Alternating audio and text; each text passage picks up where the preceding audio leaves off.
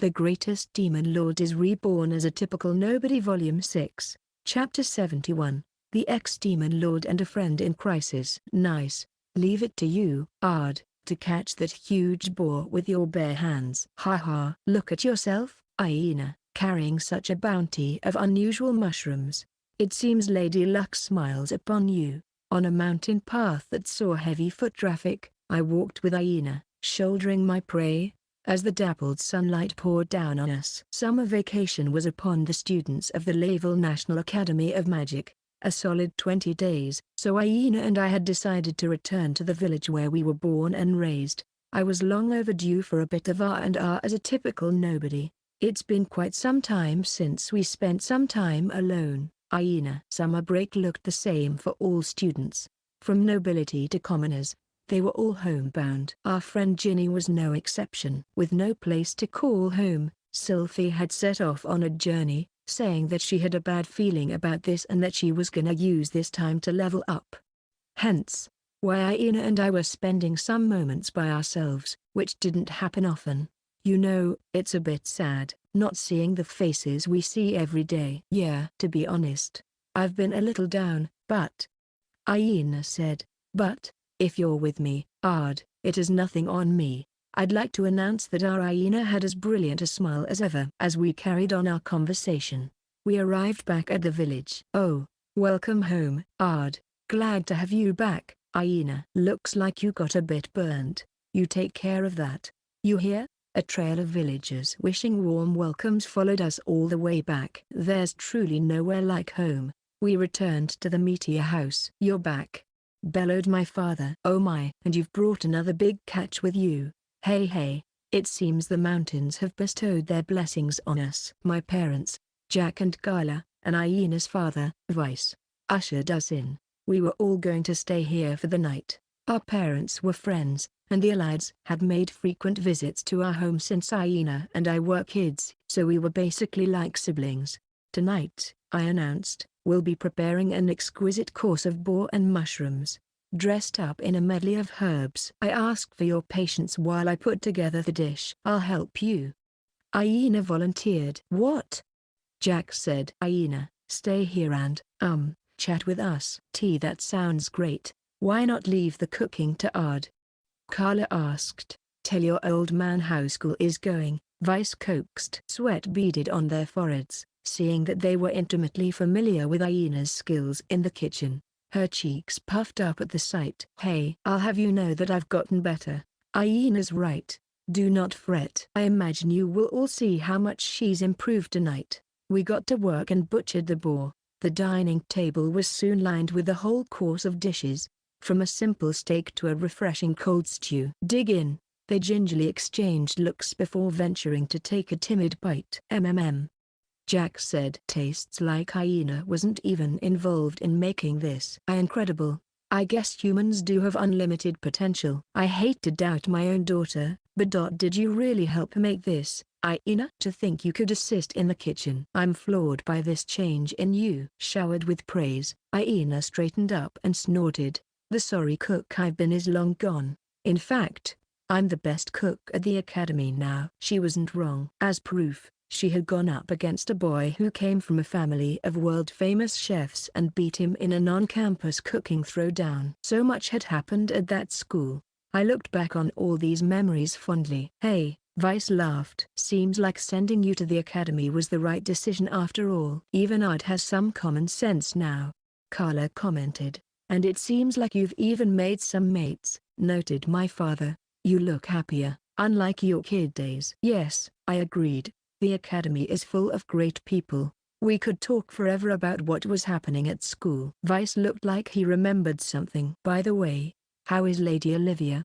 He asked. Ever the one to run about, isn't she? Yes. After all, she's now essentially head of state after everything that went down recently. She said she would be spending the entire summer traveling from nation to nation. Damn, Jack said. Sounds rough. Yay. Seems the entire continent has been dealing with a lot, commented my mother. I do hope no storms will pass our way. It all started within the holy nation of Megatholium and spiraled the entire continent into a cold war. On one side was our nation, the Layville Empire of Sorcery, and its allies. On the other side were the states, Megatholium included, that had come together to form the Anti-Laval Alliance. We were sizing each other up, seconds away from pouncing at each other's throats. With Lady Olivia hard at work, I don't imagine we'll engage in a full-blown war. There may be a few skirmishes, but they'll be like little ripples in a river. Soon enough, it will be as if nothing ever happened. With time, this tension would dispel, and if it didn't, I would make it disappear. The doorbell rang through the house. I steeled myself. A guest, it seems. Who could it be? Did our neighbor Medius decide to mooch a free meal?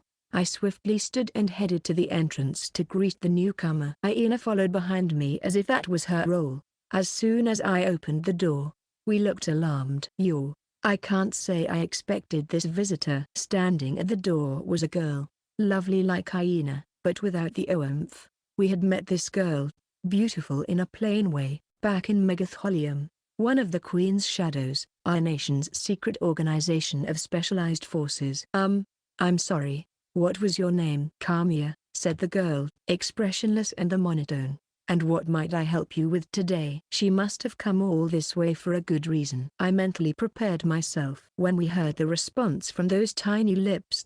Aina and I looked at her with wide-eyed shock. The Assailants Federation has declared war on us. They invaded the lands ruled by the Selvin and Spencer families the other day. Chapter 72, The Ex-Demon Lord, interrupted. 5 major powers ruled this continent. The Laval Empire of Sorcery, our home. The Republic of Goldenia, dwelling of dwarves. The Federal States of Saphiria, melting pot of many species. The Vihime Empire, a place where elves enjoyed special rights.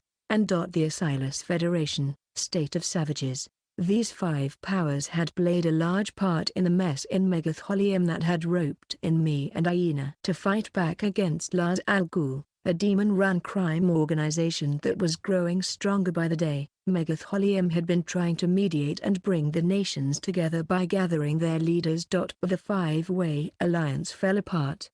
Everything had been orchestrated by Lizabel Phoenix, the leader of Megatholium and head of the world's biggest religion, the United Greed. As it turned out, this scheme, formulated by the greatest officer in my old army and one of the 4 heavenly kings, was a perfect opportunity for some self-reflection. The problem was, it also made Laval the most despised nation on the continent. Things seemed to calm down when Olivia threw herself directly in the line of fire, so I figured we were safe from a major shake-up. Apparently, however, I hadn't taken the madness of Asilas's King Dread seriously enough. Raising an army at a time like this? What could they be thinking?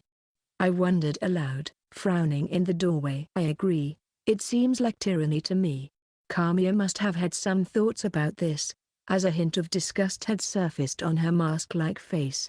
Aina seemed to feel that same way. How could they deploy their troops now? If things go south, we'll end up with a 5-way war on our hands. Laval and anti-Laval forces were staring each other down. The situation was like a balloon about to burst at any moment. The one thing holding it all together was political motive. As it stood now, Saphiria was the only nation that supported us. That automatically put Goldenia, who were anti-Laval in name only, in a tough position. After all, the 2 nations had a close trading relationship, but it was more like a master-servant kind of deal.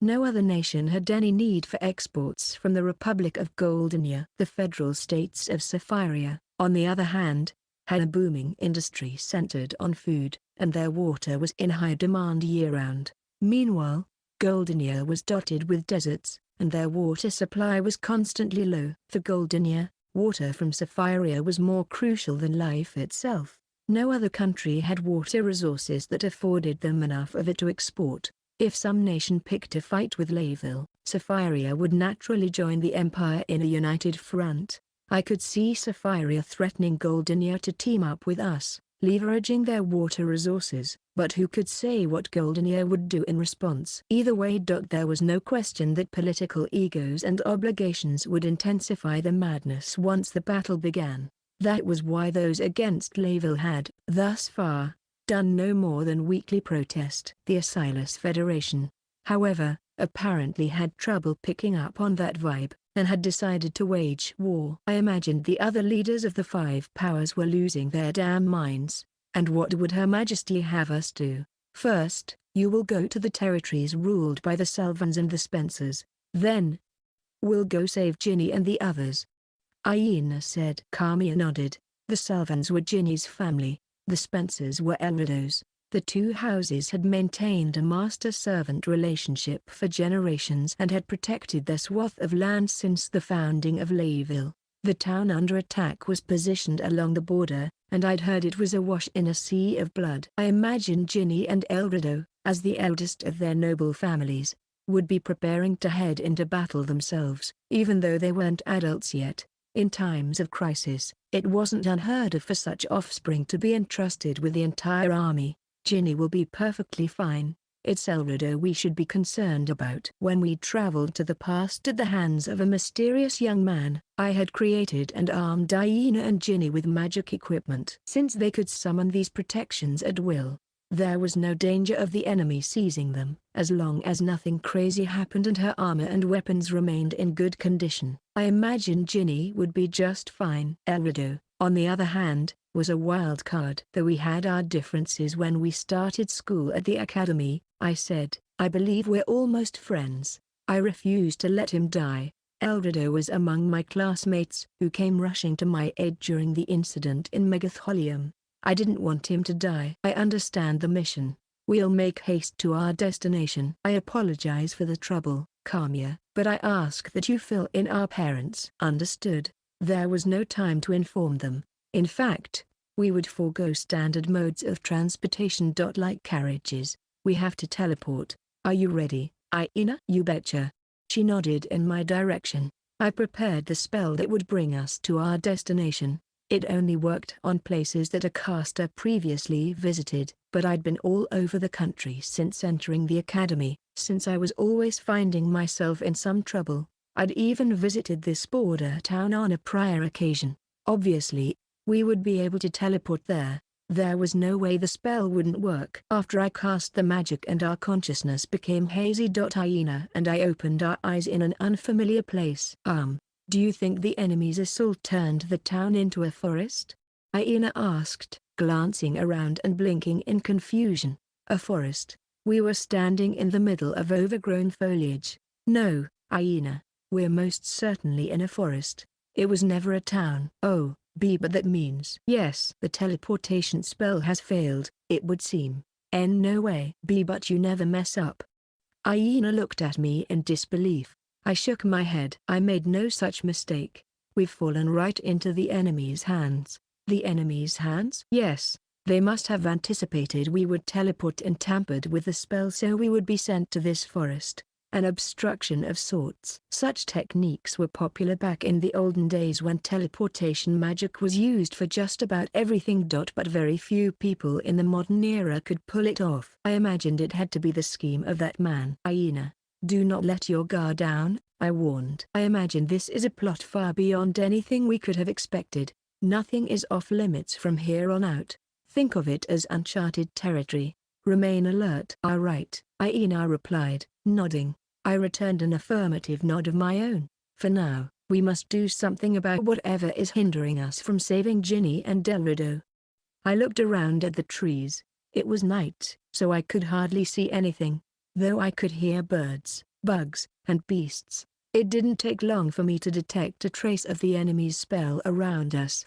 As I thought, the ones getting in our way aren't some nobodies. It was more than just a simple magic circle constructed in a forest. The plant and animal life had been incorporated into the spell. I only knew one person who could pull off something so complex. The former Heavenly King, Lizabel Phoenix. I could tell that the man behind recent incidents had planned this, too. His motives were unclear, but we could only do one thing. Let's search the forest. The spell spreads across this entire area. I can work on nullifying it once I can properly analyze it. I fashioned the light source using a go-to spell for dark locations. Searchlight. Luminous orbs popped into existence and showed us what we were working with. Visibility is often poor in the forest at night. Watch not only your step, but your surroundings, too. Or else we might trip and get all muddy. We were born villagers, which meant this was like our home turf, and we made speedy progress. Our feet were too nimble to get caught in the underbrush, and neither of us were bitten by any poisonous snakes. We walked through the forest like it was our own backyard, and then, we found ourselves in the middle of a cliché trap magic. A confusing host of them were set up in the forest, preventing me from analyzing exactly how their interference worked. However, hyena, do not step over there, or you might be drowned out by a boom that's all too familiar. Got it? Sylphie is the only source of explosions I need. I spotted yet another ingeniously placed trap. Whatever you do, don't touch that tree. What would happen if I did? Your head will be blown to smithereens. Ew, how crude. We managed to see through and avoid each ruse. It was apparent our enemy was determined to hold us back, but that just wasn't going to happen. I had finished analyzing almost everything. In mere minutes, I'd be able to nullify the spell. As if waiting for this opportunity, the space around us suddenly shifted. Something in me tingled, and I instinctively cast a defensive spell. A three-layered mega wall, a semi-transparent orb covered the two of us. Lightning came whizzing at us from all directions. A cluster of purple flashes traveling at the speed of light tore toward us as thunder clapped. The bolts split like veins on a leaf, collided with my magic barrier, and faded into nothingness. However, one of the three layers making up my mega wall were destroyed. Ah, not bad at all, I said with quiet admiration. Hyena remained silent, her face tense. We looked at the one behind this attack. A figure in a black hood stood by a conspicuously large tree. He was a stranger, but I knew what he was. You're a demon, aren't you? No answer. Instead, we got an intense glare, radiating murder. Ardemetia. And you? Hyena lied. I swear on my life that I will nail you down where you stand. Looking into those eyes that seemed so full of homicidal confidence, I flashed a calm smile and spoke to him, just as I had when I was the Demon Lord. I'll break that spirit of yours and then be on my way. Chapter 73, The Ex-Demon Lord and a Woodland Showdown, Part 1. Even piercing a single layer of my defense magic is an impressive feat. I must admit, you're quite something. Might I ask your name? The demon's reply was sharp. Why tell someone who's about to die? And then he attacked. Claps of thunder boomed, and flashes of lightning went shooting off in every direction. The attack was loud enough to rupture eardrums, and its brightness could sear the eyes. It was packed with overpowering force. But HMPH, is that all you have? Hyena was right. The enemy's repeated strikes didn't have a hope of scratching any more of our protective shield. You know about my power, don't you? Fool me once with your magic, shame on me, but you won't be able to fool me twice. You have power, but it will never stand against my abilities. Analysis and control. They rendered all magic useless. The next round of lightning attacks wouldn't harm a fly. You monster. The face speaking out from the hood seemed bitter. Take my advice and retreat. You haven't the slightest chance of stopping us. The suggestion was made with the best of intentions, but my opponent refused to listen to reason. His face flushed red. Don't you dare underestimate me. Geometric patterns flashed all around us.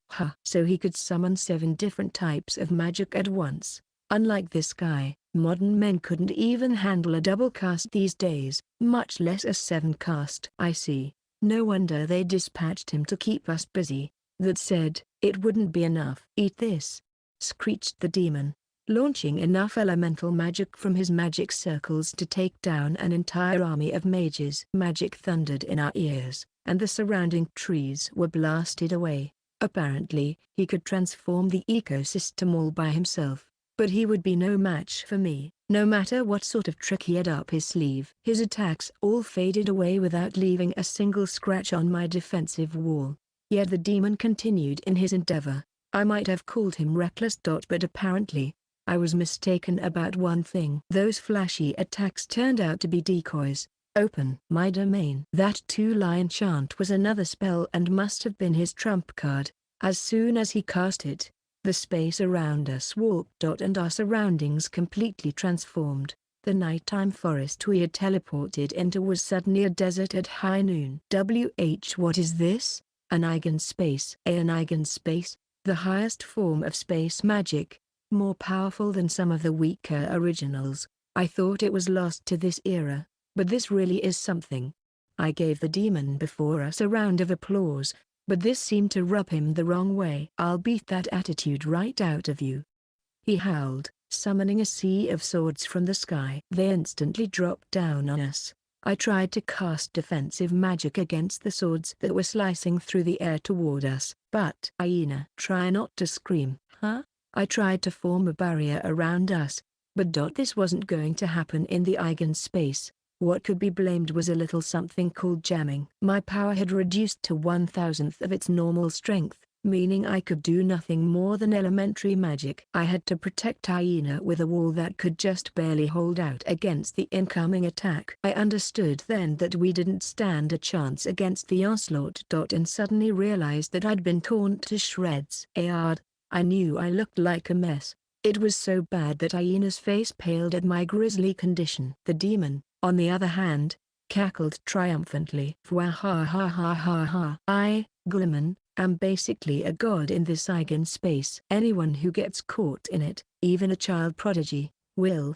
A god, you say? That's a bold claim and not fit for someone who can't even manage to kill a child, I stated, cutting him off. His eyes widened. What the hell? Why, you should have died. There's no way you could have survived if you're bleeding out. You're right. I did die. But, my lips curled into a smile as I explained all. You'll need to kill me, the demon lord, more than once. My wounds closed as if time were rewinding.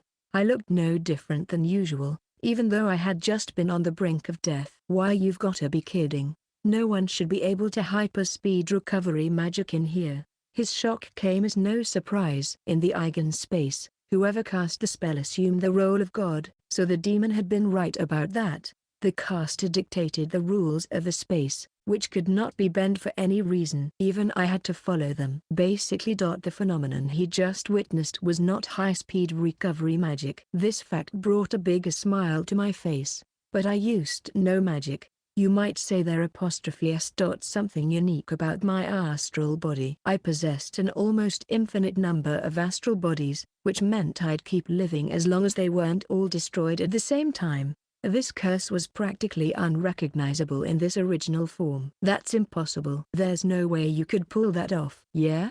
It's not like I made myself immortal or anything. I don't feel like it's anything worth bragging about. I was only expressing my feelings, but he seemed to think I was trying to piss him off. He glared at me, seething with rage, then fixed his eyes on Hyena standing next to me. But even you've got a weakness, and I know just where to strike. Hyena vanished from my side and was teleported beside the enemy. Hyena's eyes widened. The demon grabbed the back of her neck and yanked her close. Meteor. Kill yourself if you want me to spare this woman's life. Oh, so you're just another lowlife after all. I thought I saw some raw talent in you, but this forces me to reevaluate my assessment. Say what you want. I'll gladly become a sinner if it's in the name of justice. His grip tightened. It won't even take a second to snap her little neck. If you don't want that to happen, then kill yourself. But I thought your organization considered Hyena a vital sacrifice. The demon remained silent. Obviously, he'd be pretty third-rate if he blabbed about their internal affairs here. The organization's plans had changed, I imagined. His homicidal intentions were real. He would kill Hyena. Had she realized that as well? Ard. She called my name. Fear in her eyes. She wasn't your typical damsel in distress, however. Hyena was a girl with a competitive streak and a heart of iron. I am okay. You can bring me back even if I die, right? Just finish off the both of us already. The fear burned out of her eyes, leaving only fiery bravery. Save your breath. I'll end you, woman. He started to sweat and held her even tighter. Hyena didn't flinch. End the both of us, she seemed to signal with her eyes. Of course, I'd do no such thing. No, Hyena, you shouldn't treat your life like that. But have no worry. I have no intention of hurting myself, either. After all, we already know how this battle will end. I called out to the demon with a blinding smile. You say you'll kill that girl if I don't take my life. Go right ahead. If you can. His face flushed as I egged him on. How dare you? You think I won't do it? I'll show you. I'll strangle your woman to death. This guy was a serious hothead. A dead hostage would be useless, and he was seconds away from giving into rage. Not that he'd ever get to kill her anyway. NNGH. A glimpse of the face under the hood revealed his bewilderment. What there? My power is gone. I imagined he was trying to snap her neck, but I already knew he would be unable to do it. No. What did you? He seemed to think I had something to do with it and glared at me with reproach. He feared me, but with reverence, as if he were face to face with an unknown being. This may have influenced his final decision. If this is how it is. I need to make a run for it. As much as I hate to admit this, before I do, I might as well carry out my original task of obstructing your path. So his plan was to hide in this eigen space and change its rules. That meant we'd never find him, even if we wielded high-level spells, but it was no use. NGHWHY? Why is my body? I knew it. He thought he could hide himself, but he was still visible. I imagine you're thinking, I prepared the spell, but it won't cast for whatever reason. I'm afraid you're mistaken, Mr. Gilliman. You're not using magic at all. Aard Meteor. What did you do? Nothing special. I just seized your godly throne. That's all. I laid down my own rules on his space, to release Aina and keep him at least 10 murti away from her. He instantly let go of Aina and leapt back. How is my body moving on its own? What's happening to me? I thought we'd already gone over this. I'm the god in this space now. Why yeah, right. I cast the eigen space. Me, Gilliman. You don't make the rules. He scowled at me, drenched in sweat. Composed, I offered him a smile. Have you forgotten about my skills? Analysis and control. Even the eigen space can't offset them. After all, I snapped my fingers, and the space undid itself. The baked desert unfolded into the nighttime forest again. Now that I've analyzed the spell that formed the eigen space and taken control of it, you can no longer play God. You're as good as the bugs in this forest, or even lower on the food chain. His winning hand was crushed, and the enemy had no more moves to play. He looked like he was feeling pretty sorry for himself. If that's how it's got to be, I'm not gonna take it lying down. He had the eyes of someone about to throw their life away, all but telling me what he would do next. That is. He was going to blow himself up, for the glory of my organization and kin. The demon screamed wildly, and a bright flash seemingly obliterated his entire body. At least, that was what the demon across from me had been trying to do. Why isn't anything happening? Moments passed, but he remained in one piece. This was because I would never let him go through with it. If we were fighting one-on-one, I would let you have an honorable death. But seeing as we're in the company of a lady unaccustomed to seeing people die, I ask that you save it for another place and time. I had immediately analyzed his self-detonation spell and neutralized it. I hoped to spare Aina from as many grotesque spectacles as I could. Well, I imagined we'd probably witness something foul once we arrived at our destination, but there was no need to subject her to a sight that could be avoided. GGH. So you won't stop at mocking me? Are you trying to make me live the rest of my life in shame? I have the power of life and death. I will do as I please. As victor, it is my right. For now, I'll leave you here alive. I cast binding magic. An instant later, a black, ring-shaped confinement apparatus appeared in the air and dropped down, constricting the demon's entire body. NNGH. He cried out, toppling to the ground under the sudden strain. I glanced at him for a moment, then turned to Aina. I saw he applied a bit of pressure on your neck when he took you hostage. Does it hurt? No. It's okay. I'm perfectly fine. She stared at me respectfully. But also seemed angry at her perceived uselessness. I'm sorry, Ard. I totally dragged you down. Not at all. No need for you to apologize.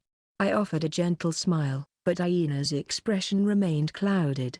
You know, Ard, I'd catch up to you one day. That's why I wake up trying my best, but it always turns out like this. I always need you to rescue me, and I can never fight by your side. Aina must have sensed true danger in this fight. She'd been training to fight against these very situations, but things didn't turn out the way she wanted. And pause. That wasn't the truth. She was only down about the fact that she couldn't fight alongside me. You might be thinking that you have to stand shoulder to shoulder with me to be my real friend. But that's not true, I assured. Whether you're weak or strong, Aina, you'll always be my friend. Don't beat yourself up over it, please. Aina didn't reply. She hung her head, frustrated with herself. No doubt, I knew she'd spring back into her chipper self with some time. I did care about her mental well-being, but we needed to focus on some other things first. I was almost done analyzing the technique that had interrupted our teleportation. Nothing would stand in our way now. I prepared to cast the spell to send us to Jenny and Delrido's rescue.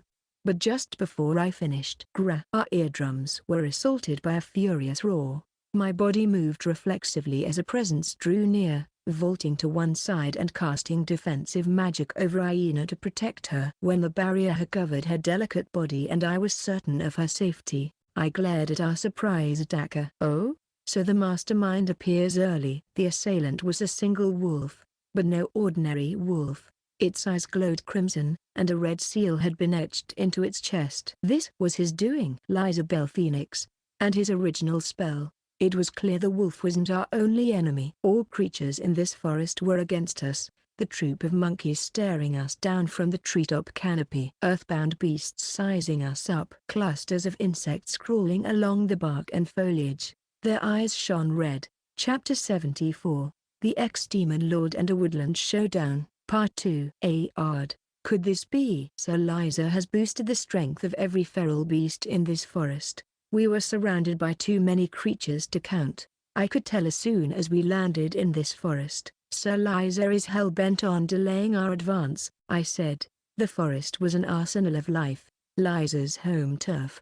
His original technique could control minds to make others exponentially more powerful, so even an ant could slay a dragon. The creatures of the forest were proving this to be no exaggeration. Eek, scritch, monkeys, wolves, insects, all hounded after us.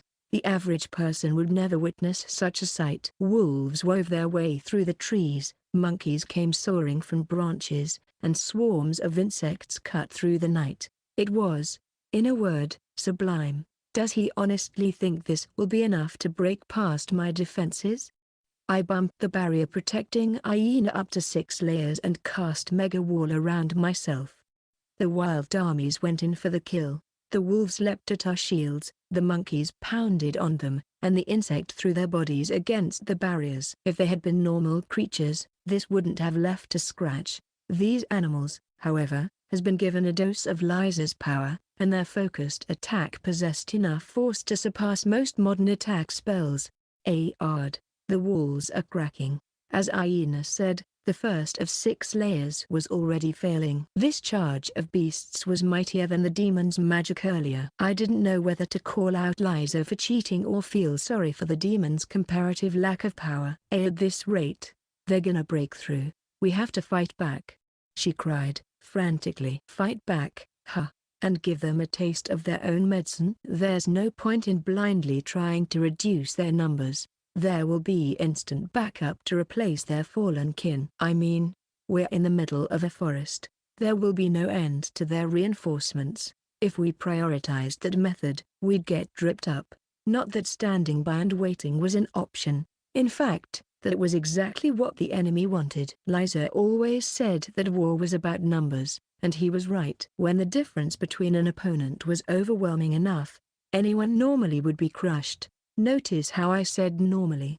Every rule has an exception, and Ard Meteor was one of them. I'll teach them that the number of troops doesn't necessarily determine victory or defeat, I proclaimed. Then, I unleashed the best card in my hand. All roads lead to despair. That is the way of life for a pitiful man. I began to chant for my original. The creatures struggled even harder to stop me, and the first layer of my protection spell for Aina was pulverized. But my heart remained calm. I carried on. In complete solitude is he. For there are those who follow his lead, but none to rule together with him. I kept one eye on my surroundings. The caster, Liza, was nowhere to be seen. That wasn't to say he wasn't around. For his original, he had to maintain a fixed distance with the target or its effect would weaken. He had to have been using an invisibility spell to creep around nearby. There is not one who understands or are eager to leave his side. The second barrier was obliterated. Aina had broken into a cold sweat, but her eyes still conveyed full faith in me, as well as frustration at her own powerlessness. But I had to meet her expectations. Cast away by his one and only friend, he sinks into a sea of madness and isolation. The spell was almost complete. I could feel the beast's ferocity intensifying with every passing second. Third barrier, now gone. Rest without peace. Drown in anguish and despair. That which guides this tale. I was ready. Time for some payback. Private Kingdom, the story of a lonely king. As the fifth layer of the defense spell protecting Aina started to crack, I let loose my greatest weapon. An inky aura, darker than night, snaked around one arm and transformed into a long chain. Attached to it was a large, dark sword. Full body transformation, phase I. Power started to surge within me. I looked over my shoulder at Aina and smiled. I'll be finished in no time. Hang on for a moment. Aina nodded. I reinforced her remaining barrier before anything else, then stepped forward to face the wild. No normal human could expect to witness such a sight in their lifetime. It was like the world had frozen in time. The maddened beasts and creatures were now motionless, having been stopped from raging toward me. I slayed them all. It would have been faster to burn down the forest, but that seemed a little extreme. I wasn't about to take innocent lives. I knew I could win without going that far. After I had taken care of things. I looked to the west, at a normal tree. I glared at the space next to it. Did you really think you could trick me? I launched myself off the ground and closed in, slicing my black sword through the empty space. Sure enough, the blade was met with resistance. Something hard was stopping it from moving. A moment later, I could hear metal scraping against metal. I suppose I shouldn't be surprised, said a solemn voice. One would not have been able to detect anything at first glance. There was no figure, of course, no aura or scent, but there was no question he was there. Believe me, your invisibility spell is as impressive as ever, but you can't fool me, I said. Realizing there was no longer any point in hiding, he dropped his guise. He was only a hazy outline at first, then he gradually came into focus. An old, sturdy warrior, years etched across his face. Lizabel Phoenix appeared, looking largely the same as always. He was dressed not in the pure white robes of a pope, but in jet black armor, magical equipment he had favored in olden times. They were endowed with defensive power, and one would be hard-pressed to find anyone who could so much as nick it. To top it off, the giant mace that had blocked my attack and was now pressing against me in locked combat always materialized whenever Liza used his original. So you didn't just plan an ambush using your best spell, you dragged your favorite outfit from the closet, huh? Someone's putting in the extra mile. What the hell are you planning? I glared at the old general, and my black sword remained locked with his mace. What are you trying to pull by joining forces with the demons? I asked. Why start this war? Even you can see the continent has been a wreck ever since the incident in Megatholium. There's no way you could be blind to what would happen if we went to war now. Liza said nothing.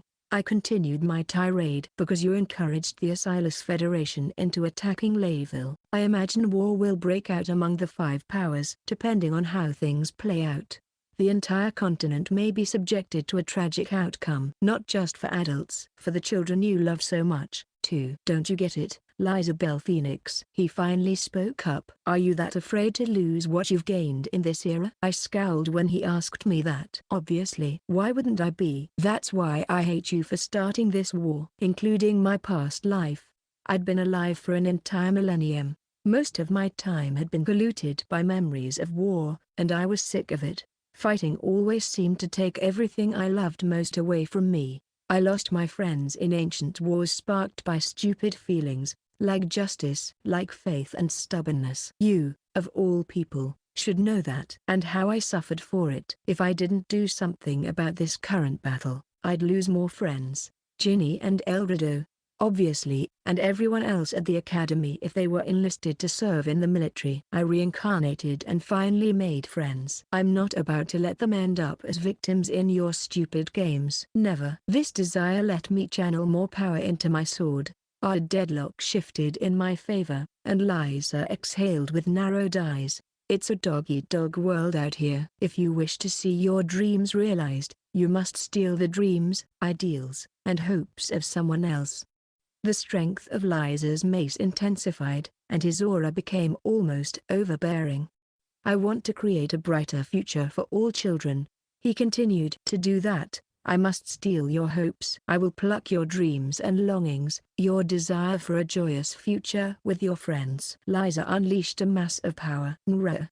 He roared, and the power traveling through his mace was multiplied. Then his eyes flashed crimson, and a carved symbol appeared on his breastplate. Interesting. An evolved version of what you showed us in Megatholium, huh?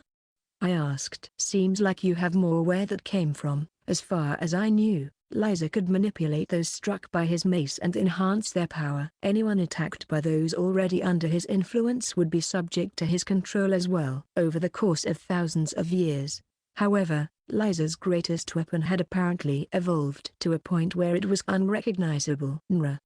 His mace disrupted the equilibrium between us. His physical strength now far exceeded my own. He used his power to toss me into the air and sent me crashing through the middle of the forest. I knocked down every tree in my wake. I knew it. Looks like phase I won't be enough to take him down. In that case, Lydia. Brave demon full body. Phase 2. Understood. Phase 2. Stand by. Once the indifferent voice in my head confirmed Phase 2, darkness began to shroud my body, and I began to transform. Jet black armor wrapped around me, and my hair color faded into a pure white. My feet hit the ground the moment I entered my second form and, Liza Bell Phoenix. Just as you have grown and reflected over these last few thousand years, I have worked on the power of emotion. Allow me to show you. Releasing all the energy I could muster, I launched full force at my incoming enemy. Our legs closed the distance in an instant. Sword and mace scraped against each other. A shockwave spread around us. Liza grunted in anguish. NGH. My sword knocked away the large mace he wielded. Liza was thrown off balance, and I mercilessly moved closer to rip into him. Ra! TCH. Liza leapt back and dodged my diagonal swing by a hair's breadth. My blade grazed part of his armor, and left a scratch on the invincible protective cover that Liza so loved. If my memory serves me, that form of yours doesn't possess such strength, he murmured, tracing the cut in the armor with his finger. Is it the power of emotion and an attachment to friendship that gives you strength? I suppose. It matters not. There wasn't the slightest trace of dread in those eyes. In fact, every second seemed to bring more animosity in him. He had no fear of my sword and stepped forth with dauntless courage. One of my attacks could take him out, astral body and all, yet he pressed daringly on. Conviction kept the old warrior, Liza Bell Phoenix, going. The same could be said for me. Like him, I had something I could never give up, a brilliant future with my friends, and to protect that, you're the loser here, Liza Bell Phoenix. Nay, you'll be tasting bitter defeat. We announced our vow to fight this out and clashed in battle. For some time, we were matched in power. But that delicate balance was beginning to slip, and the one reigning supreme. Was me. Ardemetia. Gah. Liza's face twisted, his armor newly marred. Just a bit more. If I managed to take things just a step further, I could slice him in half. That was what I was after. If my enemy did nothing, I'd win in 14 moves, but considering who I was dealing with, there was no way he'd just take it without a fight. In fact, I could tell he had something on standby as soon as he put his plan into action. Eek! A small cry came from the distance. Hyena. I was going to protect Hyena at all costs and employed magical means to keep an eye on her during my fight with Liza. He was reflected in my right eye and she in my left. The demon had thrown off his chains and was approaching her with flashing crimson eyes. Yet another instance of Liza's original technique in action. Anything struck by the mace would turn into an elite soldier for him, as exhibited by Liza's attack in Megatholium. So this has all been part of your plan. That demon was a sacrifice and keep pawn. As crooked as ever, I see. We glared at each other. Aina, however frightened, was now facing her own opponent bravely. Take this," she cried, casting an advanced Giga Flare. Flames spun like a tornado to take down the demon. Hot wind blasted through our surroundings, mercilessly burning every tree and flower. Not even ashes were left behind, and yet the same couldn't be said of the demon. Despite taking a direct attack, her opponent had been largely unharmed. How? She'd powered up her attack with everything in her arsenal, but this outcome left her stunned. The demon took one step closer, then another. "You Guag?" he said incomprehensibly, strange and ominous like some evil spirit.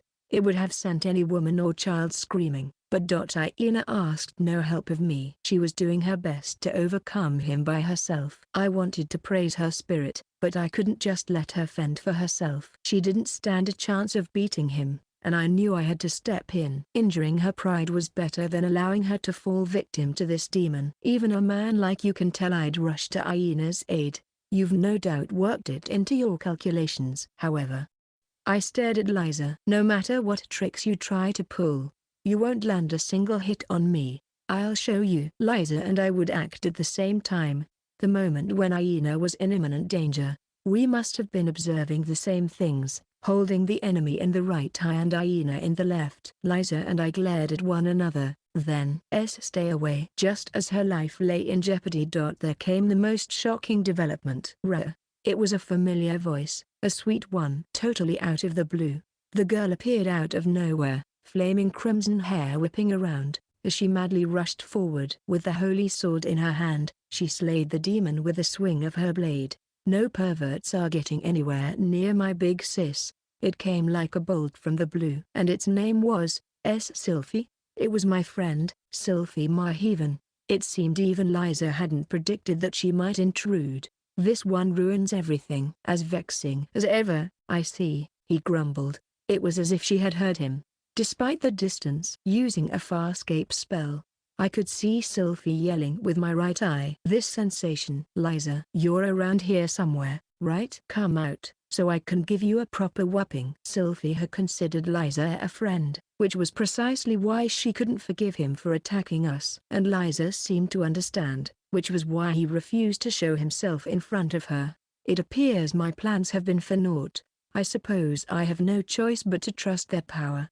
Liza's body began to grow hazy and fade away. Was he using some sort of magic or sorcery I didn't know about? He was going to disappear before I had a chance to fully analyze it. As expected of Liza Bell Phoenix, he had thought of everything, including an escape route. "If all goes according to plan, this will be our final farewell. I only pray that will be the case."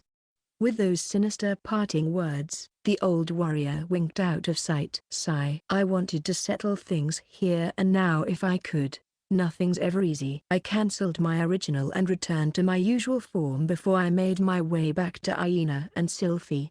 The redhead greeted me with a sullen look. "Liza got away again, huh? He did it in Megatholium, and now he's back at it again, the coward."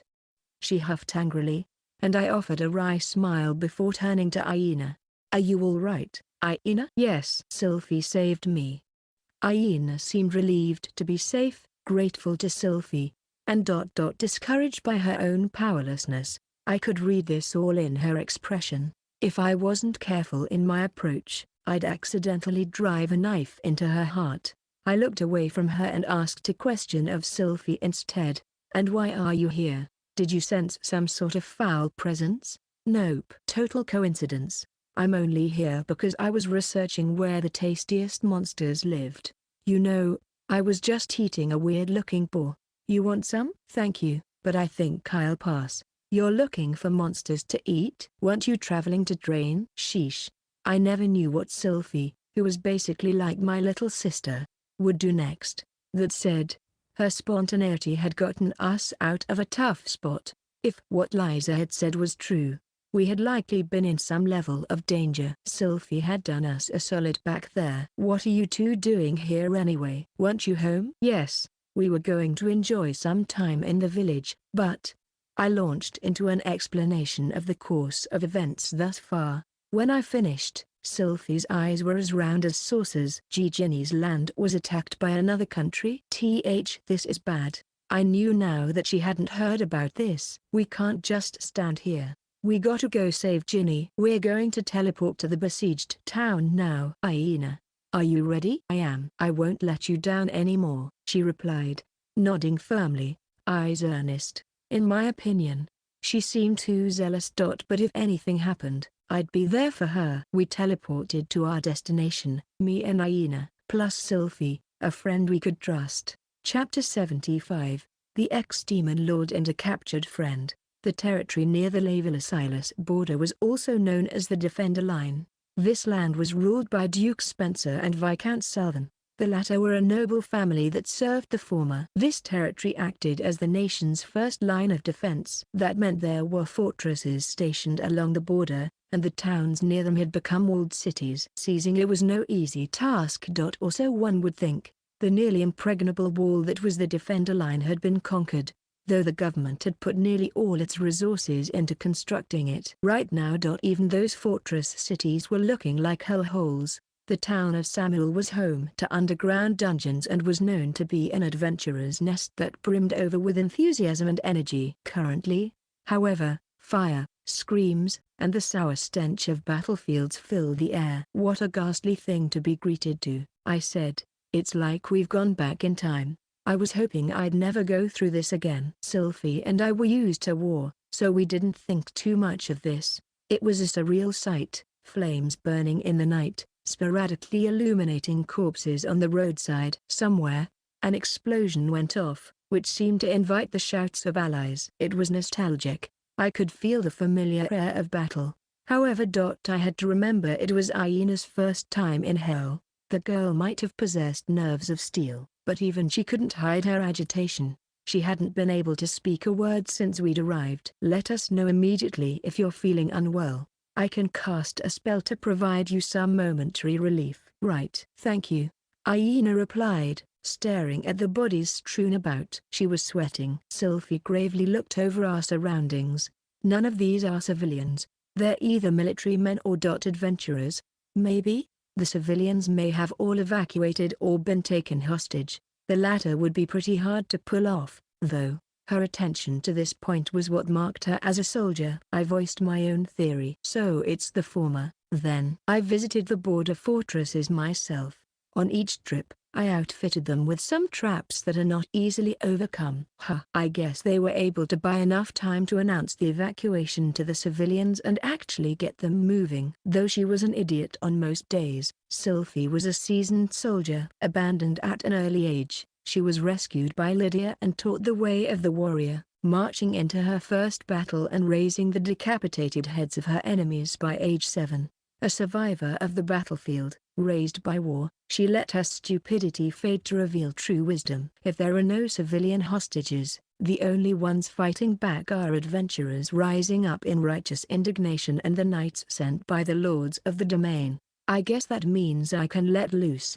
Sylphie looked at me as she hefted Demise Argus over her shoulder. Well, Ginny is our top priority. Yes, and the magical presence here is unquestionably hers. We had no idea where she was fighting, and there was the possibility that the magic we picked up on was just residue. At any rate, we'd have better luck if we cast a wider net to look for her.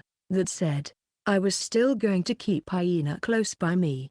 I could never allow a girl unaccustomed to war to go off on her own. Whether or not we find Ginny, Sylphie, I said, we should decide on a signal to regroup. Just shoot a light bullet spell into the sky. We're basically like reinforcements, so we shouldn't worry about our plans leaking to the enemy. You're right. Once that was decided, well, I'm gonna head west. You guys cover the east for me. With that, Sylphie raced farther into the town, tearing through it like a blast of wind. Shall we be going, Aina? Why, yeah. I strolled through the townscape that reeked of death, listening to the destruction. Next to me, Aina's face was ghostly pale. As expected, she was unaccustomed to the sight of corpses and witnessing death in all its forms. It would, of course, sicken her, but she remained brave. Pale though she was, she seemed set on saving Ginny. I'll endure anything for my friends, no matter how revolting. Her eyes seemed to say, but battlefields were hellscapes, and it was starting to wear on Aina's heart. Die, die, die. A young knight stabbed the corpse of an enemy orc who was already dead. Please. I have a wife and child. An old soldier mercilessly skewered a foe begging for his life. Tableaus of war met us along the way. If this had been an ancient battlefield, I wouldn't have given it a second thought. This, however, was the present. In the land where I had met my new friends, I couldn't stop imagining my friends taking part in these tragic scenes.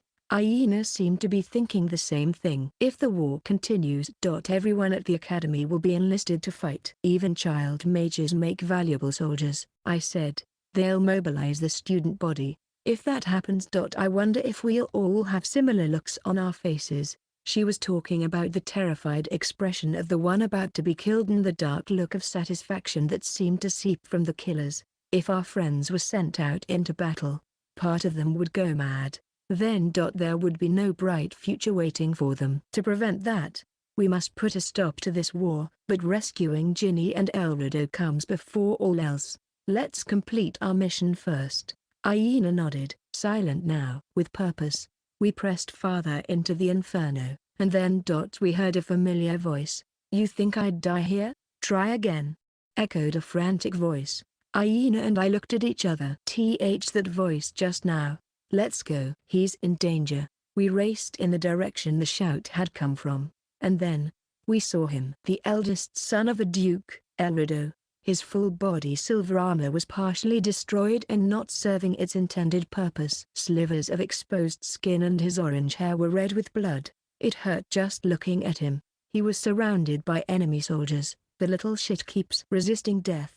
Let's just take his kid brother if we need to take a hostage. As payback for burning my arm, I'm gonna torture him to death. So they seemed homicidally inclined. Elrido looked ready to fight back, clutching to his will to live, even in the face of despair. But there was no chance he'd die here. Why? Simple. I wouldn't let him. Rock impact.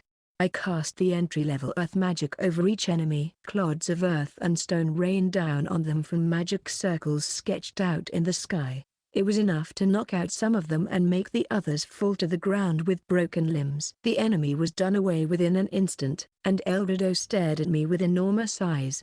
Ard and Aina. Why are you here? We heard from a certain person that you and Ginny were in danger and decided to pay a visit, I explained as I simultaneously cast healing magic over Elrido. His sorry appearance returned to normal. Well, Elrido, are you the only one participating in this battle? No, Ginny is fighting under my command. And where is she now? Elrido grit his teeth. What's with that reaction? Don't tell me the worst has already happened. I waited, worried for my friend's safety. For Elrido's next words, she was taken as a prisoner of war right in front of me. He cried, anguished. This didn't seem like a big deal at first. I figured it'd be easy to push them back, but once he showed up, everything went haywire. Elrido's fists tightened, as he trembled from head to toe. I frowned. Who? A half-dragon? There was one with the enemy. I was rather surprised by this. Half-dragons were an extremely rare race. Since they had a superiority complex and refused to associate with the outside world, the chances of anyone encountering a half-dragon in their lifetime was close to zero. Even I had only met one, 2 or 3 times, and my impression was that they hated humans. Which was why I was surprised by the news. Why would half-dragons work with the Assailants Federation? Weird. I was better off asking that to the people in question directly. Ginny is fine, I take it? Yeah, I think so. But those guys from Assailants are animals. Who knows what they'll do to her? We have to get moving. Was this his way of atoning for his past transgressions? Elrido seemed determined to save Ginny. But, well, we couldn't take him with us. He was the one commanding this battle. If he ran off somewhere for even a second, it would cause a significant dip in morale. Listen, Elrido, I said, remain here and tout my actions as your own to the whole of your army. Encourage your comrades. We will rescue Ginny. I might have decided the plan on my own, but Elrido was no fool. He knew my proposal was the most logical and accepted it. Got it, I trust you, he replied before tilting his head. What are you going to do? You're saying I should take the credit. But what exactly do you have in mind? Nothing much. I will act with utmost decency. In other words, my lips formed a tight smile. I shall lay waste to the enemy. I wasted no time waiting for his reaction and cast a flight spell. Levitating in the dark sky, I looked down upon the state of the walled city. This town falls under the domain of our friend Ginny's family. I will not allow any more violence to befall it, I said to myself. I cast the spell, letting magic circles instantly pop up over the city, covering it completely. Magic of every element shot out of them and destroyed the invading forces. I didn't kill anyone, though. Ruffians through they were. I had something against taking lives that were already worthless. I robbed them of a limb, max. I singled out any apparent high-ranking officers to be captured as prisoners of war. I realized the rest might cause trouble if I left them in the town, so I warped them someplace else, the middle of the ocean, to be exact. The opposition was made up of a sturdy pack of orcs, so with luck, they'd survive just fine. With that out of the way, I descended back down to where Elrido and Aina were waiting. They stared at me, long and hard. Damn, as crazy as ever. But that's what makes him who he is. Elrido smiled, exasperated, and Aina looked at me with adoration in her eyes. I grinned at them and shot magic light bullets skyward to summon Sylphie, who reached us in no time. I explained the situation to her and solidified our game plan. I once again turned to Elrido. I'm glad you're okay. Don't worry about me. Save Ginny. I'll do what you said and smooth everything over. There was a fortress along the nation's border that the enemy was occupying as their home base. I nodded, just as determined as he was, and then prepared to teleport there with Aina to save Ginny. Just sit tight, Ginny. We're coming to save you. Praying for the safety of my friend, I whisked us off to our destination. Interlude. The ex-demon lord's friend, defeated in battle. The Assailants Federation had invaded. As soon as Ginny heard the news, she felt her heart squeeze in fear. Compared with most people, she had her share of strange incidents, including handling near-death experiences. Nevertheless, she was 15. Who could blame her for being terrified of her first real battle? Her duty as Elrido's foot soldier was also weighing heavily on Ginny's heart. They'd known each other since they were kids, and he'd bullied her forever. He was like a walking trauma for her. She'd been burdened by the gargantuan task of building a close relationship with him and rescuing the city, and that was more torturous for Ginny than marching into her first war. For whatever reason, Elrido hadn't spoken to her directly yet. They communicated via his lovely aide and avoided each other like the plague. He preferred not to see her face, either. Ginny had concluded this was better for her mental health anyway and let her focus on the battle at hand. When came the day for them to depart for the front, Elrido led a force of 2,000 men, while Ginny herself was put in charge of 1,200 soldiers.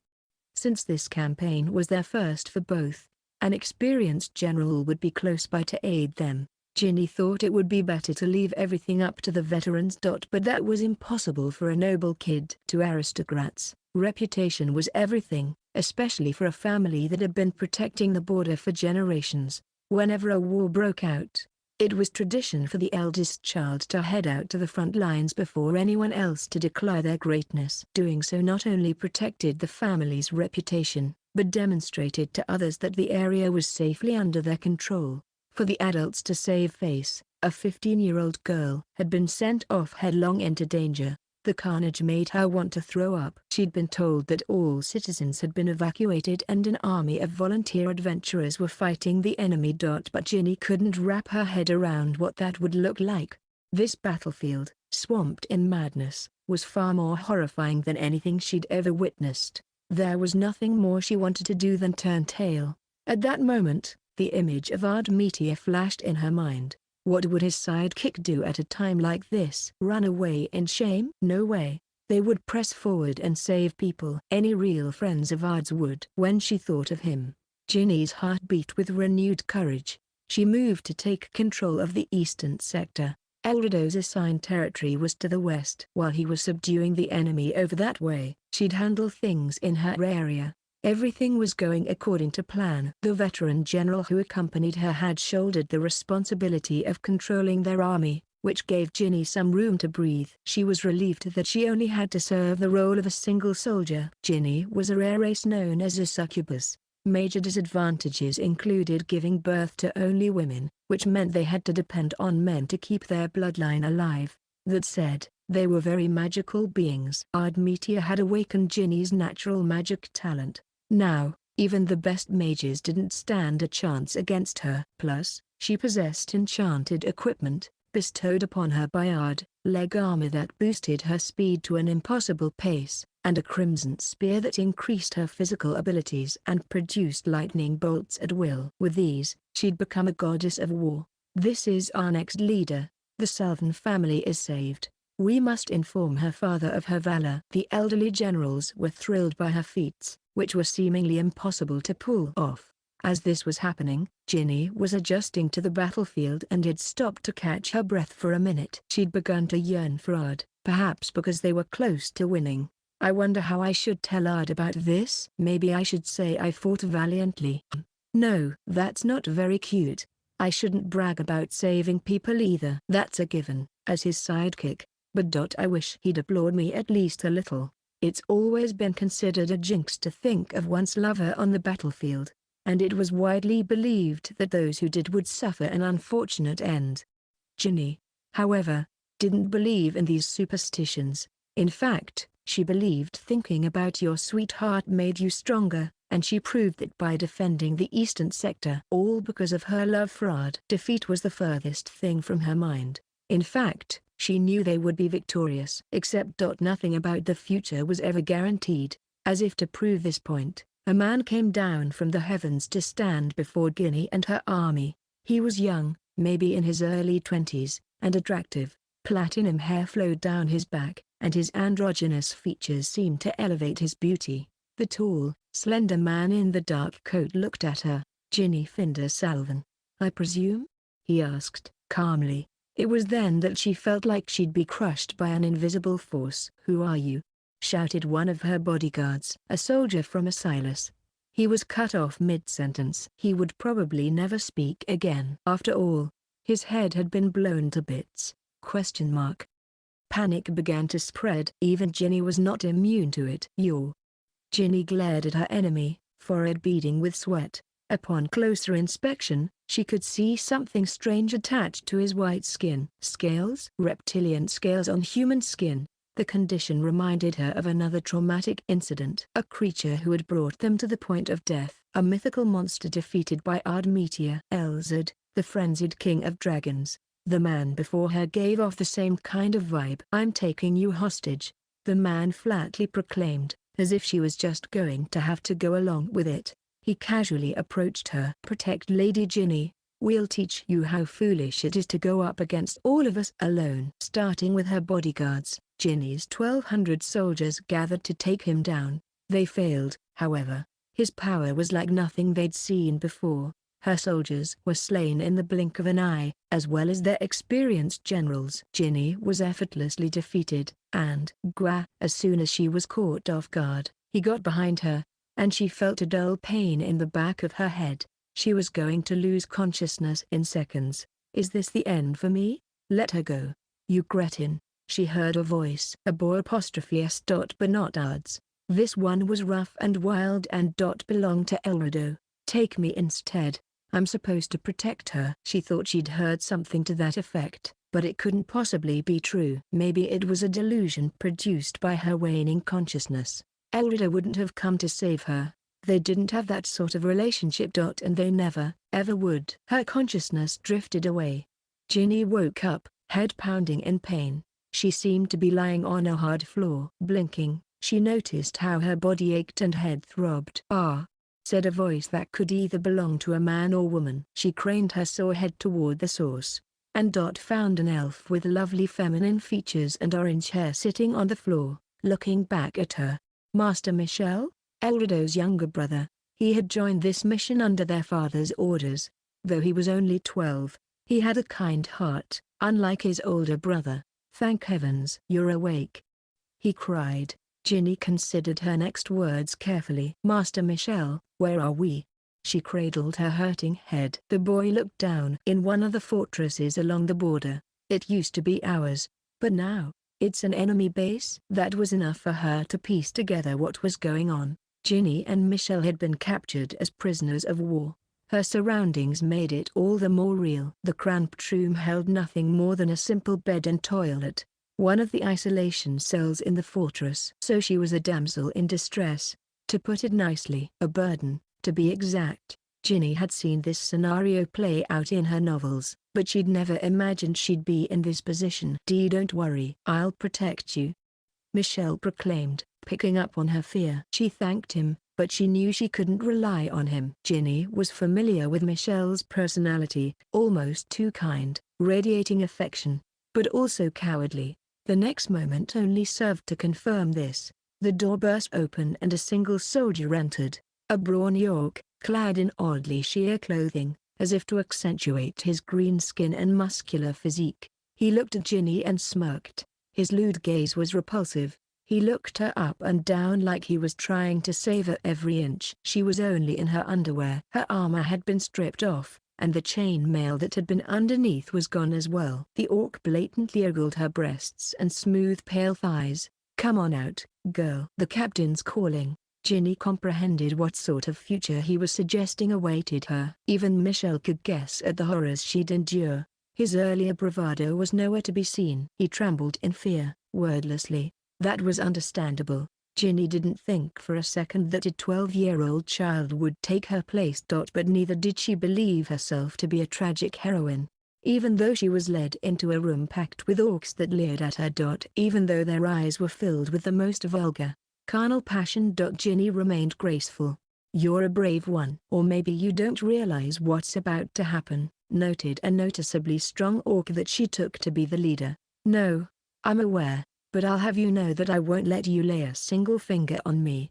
This certainly riled up the orcs. "Captain, you don't need to respond. Let's just get to it already." "I love making mouthy girls like her submit." The orc called captain shrugged off their disgusting comments. "Sorry, girl. If we want to threaten or negotiate with the enemy, the prisoner of war has to get roughed up." Ginny knew it to be a common tactic. Take 2 or more nobles as hostage and torture the one of lower status. Then, use an enchanted item to send photographic evidence to the family of the higher-ranking prisoner to threaten them.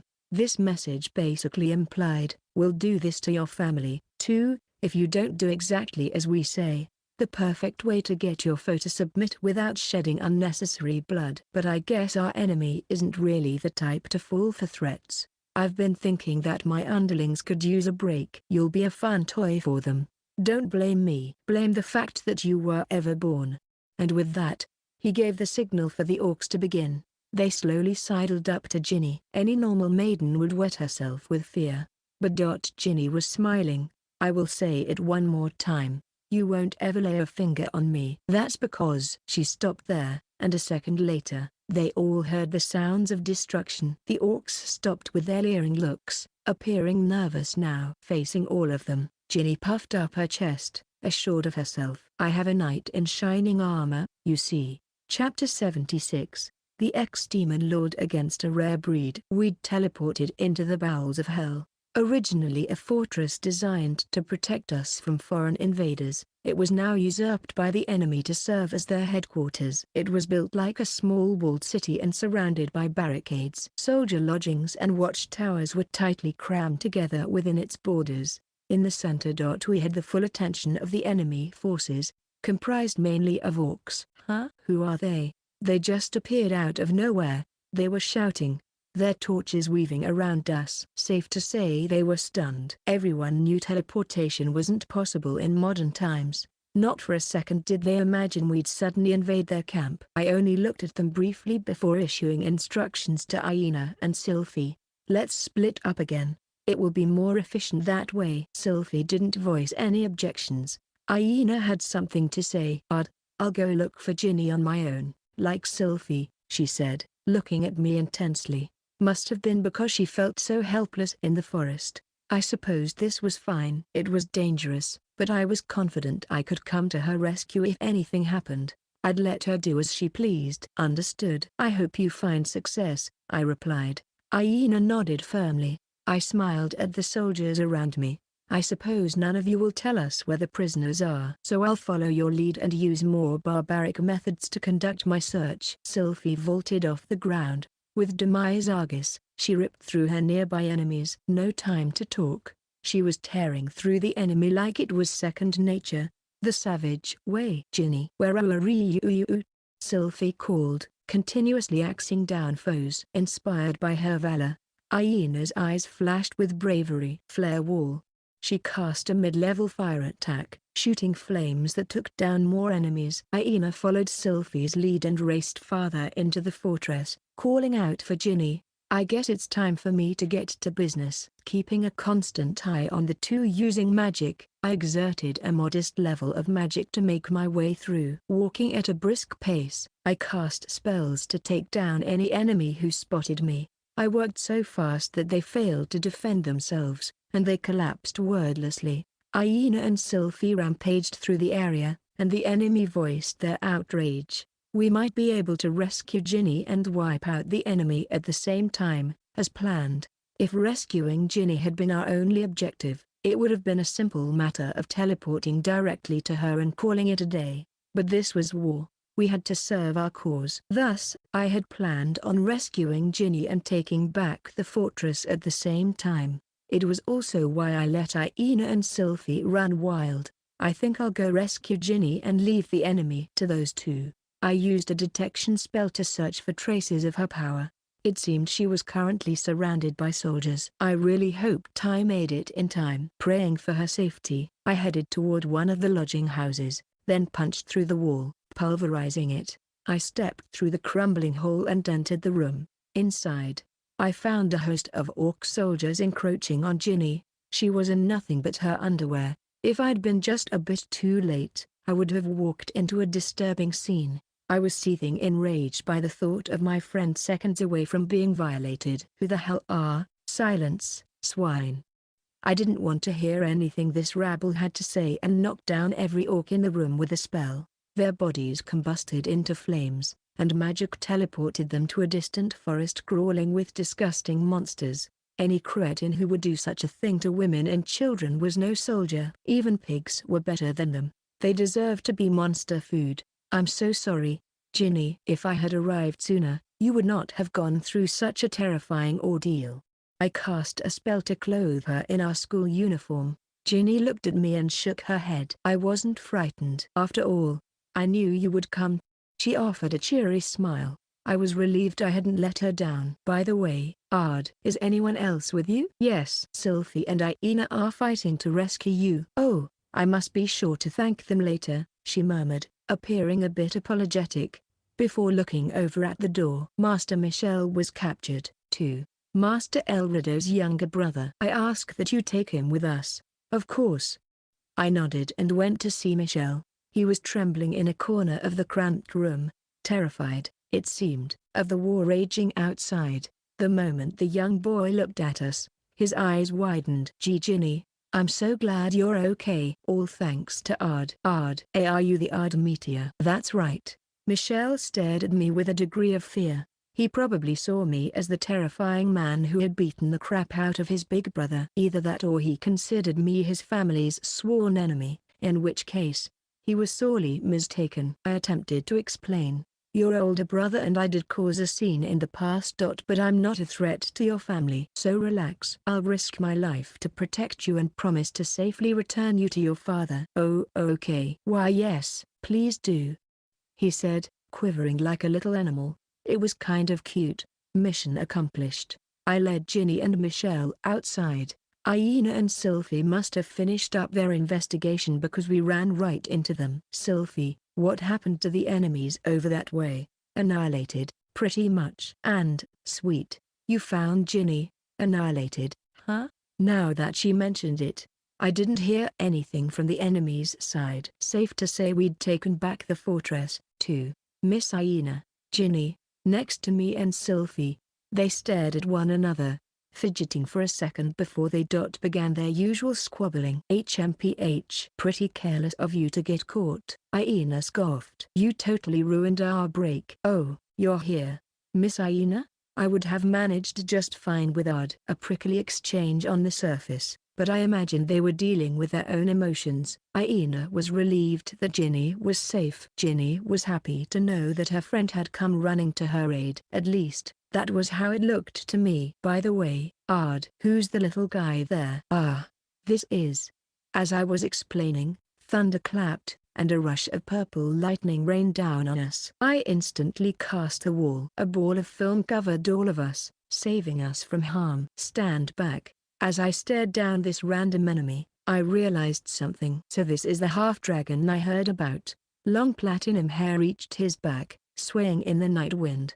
His tall, slender body was cloaked in a bulky dark coat, both hands stuffed in his pockets. The man was striking, except he was completely covered in reptilian scales. It was a grotesque sort of beauty, if that makes sense. The half-dragon looked at me. Are you Ard Meteor? That would be me. He seemed to radiate murder. How could you command my master's attention when I, Arslan, have not? Arslan shot me a death glare, voicing his fit of jealousy. In that same instant, something shot through my head. It felt like I'd been hit with a hammer. I knew it was an enemy attack, but there was no magic circle in sight. The dragons had their own magic language, and a secret way to conceal magic circles. There was no way of knowing when a spell had been cast, which was a huge advantage for them in a magic's battle. Plus, I couldn't even tell what he would cast. It was an ambush spell that I couldn't avoid. I imagined he could finish most foes off with one clean hit. I knew that wouldn't be enough to get rid of you. Had I been anyone else, it would have blown my head to bits, but it was nothing to me. The barrier I had instinctively put up had cut the damage by half. For a lower life form, you have an abnormal amount of magic. Not that it stands any chance against mine. He seemed full of fight. The real battle was about to begin. Listen up, don't interfere, I said to my friends. I'll take care of him on my own. Sylphie remained calm and composed. Michelle nodded, falling flat on his behind. Aina and Ginny silently assented, sweating. They must have been remembering when we went against her. The frenzied king of dragons, Elzid, the man before us, Arslan, gave off the same kind of vibe. There was a good chance that he possessed a level of power not found in the modern world. After all, he didn't even seem too fazed by my immortality. That could mean he possessed something that could destroy all my astral bodies in one hit. You're stubborn. I'll give you that, but I bet you'll be helpless against this tough guy. A black hole opened in the space directly next to him. Arslan put his hand inside and produced a giant sword. It looked as if it had been processed from the bones of some creature and gave off an ominous aura that rattled me to my core. Our people's greatest treasure, made from the bones of our great ancestor, the Sky Dragon. These bones are powered by eating your soul. He readied the sword. The slightest wound will kill you instantly.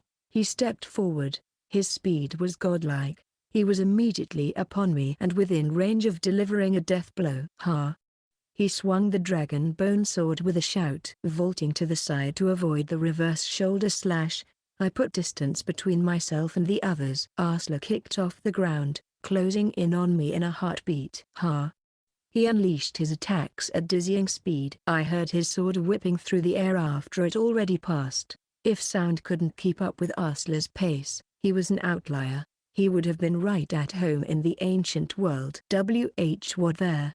He broke into a sweat. Why am I not landing my hits? He had attacked me about 967 times. I had seen through each one. I smiled, continuing to dodge his blows. You made the right choice. Magic would have been useless against me. In fact, it might even work against you. That's why you decided to take me out with swordplay alone, right? Arslan said nothing, fine features grumbling in despair. I went on. Nothing wrong with your decision, but your premise was all wrong. You thought you could eliminate my strengths and win with your sword.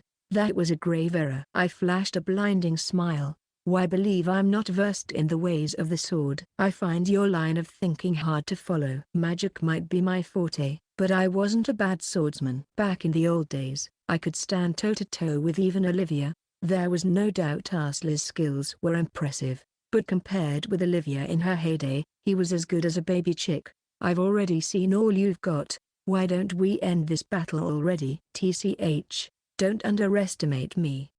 He roared, swinging at me at the same time. There were, however, too many ways for me to strike against him. I dodged the vertical slash and struck him right in the chest with an open palm. Gwa! The impact rang through him and tore up his bronchial tube. Arslan started to cough up blood and collapsed to the ground. Incredible! Ginny cried. You're a special one, Ard. Really? I bet I could have handled that guy, Sylphie said. It seems I still have a long way to go, Aina muttered. Next to the three girls, Michelle was crouched down, once again staring at me in fear. Under their gazes and comments, I looked down at Arslan. Half-dragons only obey their superiors. They would never be the pawn of another race, but you've sided with the Assailants Federation. I would like to know what you're planning. If it was for their wives and children, I'd have no problem with it. If, however, it was related to a powerhouse other than Liza or the demons, things would turn out way worse than I expected. I was hoping to confirm this, but the half-dragon stared at me in silence. I guess I could hardly expect him to give an honest answer. If you're not going to talk, I began. I guess I'll have to. My master isn't like you sheep and would never follow some filthy orc king, he replied. He sounded like someone waiting to be killed, and in truth, he was about to throw his life away to keep his secrets. Arslan's body started to glow, surrounded by magic circles, a binding spell made in the dragon language. I guess it makes sense to have countermeasures, I noted. Upon breaking the contract, he would be eliminated. It was the best technique to keep information from leaking. Arslan had used the spell to take his own life. Nothing was left behind by the time the magic circles had winked out of sight. By revealing harmless information and giving up his own life, he prevented himself from revealing more than he should. Even I had difficulty parsing the dragon language, which was why I'd been unable to stop him. So he was willing to die in the name of his master. Seems counter to their nature. I planted my hand to my chin and pondered. That meant we had an enemy that even the proud half-dragons would worship. And it wasn't Dread, the king of the Assailants Federation. Which meant Assailants wasn't going on a rampage after all. Liza. The demons. The Assailants Federation. The unseen mastermind. Their motivations were unclear, and we couldn't be certain if they were working together. I knew I'd solve even that mystery sooner or later. At the moment, I had to focus on dealing with the situation before me. Ginny and Elrido's little brother were safe. We weren't out of the woods yet. In fact, things were just getting started. Ginny, where are your and Elrido's parents now? On patrol in a separate fortress located on the front lines. Then we'll head there. We need to work together with your families to expel the enemy army. With our new objective in mind, I cast teleportation magic once again. All while feeling something about Arslan's final words prickle the inside of my heart. Chapter 77. The ex-demon lord meets a high-ranking noble. Fortresses guarded the border of Laville and Assailus. Our destination was a high-security one. The quality and quantity of its guards were higher since its topography made it an easy target. Apparently, the enemy hadn't thought much of its defenses. Maybe they'd gathered intel on it. Either way, they had attacked while we were off doing our own thing. As soon as we teleported inside the fortress, we were greeted by injured soldiers. It was obvious they were still on edge after fighting, since they fixed their steely gazes on us, ready to kill. Who are they? Are we under attack again? Their response was wild and violent, unlike the orc soldiers, but their bloodlust soon abated. Hey, that kid. You, over there, isn't that Master Michelle? And Lady Ginny? As soon as they spotted them, the soldiers realized we were on their side. Ginny approached them confidently. You've accomplished a considerable task. I'm grateful for your hard work. We have completed our own duties, too. The barbarians from Assailus have been removed from the town, Ginny announced as if she'd done it herself. I imagined she wanted to give the credit to me, but she was being mature and discerning. It was better for a known aristocrat to claim victory than some random boy. It would boost confidence in her soldiers. Oh, as expected of Lady Southern. Even at such a young age, the Spencer sons are great generals in the making. We're going to be just fine for generations to come. Ginny, Michelle, and Elrido were their future leaders, and proof of their competence was a source of military morale. These soldiers would fight fiercely to defend their masters who carried hope for the future and the stability of their hometown on their backs. "I'm sorry, Ard," Ginny said. "I stole the glory that was rightfully yours. Think nothing of it. You should be proud. You made the right decision." The soldiers, previously injured and beat, had sprung back into high spirits. "I knew they'd be able to face adversity heroically from here on out." "Well, Ginny and Michelle, shall we inform your parents of our victory?" "Yes." "Master Michelle's father is Lord Gerald, and my mother's name is Sharon. I imagine they must be in the middle of a war council in the soldier barracks." "I'll lead the way." Ginny seemed calm enough. But Michelle was sweating and trembling all over. "I don't want to see father." Based on this reaction, I could guess what sort of person the Duke was. So the encounter was not going to be a pleasant one, I imagined. I tried to shrug it off and followed everyone. Soldiers saluting us on the way, Ginny led us into a noticeably large barrack and stopped in front of a room labeled meeting room. Ginny was right. They seemed to be in the middle of a heated war council.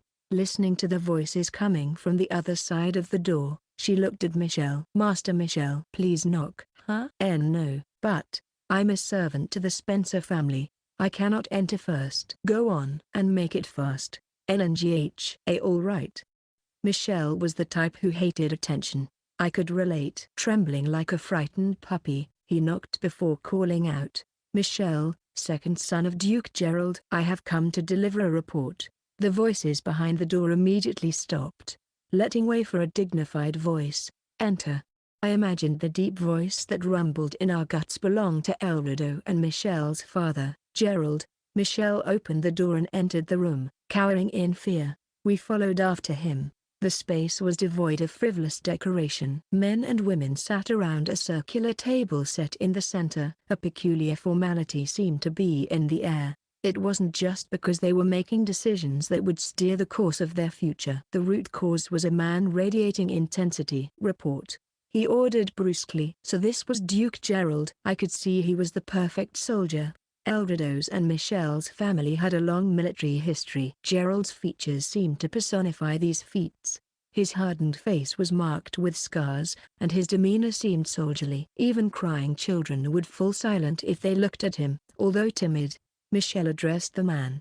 "We subjugated Samuel and recovered the occupied fortress." The faces of the people around the table relaxed slightly. "Goodness.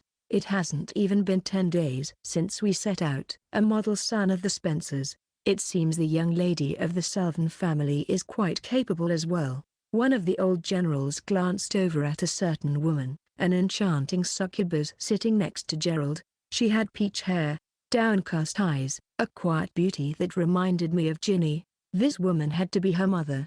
The succubus looked over at her daughter without saying a word, knowing her own situation, and drank. Next to her, Gerald didn't so much as smile at the auspicious report. He stared at Michelle with a hard expression and kept his words to a minimum. Details. He was testing Michelle. If his son recounted the events honestly, he'd be seen as mediocre. He was being called to prop up himself and his big brother, and to incorporate Ginny's accomplishments, for good measure. Elrido and Ginny fought hard. But there was a dragon, and Ginny and I were captured. This little rich boy clearly had no idea how to think on his feet. He told the truth without changing a single thing. Coming from aristocratic backgrounds, Aina and Ginny immediately picked up on this mistake. Even Sylphie knew it. "Oh boy, he's in for it," their faces said. The audience listening to the report winced. But thanks to Ard Meteor. "Michelle," Gerald called out, vein twitching on his forehead. The man, who looked terrifying on a good day, was now properly enraged. Michelle was frozen in fear. Gerald then spoke in a voice, angry but subdued. "Get out." The order left no room for argument. "Eek." Michelle scrambled out of the room as if making a great escape. After that, Gerald turned to me. "My sons owe you." "Both Michelle and Elrido. It seems you're connected by some strange destiny to my family." These were not words of gratitude. The look in his eyes could only mean one thing. "You seriously make me sick." That was the average Duke for you. Someone who looked down on commoners, whom he would never consider the same species as himself. It seemed he lived by his own standards and nothing else. They could be so hard to deal with when you got on their bad side. Better play it safe and get him off my back. Oh, the destiny of a commoner could never intersect with that of a duke, I said with reverence, but this only pissed Gerald off even more. Oh, this was going to be annoying. I could tell. It wasn't going to matter what I said. He was going to be mad either way. I didn't want anything to do with him, but that was impossible, given our circumstances. Unless I enlisted, it was unlikely I could expect this war to end anytime soon. So I'd suck it up and play nice here. With all due respect, Lord Gerald, this is a serious situation. There's no time to be concerning yourself with the peasantry. Please continue the war council. We would be most honored to participate. I knew I was being a little forceful here. Almost everyone sitting there looked uncomfortable, Gerald included. Oh, this commoner has an attitude. Their faces seemed to say, how can I persuade these noble elitists? I thought to myself, let them sit in. The door opened, and a young man entered the room. Elrido. When his eyes met Ginny's, he looked a little embarrassed. Ginny's expression was inscrutable. He averted his gaze, seeming glum. To distract him, I asked Elrido a question. You're early. It hasn't even been 1 hour since we parted. I used that thing, the warp spell you showed me. I switched a few things around so even I can use it. They used to call Elrido a child prodigy. When I knew nothing of the modern world, I saw him as a talentless hack. But my opinion of him had completely changed now. He could never hold up in the ancient civilization, but he was a modern prodigy. Copying and ranging spells was no simple task. Well, it's not the same as its original form. You gotta get through a ton of relay points to get to your destination, but it's still impressive, I said. Though I guess I'm not surprised. Quit it. You always sound sarcastic when you say that. Elrido shrugged. He seemed to be in a better mood and turned back to his father. As you know, Ard Meteor is the son of the great mages. And the elf here, Aina Let's-Do-Allied, is the daughter of the heroic Baron. Also, this redhead. Sylphie straightened up, looking proud of herself. Elrido started to sweat. Who are you again? Excuse you? Sylphie literally came crashing down. I guess it made sense. Here, she was just a present-day nobody. They'd never believe she was the raging champion. Sylphie was starting to gather that from her past experiences. I feel like I've been getting the short end of every stick lately. She pouted, upset. If Ard and Aina join the War Council, we can expect their parents to participate as well. I imagine you all realize the power of our great heroes, right? Elrido didn't let the stone-faced adults get to him. In fact, he spoke with authority. He really looked like the eldest son of a duke. I wondered if his father, Gerald, was thinking the same thing. Although still disgruntled, he appeared to be convinced. Sit down, the War Council resumed, and Elrido was the first to speak. Looks like we were attacked while my group was in Samuel. How's the army holding up? The generals remained silent. Sharon, Ginny's mother, answered in their stead.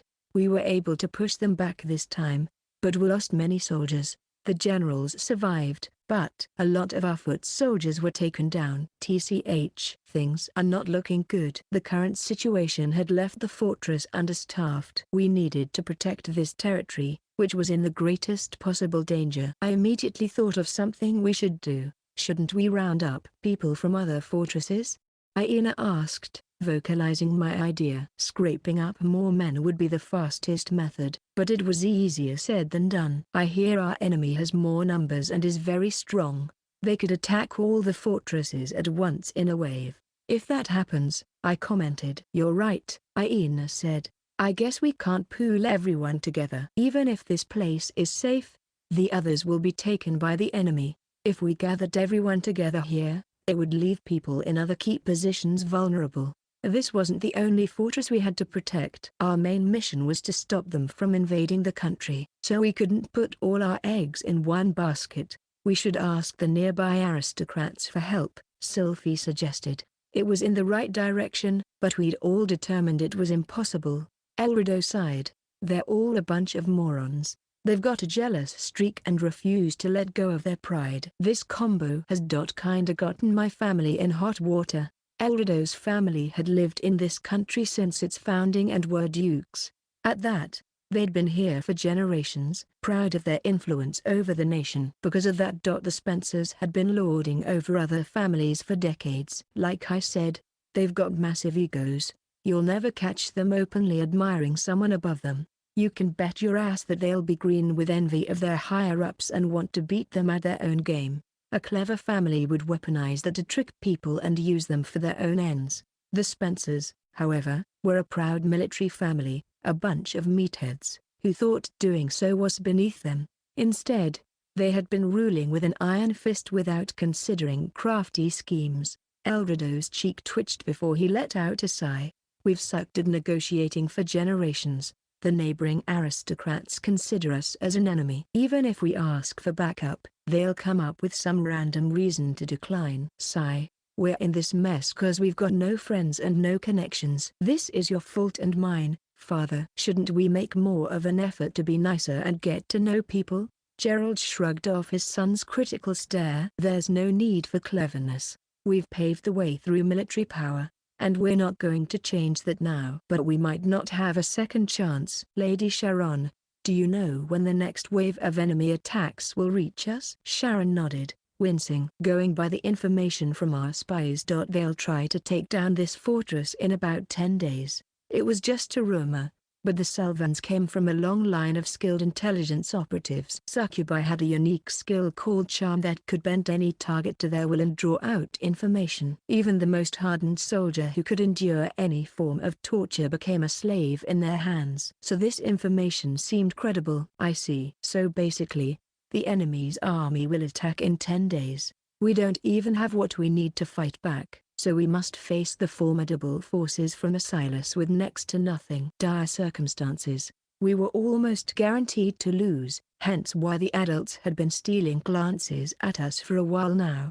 They didn't dare say this out loud, but it was clear what they wanted, for our parents, the great heroes, to help them out. Even though our parents weren't as strong as before, they had once overthrown a resurrected evil god. They were stronger than an army. Their aid might tip the odds to our favor. My parents and the great heroics Baron, I announced, will not join the fight. Meteor, will lead us to victory. Aina, Ginny, Sylphie, and Eldrado nodded as if to say I'd a point, but those who had only heard rumors of my skills seemed skeptical. Gerald in particular was glowering at me. Don't get ahead of yourself, kid. What the hell can you do? As I said before, I'll lead us to victory. Gerald's frown deepened, but for now, it seemed he was going to see what I could do. His eyes urged me to continue. I looked around at everyone, including him, and posed a question. How much time has passed since we lost the soldiers? It was Sharon who answered. 3 days. Then I wouldn't be able to resurrect them to bolster our army. An astral body was transported to the underworld after 3 days, where the dead were lost to eternity. Everything was within my calculations. We could win the war, even without an army. First, we had to get into position. A map of the border was laid out across the round table. I used magic to form a long baton and tapped a point on it. You can't just think the enemy, knowing our circumstances, is coming to crush us. That's just too simplistic. Our enemy is no pack of fools. Assailants is skilled in the art of war. I believe they might have devised some clever tactic. One of the generals spoke up. What? Those savages can come up with intelligent battle strategies? I shrugged. Many nations call it a state of savages. Maybe that's merited, but I don't think we should underestimate them. The Assailants were a bunch of barbarians who lived only for the thrill of disgracing their enemy.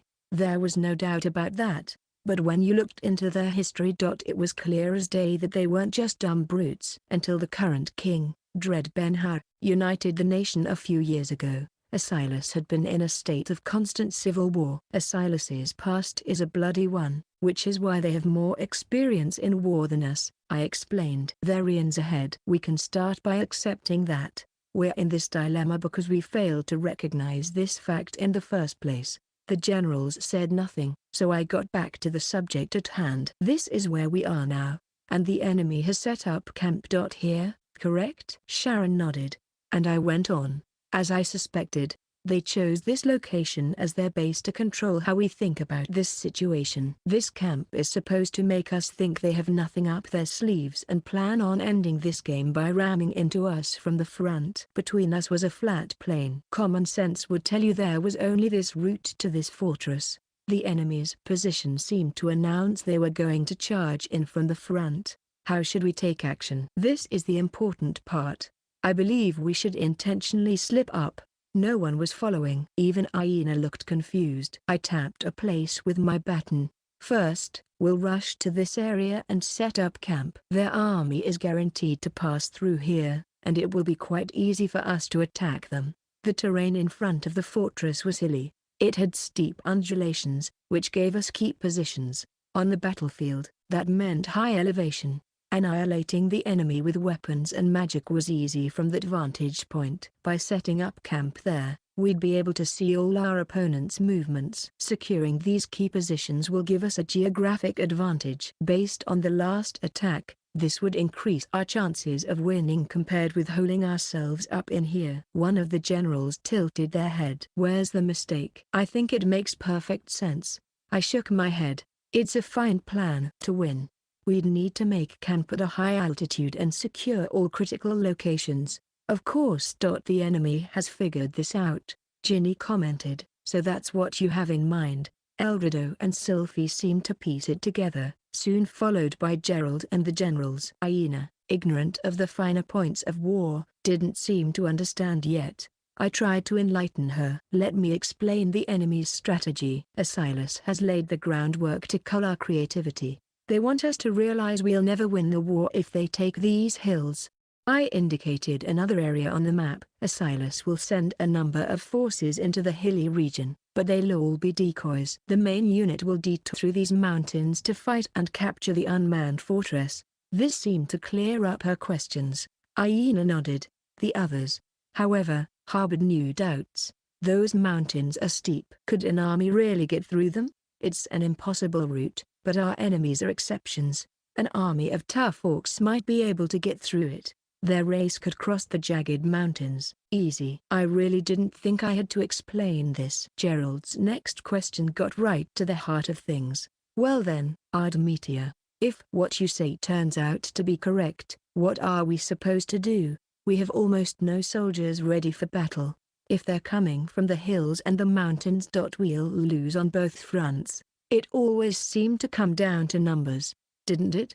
If we split our forces in two and sent them to different areas, we would lose. Gerald was right about that. It was a small army, so no amount of strategy could save us if we reduced it even further. This left us with only one location. While that could help us on one of the two battlefields, the other would be left to invasion. We're cornered on all sides, and nothing has changed. How do you plan on getting us out of this one? Gerald asked, his eyes testing me. I smiled calmly. We will not split the army. As I mentioned before, we'll establish camp up on the hills. That way, their spies will tell them that we've fallen for their trap. Then, we will fuse our troops and depart for the mountains. What about the enemy forces heading for the hills? We'll have no issues on that front, I proclaimed, thrusting out my chest. I, Ardemetia, will destroy them all on my own. Everyone needs downtime, even in the tensest of situations. Gerald seemed to understand this, and he ordered the staff to take a break before they set out. We were granted a room in the lodge, then ordered to eat a hearty meal and get proper sleep, like real soldiers. After the meal was finished, I headed to a separate room, Eldredo's, to be specific. I wanted to talk with him a bit before the battle. Standing before the room he'd been assigned, I knocked at the door. Oh, a weird reply. But whatever. I turned the knob and entered. How does this feel, Master? Good. I've never been better. Lily. Right there. Press harder. I was greeted with the sight of Eldredo, lying on the bed, as his lovely maid stomped on his back. Oh, he said, noticing me. Take your time, I replied, smiling politely. I went to shut the door and take my exit. But wait. Hold up. You're taking this the wrong way. I bet you think I'm some kinda pervert that likes making my maids step on me. Aren't you? I'm not. It's a massage. That's it. A regular massage. Is that a sexual euphemism? No. I wouldn't make Lily do anything sexual. Elrido was breathing hard, and Lilith spoke up while continuing to stomp on his back. Master Elrido is right. This is a normal massage. See? Tell him. Lily. But, Master Elrido is a masochistic pig, so I do feel some sexual undertones. Lily? What are you saying? Elrido panicked, but Lilith stared at him without a single shred of emotion. Her expression was empty. Though I thought I could see some delight. I sighed at their exchange. You've lost weight in a shockingly short amount of time and returned to your old manner of speaking, but it seems old habits die hard. He looked just like the prideful Elrido I knew, but it appeared he'd kept the personality from when he'd been a little huskier. This had to be his real self. It felt like I was raining on his parade, but it was about time we got to the subject at hand. I came to speak with you about serious business. Is that all right? Why yeah, bring it on. Elrido dismissed Lilith from her back-stomping duties. So? What did you want to talk about? We don't have much time, so I'll get straight to the point. Elrido, I would like for you to make peace with Ginny.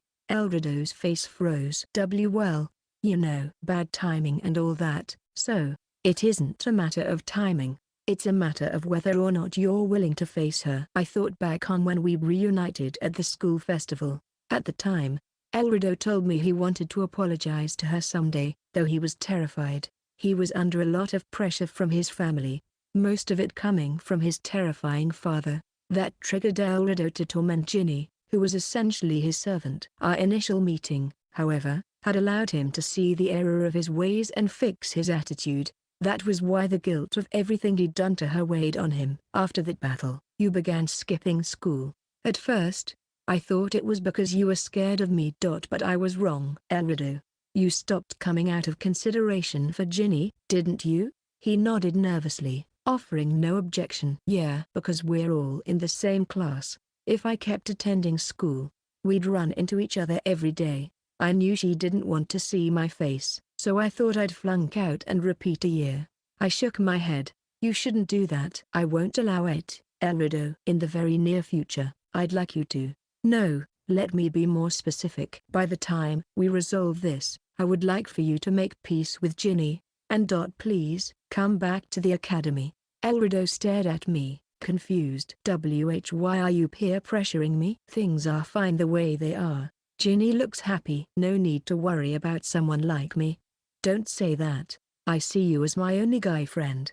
Elrido's eyes widened. I continued smoothly, if a bit feverishly. Ad Megatholium, you said you hoped we could be friends.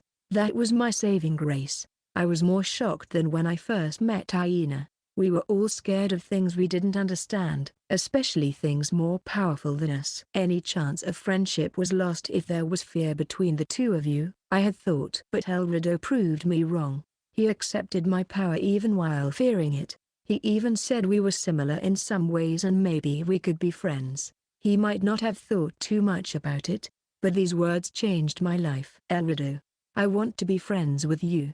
I want for us to go to school and events and make good memories. And if possible, I hope Ginny will be a part of that. I was sure Elrido wanted that, too, but he shook his head, seeming sad. That's a tall order. How could I face her now? I looked at him. Face her as you are. Ginny isn't close-minded. She'll accept your apology and forgive you. I'm sure. All you have to do is go to her and make amends, and that'll be the end of it. Elrido said nothing to this for some time. Give me some time. He was still hesitant. But I could see there was a little glimmer of hope. Our friendship will begin as soon as you reconcile. I'm looking forward to it, I replied. And with that, I left his room. I sighed as I returned to my own. Navigating human relations was much harder than winning a war. I believed this to be true from the bottom of my heart. Chapter 78, The Ex-Demon Lord and the Enemy, Guild. Things mostly progressed as I had expected. After the break, our allies set out for the hills and made camp 2 days later. We held down the key positions and drew the enemy's attention to the fact that we were stocked and ready. The sun was shining down on me as I sat on a relatively gentle slope and cast a Vista spell. The magic circle appeared instantly and transformed into a large mirror. A second later, it reflected the enemy's forces on its surface. About 8,000 soldiers. Haha, more than enough to crush an exhausted army like ours. I observed them further and noted the details. They look human for the most part. This one's the decoy, then. They looked highly trained and seemed ready to take the fortress before their main players got there. I expect they'll be arriving here soon enough. In the meantime, I'll eavesdrop on their generals to kill time. The Vista spell picked up on a conversation between a man who appeared to be a commander and his subordinates. Your eye for strategy is impressive, Commander. Ha ha ha, not at all. The enemy is a bunch of morons with some bad luck. That's all. Though everyone around him looked like a rough band of brigands, their leader was tidy, without a single strand of hair out of place. I continued listening in. I can't believe they're doing exactly what we want. It's like they're not even trying. Ha ha, because of your genius.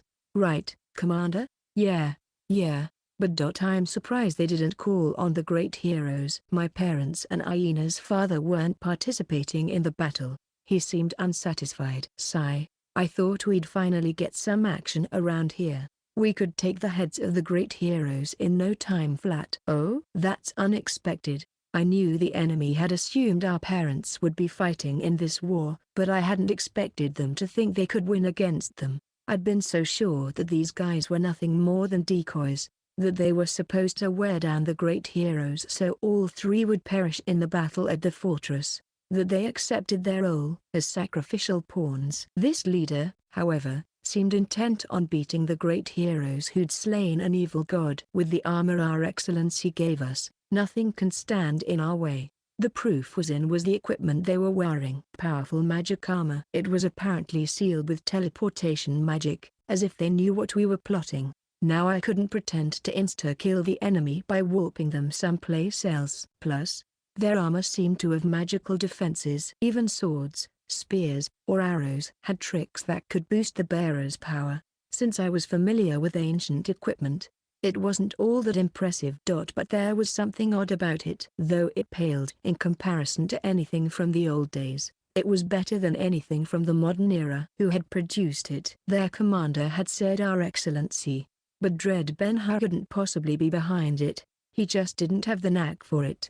If I had to take a shot in the dark, I'd say it was Verda. It would be an easy job for her. Her creations, however, were more playful. Seeing that there were no needlessly ridiculous designs and stupid hidden functions told me that this wasn't her doing either. Which meant Lars Al Ghul was most likely involved. Liza, the demons, and Assailants. There was a greater chance that these three were in cahoots with each other. And it was really looking like their battle plan was exactly what I expected. If the great heroes aren't around, I guess we didn't need an intricate scheme, mused their leader. Well, it's not so bad, right? Asked a soldier. We'll reach the fortress before the others. So the glory will be ours, said another. Even though there's not much glory to be had. Ha ha, as expected of our commander. Someone's greedier than he looks. A duke, some fortresses, and the chance to spearhead an invasion, and he's still not happy. I'm not greedy, but I did have to work hard this time, and I can't say it's all been worth it. The commander sighed. I've led the spies. We've gotten into the enemy's head. We're going to split off to attack them in smaller teams. The whole point of this plan was to take down the great heroes. If they're not even going to show up, my heart's just not in it. So he thought they'd already won. He seemed to be saying he couldn't lose if he tried. But that's not how it worked out. There's nothing to gain from this battle. He lamented. I might have lost my chance to go up against the great heroes. But I guess I can see what the Wonder Boy of the mages can do. It was time. Their army closed in on us. Once I confirmed they were a stone's throw away, I dispelled the Vista magic and stood up, briskly making my way forward and facing the army. The commander who led them called out to me. He looked like he didn't have a care in the world. Hey, you over there. This is about to become a war zone. Get out while you can. So Assailants showed mercy to civilians. Good on them. No need to be so kind to me. I am your enemy, after all. What? Who are you?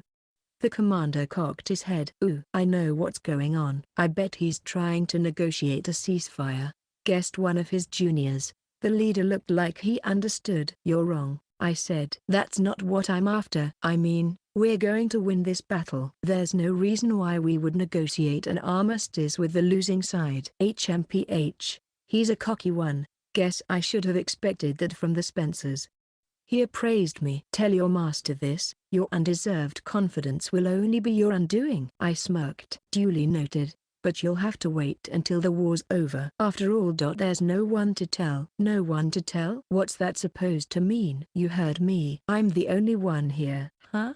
It wasn't just the commander. All the subordinates defending him and the mass of foot soldiers didn't seem to follow. I explained one more time in the simplest way possible. Meteor, will destroy you all on my own. I cracked a tiny smile and then cast a bit of magic just to test things out. An instant later, soldiers went flying up into the air before me. The ground had exploded. Any normal army would have been finished with just that clean hit, but it's strong. Your armor, I remarked. The soldiers had soared through the air and come crashing down to earth, but they suffered little more than a few scratches and bruises. Well, their mental state was a little worse for wear. What? What did you do? Demanded the commander, especially flustered. I continued to smile. It's my way of welcoming you. Seems you liked it. Come at me however you please, I stated, opening my arms in invitation. The commander howled. What can a single man do? All hands, attack. On his order, the forces scrambled to spread out into one horizontal line. Some brandished swords, some spears, and others bows and arrows. All hands, fire. Their weapons unleashed their hidden powers. Each possessed a deadly spell, fueled by the wearer's magic. The swords and spears fired waves of light while the bows discharged magic arrows. Their glittering magics were coming in to pelt me. But I just squinted, showing no fear. For most people, this would be the end. But to me, it looked like fireworks. A direct hit. The mass of energy slammed into me and bore a hole in the ground, forming a huge crater. Dust billowed in the surrounding area, and the commander called out with a sneer. Meteor. I remember that was the name of the son of the great mages. Seems someone is getting a bit ahead of himself. Now, I can add you to my body count. I should be the one saying that to you, Commander. The leader gulped when he heard me from the smoke. Impossible. What's going on? The smoke finally cleared.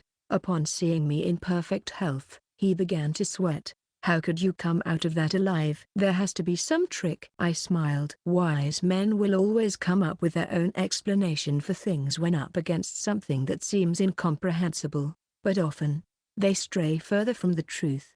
It seems your subordinates and army are foolish enough to accept reality. They were all looking at me with the same emotion, fear. Thousands of soldiers were looking at a single boy with terror. Despite having soup for brains, they could instinctively feel that there was a difference between us. See, Commander, we have to go. We can't win against him. We don't stand a chance of beating him. He berated his subordinates. Don't be stupid. He's one boy. What can he do on his own? He can't even come up with a battle plan or strategize by himself. He sounded like a seasoned fighter. I think he believed that war was a team sport, led by the smartest people in the operation and executed by the army. He wasn't wrong, but he was operating under modern world standards, and I was going to give him a taste of some old-fashioned common sense. I'll show you how the power of an individual can both transcend and destroy all reason. After that, I kindly ask you return home. This is rough, and I'm used to scaling mountains. Aina grumbled. These ups and downs are crazy, added Sylphie, and we got to be careful of the underbrush or we'll fall. Eek. In the mountains, Ginny was with her friends and a host of soldiers, making their way through the harsh terrain. She thought on the situation as her eyes glossed over the foliage. It's a relief to have Miss Aina and Miss Sylphie fighting by my side. But why would you deploy us with Master Elrido's troops? Ginny wasn't just with her friends. She was with her worst enemy. Elrido, her former bully, the reason for her inferiority complex. He changed since Ard had punished him. But he was her traumatic past personified. It was impossible to even speak with him around. There was nothing she wanted more than to interact with their friends, but his presence was making her feel vulnerable. She couldn't hold a conversation to save her life. Why would he do this? Ard knows how I feel about Master Elrido. This is worse than getting bullied. It was Ard who had assigned Ginny to the unit Elrido was leading, though it was bound to happen, even without his intervention. After all, her family had served as his human shields for generations. In times of crisis, she had to protect him. Ginny had resigned herself to this, but this pill was hard for her to swallow, since her crush was the one to order this situation. She had no idea what he could possibly be thinking. Ginny hung her head and climbed up a steep incline. Next to her, Aina and Sylphie continued their conversation. Marching through the mountains reminds me of the old days, Sylphie reminisced. I remember a time when I was lying in wait to ambush the enemy. When I made camp and went to bed for the night, a bug flew in my mouth, and eek, I don't even want to think about it. The two girls didn't seem panicked, even though they were about to fight in a life or death situation. Elrido, drenched in his own sweat, murmured to himself, "It's his fault that they've lost all grip on reality." He looked over at her and quickly looked away. His expression was vaguely apologetic. Ginny sighed. She was sure he didn't want to be around someone like her either. Refraining from any contact beyond what their roles required was in both of their best interests. Just then an order came for Elrido. A message from Master Gerald: "Conceal yourselves here." "Good thinking. There's a nice thicket here, so it'll be easy enough." "Tell him I understand." He halted his troops and ordered them to camouflage themselves. "Oh?" Sylphie said to Aina. "You're used to this, huh? You're like a seasoned professional, caking yourself in mud and foliage." Hey, I've been playing tag and hide and seek in the mountains with Ard since I was little. It was a part of our training. You could say I picked up a thing or two." Aina had blended into nature. You couldn't see her at all. Even if you knew she was there, if you took your eyes off her, you'd lose all track of her. "I can't let her beat me." Ginny, too, had been training in the military arts since she was a child. Hiding was one of her specialties. "Nice. You're all looking good. Now we just gotta wait for the enemy to get here," Elrido stated. "It'll be rough from here on out. If things don't go good, we'll be here for a few days," Sylphie said, as if reliving a past experience. However, by some stroke of luck, the situation she dreaded never came to pass. About 2 hours had passed when Gerald's army began to hear stealthy movement nearby. Underbrush was being crushed underfoot. Presences were inching forward cautiously. It grew closer. And then, every soldier, Ginny included, sighted the enemy. Shit, we gotta climb up another damn hill. There are so many of them. The only thing I feel like taking is a woman." "Good one." A group comprised of tough orcs, about 2,000 of them, which was about 1,000 less than what their own troops numbered. That said, the orc race was known for being tough. Despite their advantage, there was a good chance that Gerald's forces would be overthrown. Ginny was terrified of that happening. "Don't worry. I'll keep you as nice and safe as Ard would while he's away," said Elrido, causing Ginny's eyes to widen. "All hands, attack!" he yelled. The explosion was loud enough to carry across the entire mountain. Those skilled in weaponry raised their swords and spears and charged toward the enemy, while others chanted spells and prepared to attack. The ambush initially threw the orcs for a loop and scattered their formation. "But this isn't anything to fear. We've got the god of war on our side," shouted one orc, conspicuously large. He must have been their leader. His men were ready to fight. It was kill or be killed. Blood sprayed across the dense foliage. The footing was poor, vision limited. One couldn't move properly in such terrain, but Sylphie the raging champion raced through it, displaying her extraordinary athleticism. 1, 2, 3, and that makes 4. Like an agile leopard, she took down the enemy, counting them off. Whoa, just what is she? Elrido and the other soldiers weren't up to speed on Sylphie's identity, in awe of her prowess. Her fierce yet fluid fighting style left them panicked and wide-eyed. "You go, Sylphie, but don't think I'm gonna lose to you." Even though Aina wasn't on the same level as Sylphie, her childhood training with Ard had gifted her with limber movements. On the battlefield, where one wrong move could cost you your life, she shifted her body weight with expertise and wove past the enemy's onslaught. Then, she cast a spell with no incantation to knock down her opponents. As Aina accomplished all this, she flashed Ginny a bold smile. "You keep on twiddling your thumbs." "Sylphie and I got this." Ginny stiffened after a comment like that from her rival. There was no way she could stand by and do nothing. "You think you're so good, just because you're used to fighting in the mountains." Ginny was battle-ready. She didn't seem to fear for her own life, especially not after her friend basically called her out on not doing her part. She set out to show the orcs who was boss. If her fearlessness could be attributed to her friend, so could her running into danger. "I'm going to work harder than Aina," thought Ginny. Her impatience made her lose all perspective. "Rah!" cried a voice, furious, from the side. What sort of future might that bring her? Something whizzed by, striking Ginny with fear. "I'm going to die," she thought. "As if I'd let you be attacked." A body blow. Just as she became positive that someone had pushed her out of the way. Ginny's lips trembled as she stared at the scene before her. Master Elrido. Elrido had been the one to push her out of the way and take the blow. He was protected by armor from the neck down.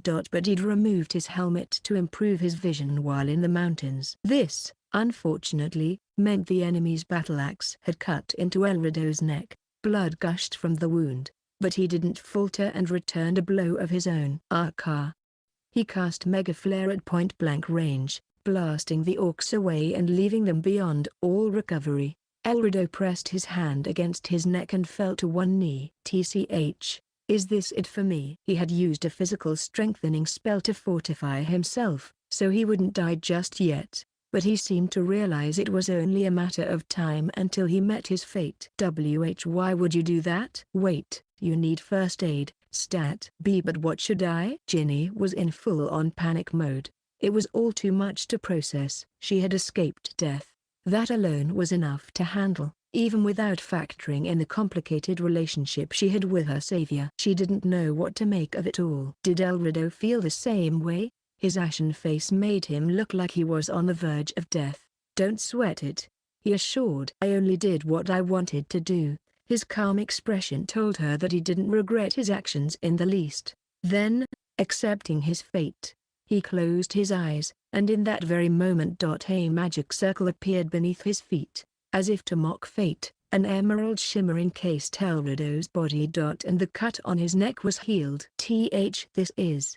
Elrido and Ginny's eyes grew wide as saucers. And it wasn't just them. The surrounding soldiers were crying out in surprise. My leg? Are my wounds healed?" Magic circles pulsed into sight under the feet of the injured to cure their wounds. Neither friend nor foe could begin to understand what was going on. "Ard is the best," Aina said. "Even when we're apart, he's always protecting us." Aina and Sylphie understood whose doing this was. Ginny and Elrido. What a crazy guy. Elrido chuckled wryly as he scratched his head. Ginny continued to look around her, puzzled. After all, Laval had won the border war. In years to come, it would be known as the First Battle of the Guardian. Ardmetia was known as the son of the Great Mages, and this was how he was going to go down in history. The ambush in the mountains had come to an end and Gerald's forces were heading back to the fortress. With the help of Ardmetia, there hadn't been a single enemy casualty. Gerald grimaced at this turn of events. Far away from him. Ginny continued to walk with her head hung low. Elrido was right next to her. Suddenly, she spoke up. "Why did you save me, huh?" He hadn't expected her to say anything at all, and his eyes widened. "It was my way of making it up to you," he replied after some hesitation, wincing. He felt like he wanted to run away from her, but he stopped himself from throwing himself a pity party. He looked at Ginny and slowly began to confess. "I feared my dad, and my family placed a ton of pressure on me as his heir. So I used you to take out my stress." Elrido ruffled his hair. "I know what I did was wrong. And it's unforgivable to traumatize someone. I can never completely make up for it. But I want to apologize." Elrido stopped on his tracks, and Ginny did the same. He bowed his head low to her. "My weaknesses ruined your life. I'm sorry from the bottom of my heart." Ginny could have never dreamed this would happen. Elrido, her fearsome tormentor, was now bowing to her in apology. It wasn't something she could accept on the spot, but she understood his intentions. And Dud's. He must have been hoping that they would reconcile. That was why he'd put them in the same unit, and oddly enough, She didn't resent him for it. Ever since she'd met Ard, Elrido had weighed on her less. Maybe she should just let go of her past. If this is what you want, Ard. Right now, she was only doing it to satisfy her crush's wishes. Maybe one day, she would face Elrido of her own volition. Ginny held tight to that feeling. HMPH. I guess I'll give that a passing grade for now. I was looking at a large mirror summoned via Vista Magic, its surface reflecting the interaction between Elrido and Ginny. All alone, I nodded. It looks like there's still some work to be done, but it's a step forward. We can leave it at that, I murmured as I looked around me. Well, I better get back to the fortress too. The course of this battle had been decided before Ginny's group even got started, and with my magic, the hilly region was now a flat plain. In ancient times, leveling the land was just a part of war. But for the modern human, it was completely unheard of. I hadn't done it just for kicks. It was the only way I could destroy the enemy's armor and wipe out its magical effect without killing them. By removing their armor, I'd taken away their defense against warp magic, and after giving them a taste of ancient warfare. I sent them to another country altogether. The naked army was probably being arrested by a patrol guard as we speak. I wish I could say that's the end of it, but I hadn't gotten any answers. This had to be their opening act. The real show was just about to begin. The enemy was only getting started. They better give it all they've got. I'm stronger than ever. For all these years after my reincarnation, I'd been living with a belief from my old life, that those who are strongest are the loneliest, and that using your power only exacerbates the fact. That's why I never put it on display. Even in an emergency, I instinctively held back, but not anymore. If necessary, I would reveal myself as the Demon Lord, for Aina, Ginny, Sylphie, Olivia, for my parents, for everyone at the academy, for Elrido. I would do anything to protect my happy days with them. With this decision in mind, I looked up at the sky. The weather was lovely. I prayed it was an omen of bright days ahead. And I let out a happy sigh. Interlude, prelude to destruction. Ard Meteor was keeping busy, and meanwhile a certain man's plans were moving forward. A number of secluded regions dotted the Laval Empire of Sorcery. The public knew about most of them, and those were treated as sightseeing locations. Others, they knew nothing about. One was Ishwald, which experienced extreme weather on the daily. Within it was a hidden village that could only be entered by a special method. One might say it was more of a maze than a village. Those living inside it looked grotesque and possessed uncommon fighting abilities. They rejected everything about this world and did not hesitate to kill anyone who tried to enter their domain. One man had just walked out of such a place alive. Thunder rumbled, uncharacteristic of a desert environment. An instant later, space warped and opened a gaping hole. A man strolled out of it, looking like a poor wretch who had just been tortured within an inch of his life. Sand became red beneath his footsteps. His body was covered in deep lacerations. The tailcoat worn by the slender figure had been torn to shreds like old rags. Even the mask that covered his face had a crack in it,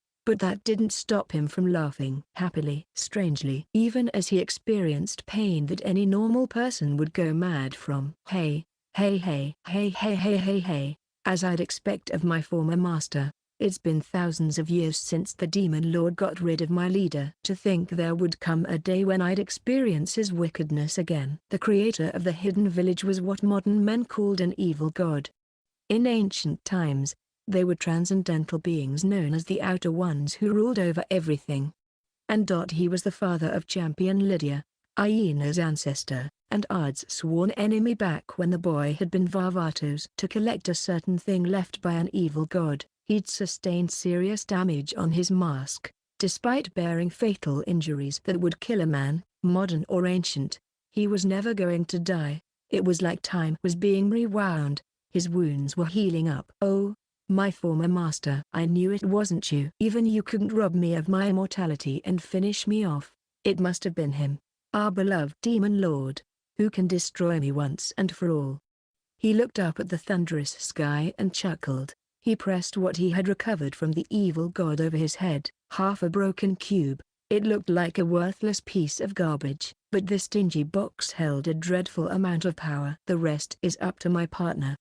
He spun around on one leg, Holding the cube half up toward the sky, a girl materialized next to him, young and beautiful, but not the best looking. Her name was, "Seems you've accomplished your mission, Kamiya." Kamiya, the one who had called herself a member of the Queen's Shadow, the point of contact for Ard and Aina. She was the masked figure's accomplice and most trusted subordinate. "I recovered it, Al," she said. No inflection or emotion. Kamiya held it out to him. It was the other half of the broken cube. The masked figure snatched it and greedily put it together with his own half. "I wonder what might happen?"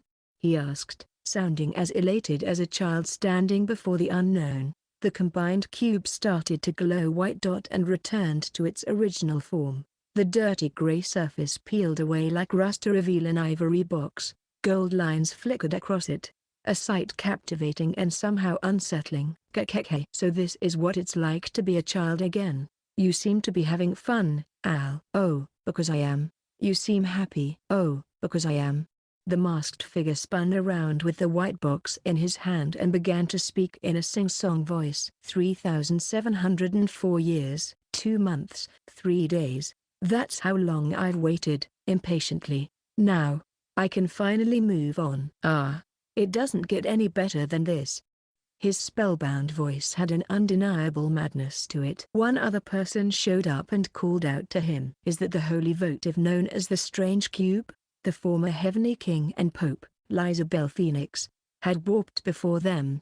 He stared at the object in the masked figure's hand. Diverting the Demon Lord's gaze was a challenge most could not hope to pull off. "It seems our efforts were worthwhile.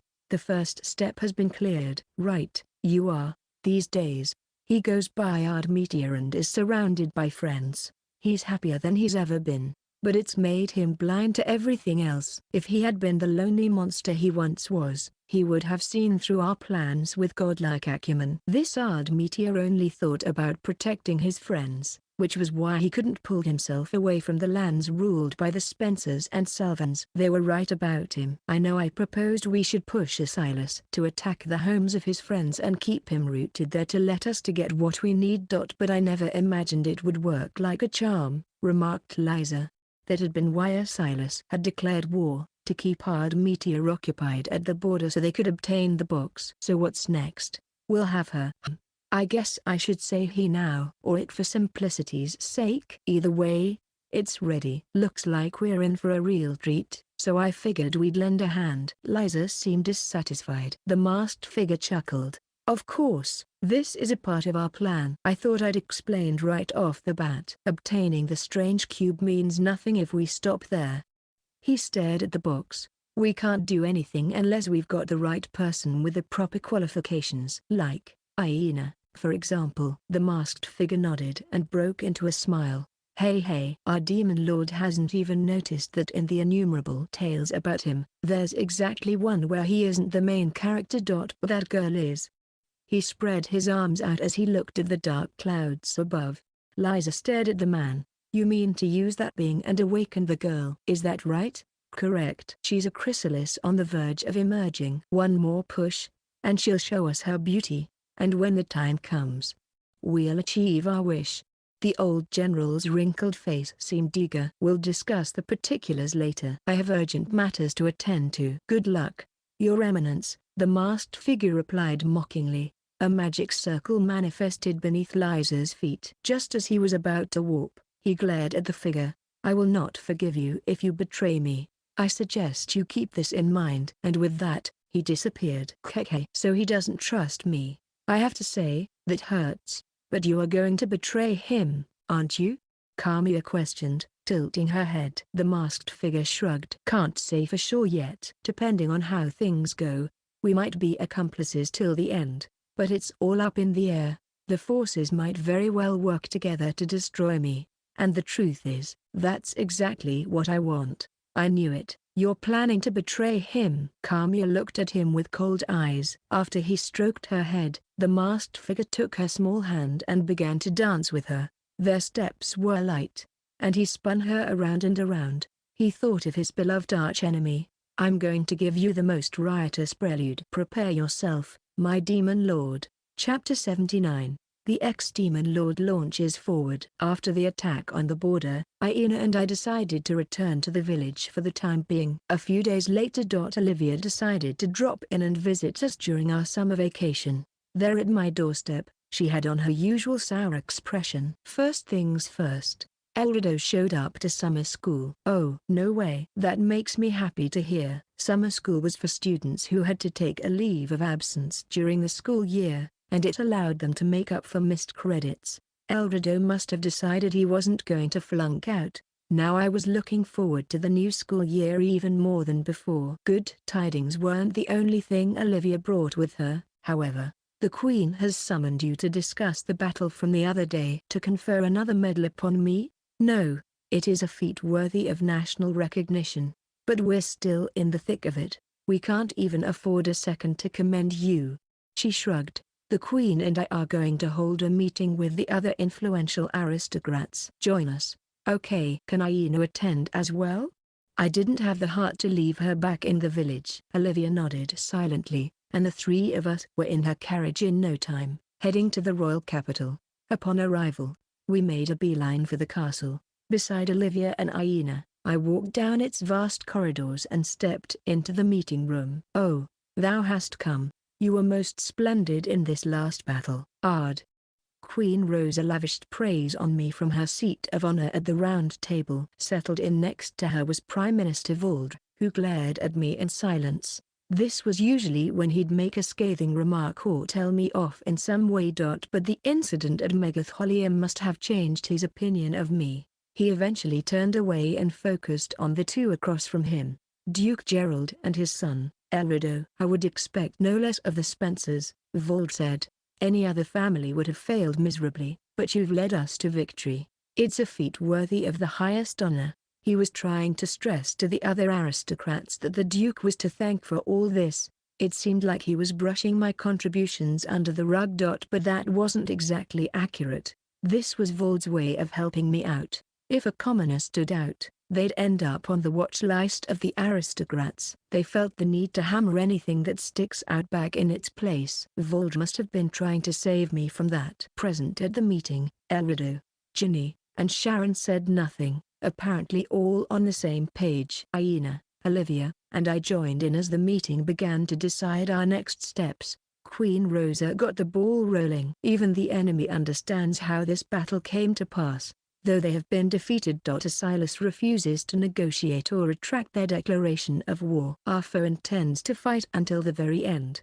She looked around at all of us and pressed a slender finger against the table. I am asking for your opinion on how to proceed. This was serious. It would steer the fate of the nation. They couldn't just say anything. An elderly noble raised his hand. This man was the head of a long-established marquis. His intelligent eyes narrowed.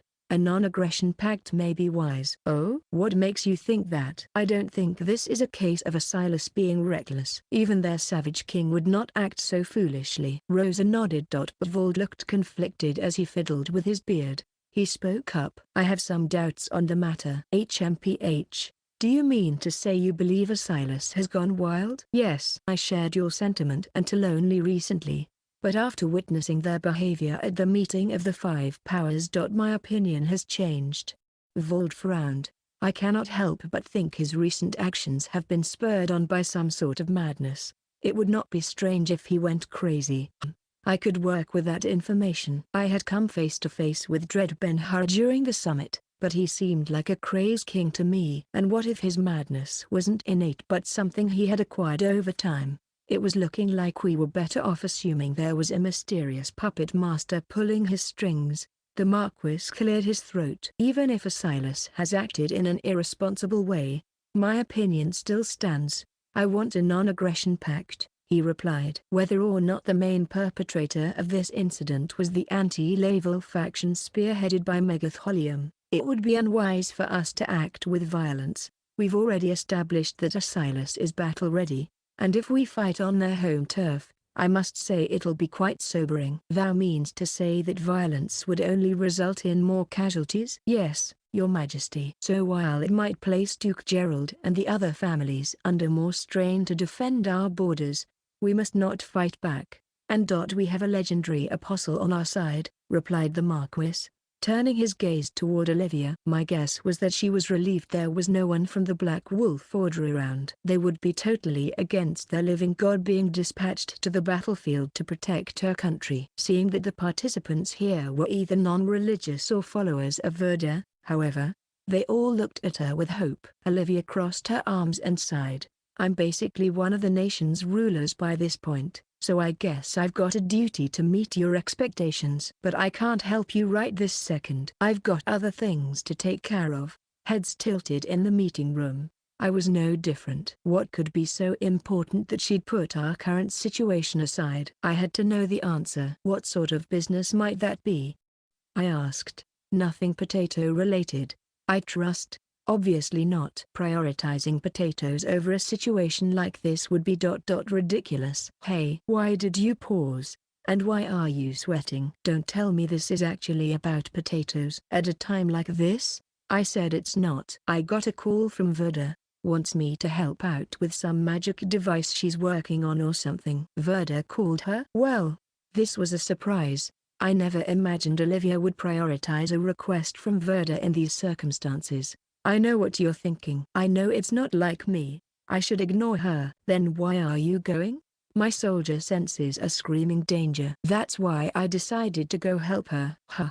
Then, that was that." Her intuition was seldom wrong. If there was trouble afoot, she could almost always tell. So if Olivia was saying she had a bad feeling, I had no choice but to respect that. And the aristocrats didn't have the leverage to stop a legendary apostle. So, "Very well. As a house that protects these borders, I'll make sure my deeds go down in history," Gerald stated. The vibe in the room changed. It was clear there was now a definitive course of action. A defensive strategy wasn't necessarily a bad one. Laval and Assailants were almost matched in terms of national strength, though we had a slight advantage. After all, when armies were on par with one another, the assailant was often considered the weaker one. Assuming we would be fighting on our land, Laval would have leverage, even if only a little. Under prolonged conditions, the attackers' resources would dwindle, and they would no longer be able to continue the fight. If we focused on defense, it would all end eventually. And everyone knew it.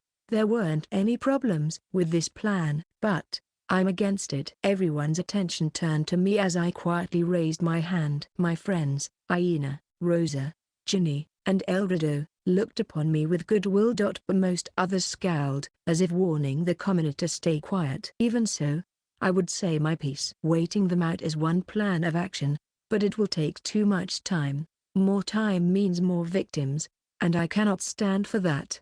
Their reaction wasn't good, to say the least. TCH. Spitting out childish dribble of all things. I wasn't trying to seem childish. I was just saying that staying on the defense would be a waste of time. If I fight, this will all be over within 10 days. I swear this on God.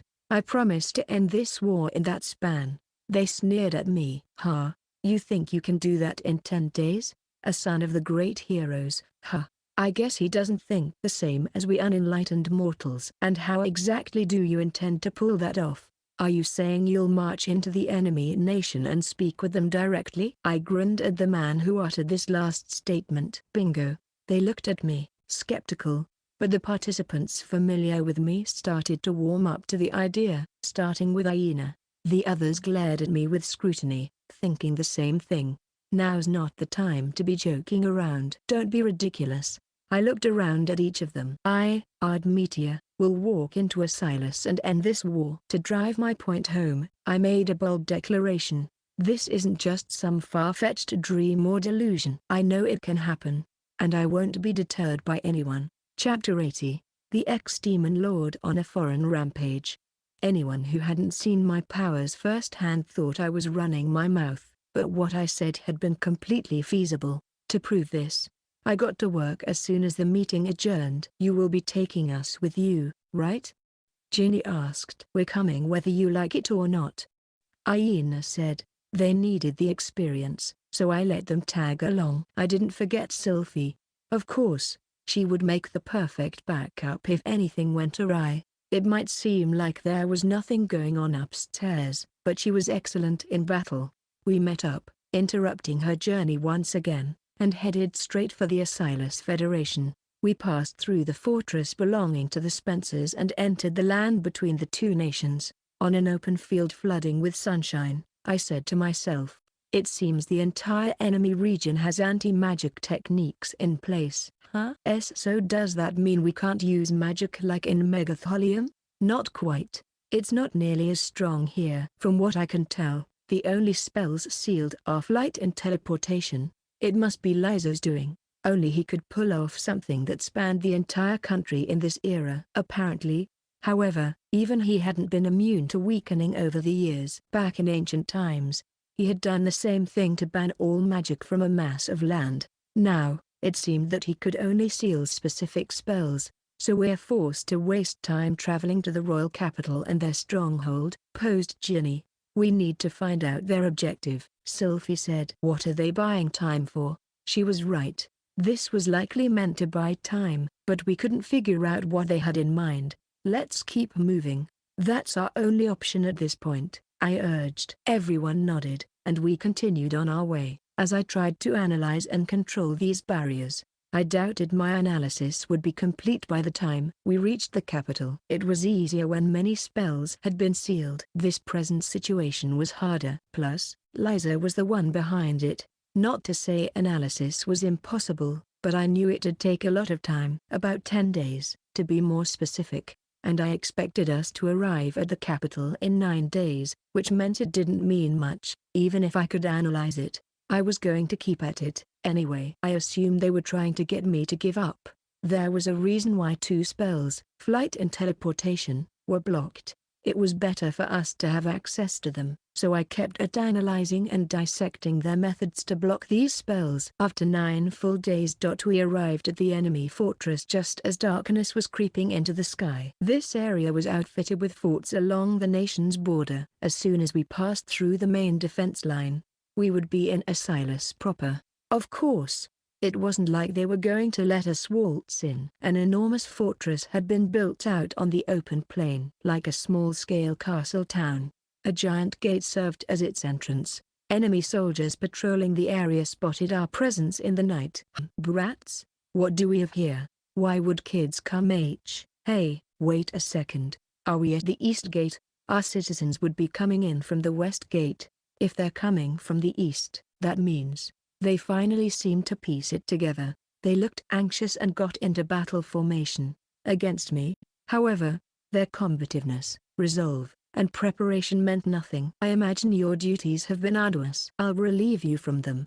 I cast an attack with magic. Flare took care of the gate guards. After rendering them unfit for battle, I used a power boost on myself and smashed open the gate with a satisfying crunch. We stepped into the fortress through the new entrance. Who are these guys? The enemy, duh. Wait, that boy with black hair. It's Meteor. He matches the description. Meteor? You mean Layville's Grim Reaper? Grim Reaper, huh? That's what I'm called around these parts? I guess they weren't wrong.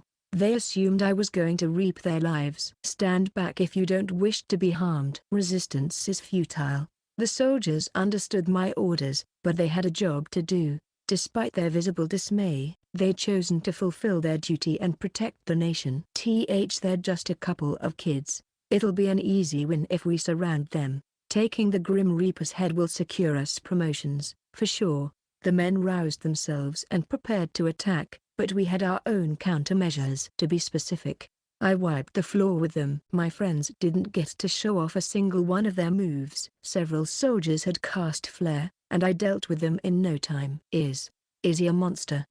One of the defeated soldiers looked at me in frightened awe and fainted. They all thought of me as a beast, but not my friends. My Ard!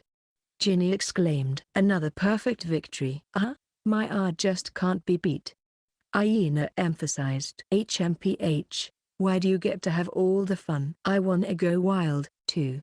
Sylphie whined. They weren't afraid of me. My friends weren't going to abandon me. That was the lesson I learned in Megatholium, and it was being reinforced now. I stopped preventing myself from unleashing my full power. After passing through the fortress and entering Assailants proper. I spent several days mercilessly destroying the checkpoints that lined the road to the capital. Fwa ha ha ha ha ha. So you're Odd Meteor. I'm Schlark. Strongest Hawk War. I used wind magic to send the self-proclaimed warrior far off into the sky. That was the last of the checkpoints. Now we just need to forge straight ahead to our destination, the capital. We passed through the final station, marching across the tranquil plain. Once night fell, we decided to call it a day. Just as I'd been doing for the past several days, I made camp for us in the middle of the field. No tents, though. Using molecular conversion, I built simple but serviceable houses. Each room was fully equipped with its own toilet, shower, and kitchen. I don't think I need to say this wasn't normal. In modern times, everyone knew that a long journey meant being covered in sweat and grime and putting up with unsanitary conditions. I had largely accepted that and acted in accordance with this common law of man. I didn't want to cause a commotion, after all, but I didn't want my friends to be uncomfortable, and no one here was going to panic over this. So we were straying from normalcy here. Dinner is roasted jingle, paired with this herb sauce. Enjoy. This is amazing, cried Sylphie. Miss Aina's hot pot last night was delightful. But nothing compares to Ard's homemade meals. The meat juices are in perfect harmony with the herb sauce. To say it's delicious is an understatement. I was happier than anything that everyone was satisfied. After we ate dinner and took a short break, we bathed in our own rooms and washed ourselves clean, then went straight to bed, so we'd be well rested for the next day. I couldn't sleep, though. I patrolled the area with detection spells while continuing my analysis of the anti-magic barrier. Any normal person would fail to carry out even the most basic functions after several days of no sleep, but I was fine without several decades of shut-eye. It's strangely quiet tonight, I murmured to myself as I lay on my bed and used detection magic to take note of the surrounding area. About 1 week had passed since we'd started this journey, yet the enemy hadn't launched a single night raid. Maybe they realized doing so would be useless. Or maybe they were trying hard not to tip us off on their next move. I've got a weird feeling. There are too many secrets. I just can't seem to wrap my head around it. Why did Liza pressure Silas to start a war? What were the motives of the demon-run crime organization Lars Al Ghul? Who was the mastermind who had yet to make an appearance? It would all make sense as soon as we arrived at the capital. But it would be too late by then. If we didn't come up with a game plan beforehand, they'd be one step ahead and get the jump on us. My mind was whirling as I tried to guess what the enemy was after. I'm so lost. If this was just Lars Al Ghul's mess, it'd be easy enough to figure out. But why is Liza involved and out to start a war? Liza Bell Phoenix had always acted on his dream of making a world where children can live and laugh.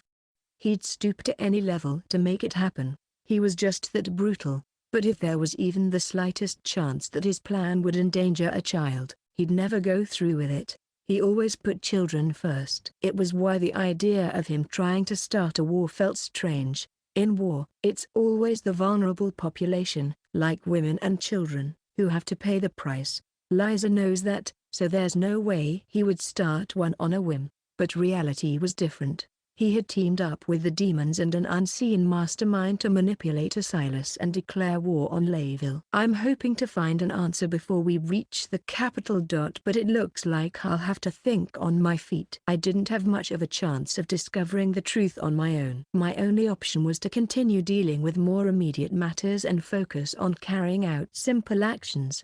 I preferred to divine their strategy and strike first. But I needed to recognize that some things were beyond my control and come at this from a new angle. I can only expect the worst and do what I can to prevent it, I said to myself. Someone knocked on my door. It's me. Can I come in? Aina. I immediately broke into a smile. Come right in. She opened the door and entered the room. In a sheer negligee. Through its ivory net, I could see her breasts and plump thighs. I wasn't sure where to look. But I felt no impure emotions. Of course. What's the matter? Are you having trouble sleeping? Yeah. Well, kinda. I wanted to talk to you, she said, looking conflicted, as she sat down on the bed next to me. Ard, you're incredible. You took down that fortress and the checkpoints all by yourself. I think she was praising me, but it seemed different from the compliments she lavished on me on the daily. Aina's tone seemed docile. Almost. You did it all yourself. And I just watched. I didn't get to help with anything. It's my job to protect everyone. I only did it to take the burden off you all. Was I acting out of line? Are you disappointed that you had no opportunity to prove yourself? Aina shook her head, strangely quiet. No. Well, it's not like I wanted to get violent or anything.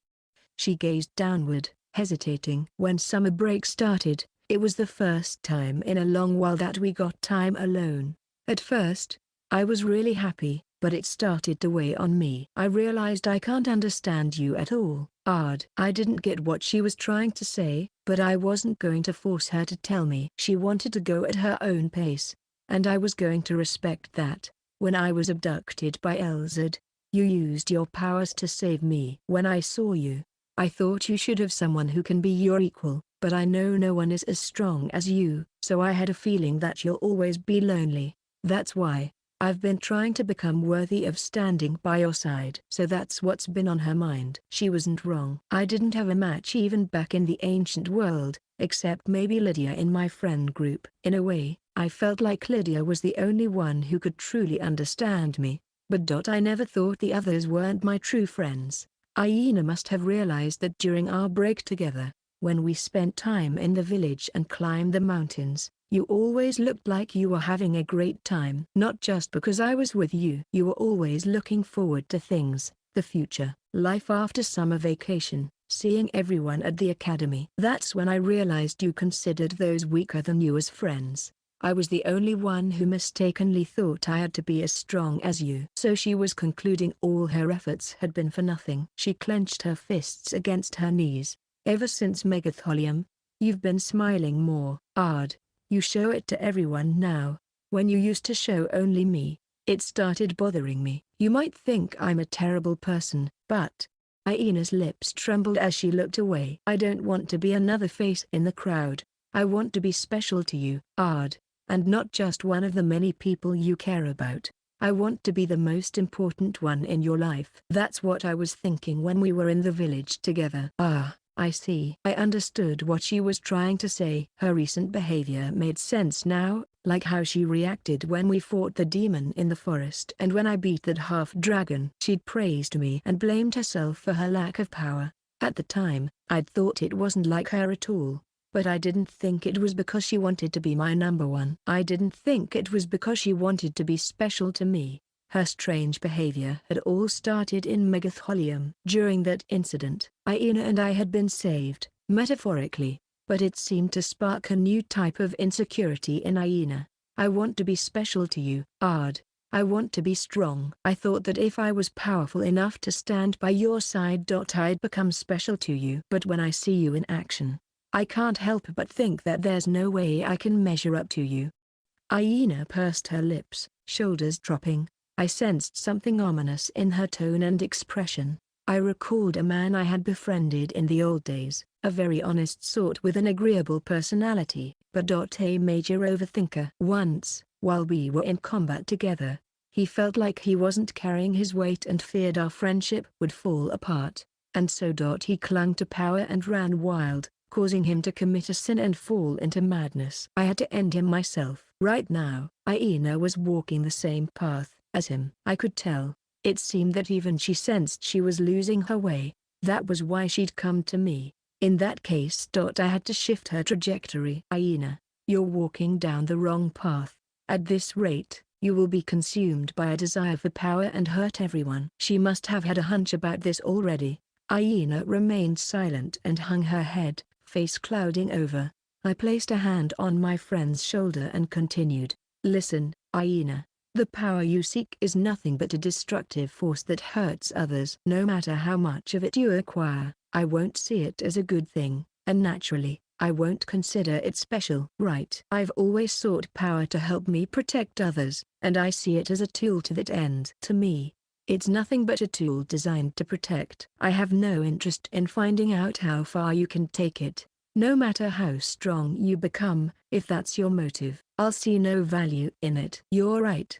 I could see self-reflection begin to settle in her eyes and nodded. I'm not interested in raw power, only how it's used. You've exercised your strength justly and with utmost care.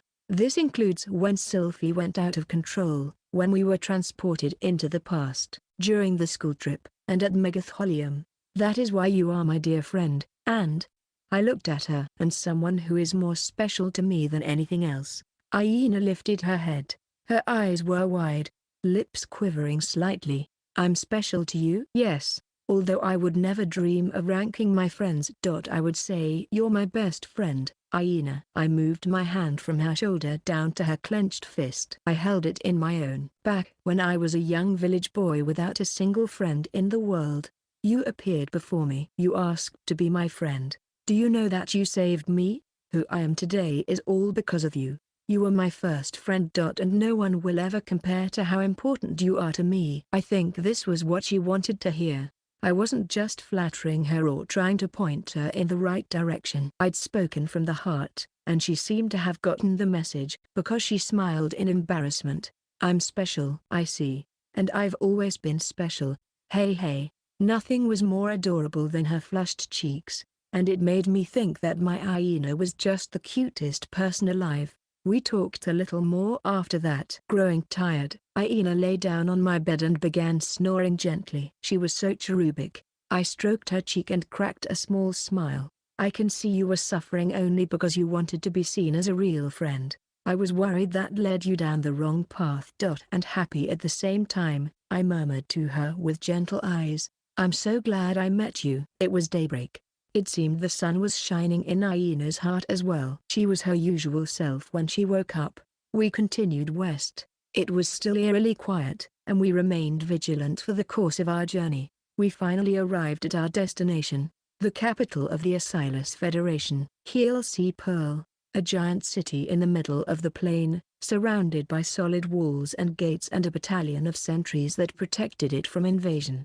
They didn't attack us even once on our way there. The enemy must have known we were coming, but they sent neither assassins nor an army, as if they were welcoming us right in. I had a really bad feeling about this. We had no choice but to keep moving forward. However, we reached the gate and stared at a line of civilians waiting to be granted passage. I turned to my team. Listen, I think something might go down here. We need to proceed with caution. Aina, Ginny, and Sylphie nodded.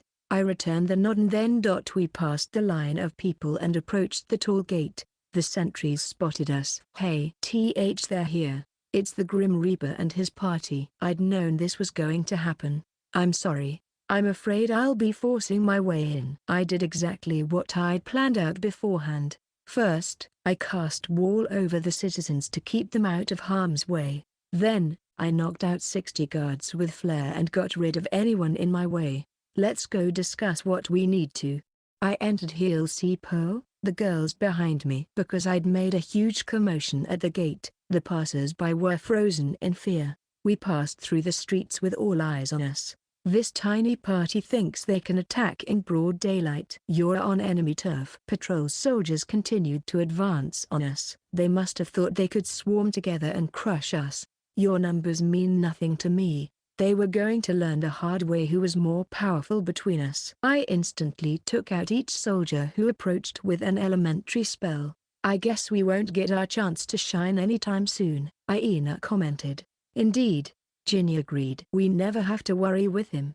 No fair. Let me at him. As I turned an ear toward their conversation, I tore through the main avenue. It was like a stream of soldiers were coming at us, though they posed no threat. My friends seemed at ease, looking around as if we were on a tour. The town does have character. You can tell you're in a foreign country. The buildings are made from wood, not brick. It's so different from Layville. And they don't seem to wear much clothing. It just screams savage. I know I have the situation under control, but please don't let your guard down, I warned, as I continued to clear the way. We arrived at the royal castle, which I assumed would be most heavily guarded, but there are no soldiers here. Any sign of life disappeared as we stood before the gate. Not a single soldier was guarding the gate. In fact, the entrance was wide open. It almost seems as if they're welcoming us, Ginny mused. I smell a trap all right, Sylphie said, but we've got no choice but to keep going. Right, Aina asked. I nodded. We're about to conclude this once and for all. Let's find out what awaits us. Keeping an eye on our surroundings, I passed through the gate with the girls. We crossed a bridge suspended over a moat and continued through a sprawling garden before entering a colossal building.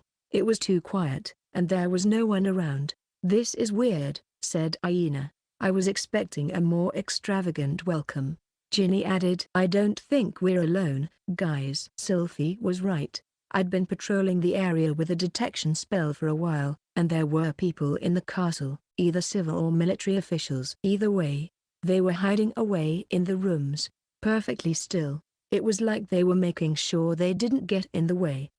I got the impression that someone or something was controlling their movements. "I know it's strange, but we need to be on the lookout for our target." Using the detection magic as a guide, we traveled farther into the building before stumbling into an open space. Lush crimson carpets lined the floor. A throne sat farther in the room, inlaid with chunks of jewels in every color, as if to assert its kingly authority. A man was sitting upon it, a young king with the green skin of an orc, but with facial features showing his half-elven roots. Dread Ben-Hur stared at me with his chin propped up on his hands. "It's been a while since the meeting of the five powers," I commented. My eyes narrowed. Dread's mouth then twisted into a sort of smile. Hey, welcome, Ard. And all your little friends, too. Thanks for stopping by. You're hilariously predictable," Dread cried, leaning back in his throne with a smile that grew more twisted. His expression was openly hostile. "Let me say this. Surrender and withdraw from Layville. If you do it now, we may resolve the matter with only monetary reparations.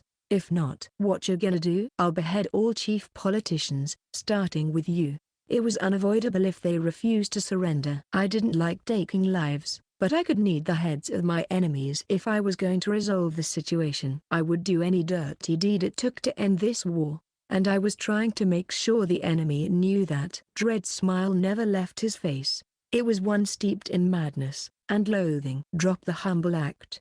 I know you're looking down on everyone. You really haven't changed, Ard. He talks like we know each other," I thought. Dread seemed to radiate murder. This is it. It can't be." Aina and Ginny broke into a cold sweat. They were familiar with this bloodlust. I knew it, too. "I see. So that is what is going on," I said, eyes narrowing as I stared at Dread. I was wondering why the half-dragons would aid Assailants. "I understand it all that now, including your motive. And the identity of the unseen mastermind." I had thought this incident was the work of Liza, the demons, and an invisible hand. I'd assumed Dread was nothing more than a puppet, but I was wrong.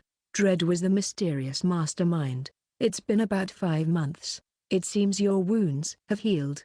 I could feel his animosity. My skin prickled. I was ready to say the name of our foe. "Might I assume this is revenge for our earlier encounter, Elzad?"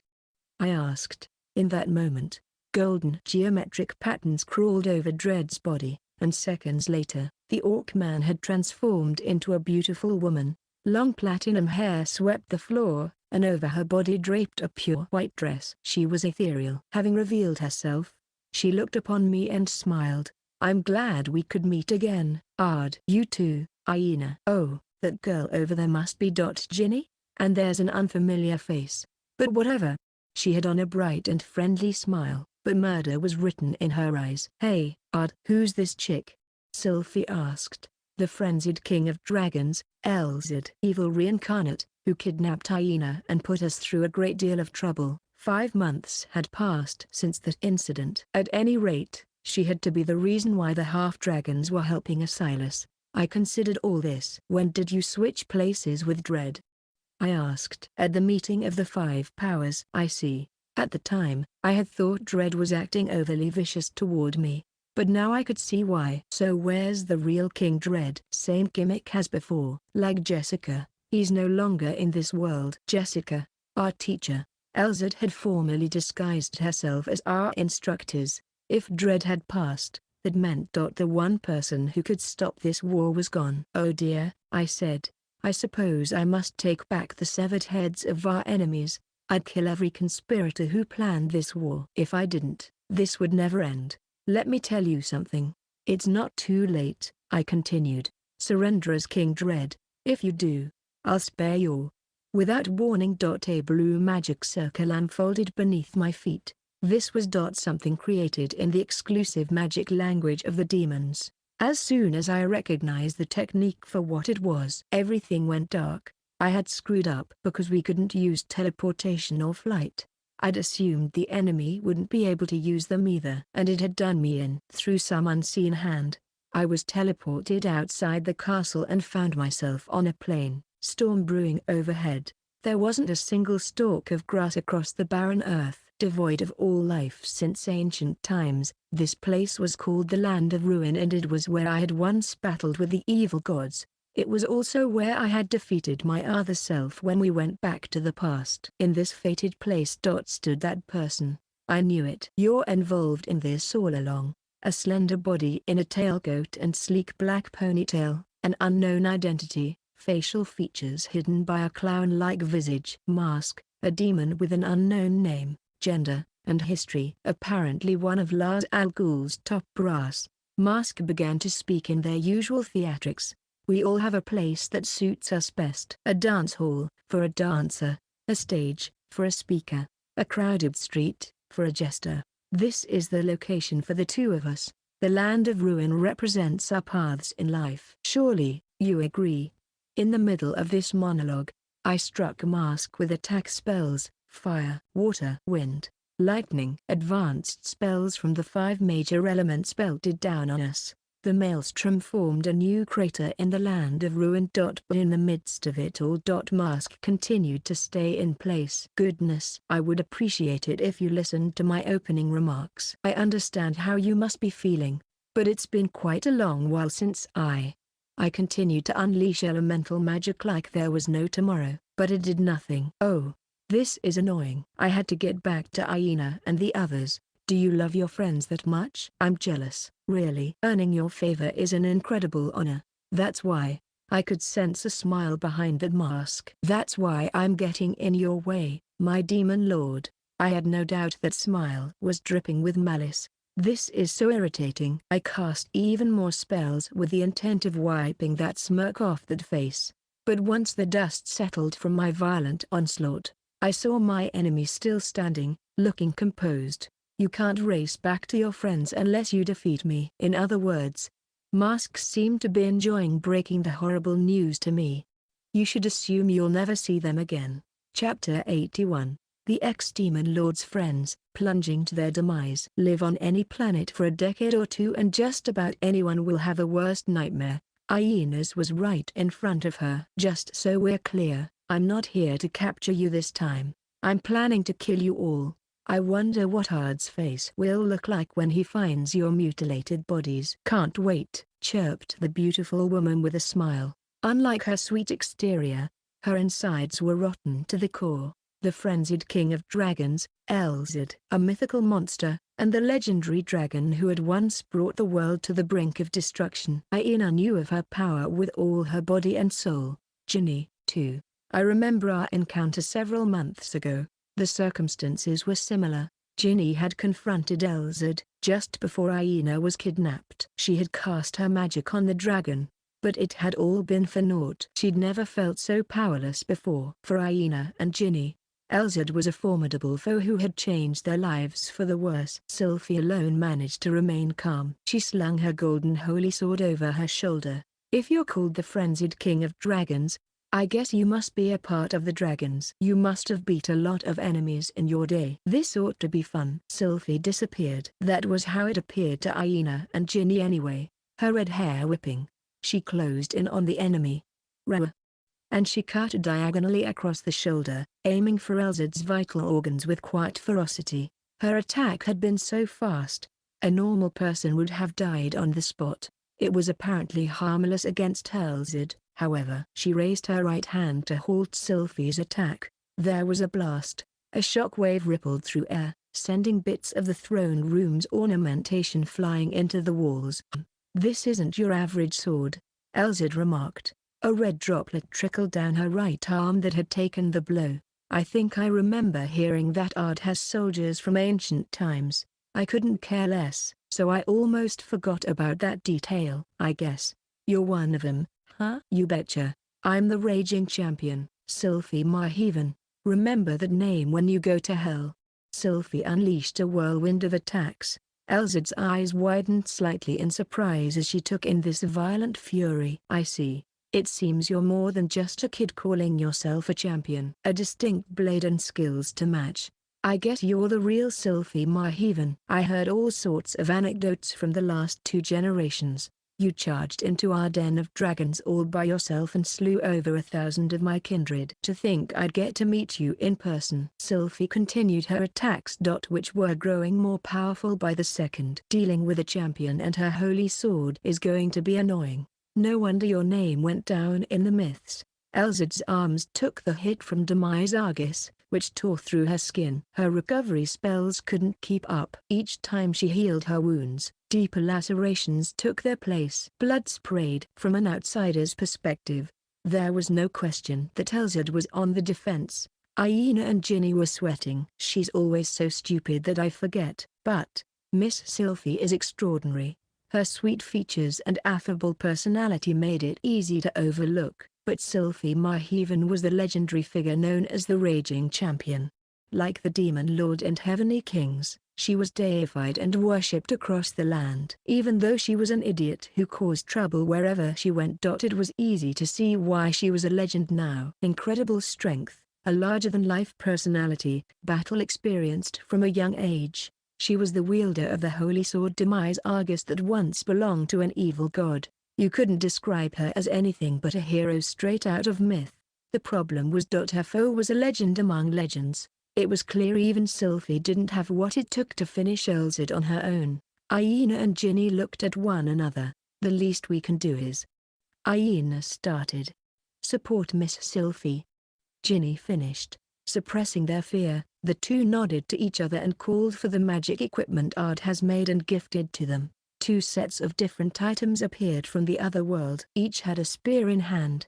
The tip of Ginny's was crimson, while Aina's was an azure blue.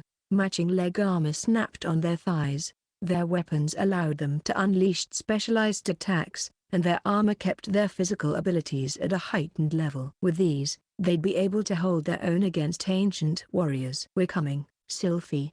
We'll give you an opening. Use that moment to strike. The Raging Champion had inspired the 2 girls. As long as they had Sylphie, everything would work out somehow, even though they felt powerless on their own. Hope dispelled their fears and equipped them with the courage to fight. And so, Aina and Ginny wielded their spears and charged forward like heroes. As Sylphie continued with her stormy barrage, they got in Elzad's way, jabbing at her. "Uh-oh, here comes trouble," said the dragon, stepping back to put distance between them. Her lips twisted into a smile as she looked at Aina and Ginny. "Can't say they're as good as this holy sword, but those are nice." Did he make them? It was 3 on 1. Yet Elzad was as calm as ever. It was making Aina worry, but she tried to shake it off. "You're no match for us." She took a step forward and delivered a series of blows. Elzad dodged Aina like it was nothing, looking at her with an unfazed expression. Aina's blow could never compare to one of Sylphie's attacks, but she knew that. While Elzad was concentrating on Aina, Ginny made her move. Rise burst. Aina jumped back to get out of the way. A giant magic circle appeared beneath Elzad's feet. Seconds later, white lightning shot through the sky. Ginny's crimson spear could shoot lightning attacks at will. It numbed an opponent's entire body and brought their movements to a standstill. "Now, Sylphie, you got it." Sylphie fiercely closed the distance at just the right moment. Snarling like beast, she charged forward and, hi-yo! She swung from the shoulder with a warrior's howl, making contact with Elzad and tearing through her from the left collarbone to the right side of her torso. "We did it!" exclaimed Aina. "We defeated the frenzied king of dragons all on our own!" Ginny cried. They were certain of their victory. Relief washed over them. Their expressions couldn't have looked happier. "But, ! It's too early to celebrate. We're not out of the woods yet," Sylphie shouted, placing distance between herself and the enemy as if repelled. Her eyes stared at Elzad, who was losing blood from the gash in her torso. She did look worse for wear. One more hit, and it'd be as good as done. But Elzad was smiling, a composed grin of victory. The dragon looked back and forth between Aina and Ginny. Hey, as I thought, people are fast learners. It's only been a few months, but you're totally in sync, praised like the backhanded compliment of someone better than you. Aina thought it was a bluff. She tried to convince herself it was. Ginny did, too. Elzad is trying to act tough, which is what most people do when they're on the verge of defeat. You're definitely improved at magic. Better mental stamina, too. As your former teacher, it warms my heart. So to reward you. Aina and Ginny knew that their assumption had been but false hope. I'll show you what real despair looks like. Elzad began to morph. The ghastly cut had healed while platinum scales crawled over a section of her skin. Pointed horns sprouted from her temples, and the corners of her mouth split up to her ears. Her teeth and nails sharpened to form fangs and claws. This half-human, half-dragon form was all too familiar to Aina and Ginny, but this Elzad couldn't even compare to the creature they'd encountered before. After Ard humiliated me, I decided to put in some effort for once. If that hadn't happened, I, the world's greatest dragon, would never have gotten the chance to train and hone my skills. Thanks to him, Elzad's entire body lit up. All Aina and Ginny could tell was that she was brilliant, golden. They couldn't understand the threat it posed. True to her title of Raging Champion, Sylphie perceived the danger in an instant and cast defensive magic on instinct. A solid wall covered the three girls. Then they were in a storm of destruction. Lights pulsed. Something kept pounding into the barrier. The wind howled, rattling their brains and threatening to rupture their eardrums. NGH, she's nuts. Sylphie cried. The storm raged on for some time. And when all grew still, their surroundings were nothing like before. The audience hall was gone. The entire castle, garden and all, were nowhere to be seen. The castle, its moat, its walls, its gate. And its people, it was like they had all disappeared into thin air. In its place was a huge crater. What is this? Aina murmured in bewilderment as she stood in center. Elzad glared at her with visible scorn, opening her large maw. My old self could only tap into my full power in my true form. Not anymore. This body is even better than the other one. And my power is stronger. You know what that means, right, Aina? Aina's body froze as those golden eyes bore into her. Ginny was still, too. This was making her cower in fear. Even Sylphie wasn't immune. She gripped her sword and quietly muttered, "Big sis, Ginny, I'll buy you time. Escape while you can." She seemed to imply it was the only way. Sylphie sounded pained but determined. "Escape. Get out of here and run as far away as you can. Meet up with Ard. You'll be safe with him. He'll protect you too." She took a deep breath. "I'll show you I'm not the raging champion for nothing." Sylphie bravely charged at Elzad with neither hesitation nor fear. She was going to sacrifice herself for her friends. She'd made up her mind. Good luck with that. Elzad didn't budge. Even as Sylphie closed in and swung her sword overhead, the dragon didn't move a muscle. The sharp blade was about to make direct contact with the top of Elzad's head, but it sounded like metal clanging. Gwa! Sylphie's sword bounced right off. She stared at her tingling hand and grit her teeth. "I have more where that came from." Her next hits were all to the same effect, repelled without making so much as a scratch on Elzad. But Sylphie persisted, brandishing her holy sword. After all, it was all meant to buy time. For the other two to escape. Even though they knew that Aina and Ginny couldn't move. Terror had turned their bodies to stone. Their minds had gone blank. They couldn't even process a single thought. Elzad smiled at Aina. "I promise to kill you last, Aina. But first," she moved her right hand, palm facing Sylphie, who continued her barrage. "Do you want to watch a dragon kill a champion?" Elzad asked with a repulsive smile. A beam of light shot from her hand, engulfing Sylphie's petite body. Ginny and Aina found her collapsed on the ground in the distance. Smoke rose from her burnt form.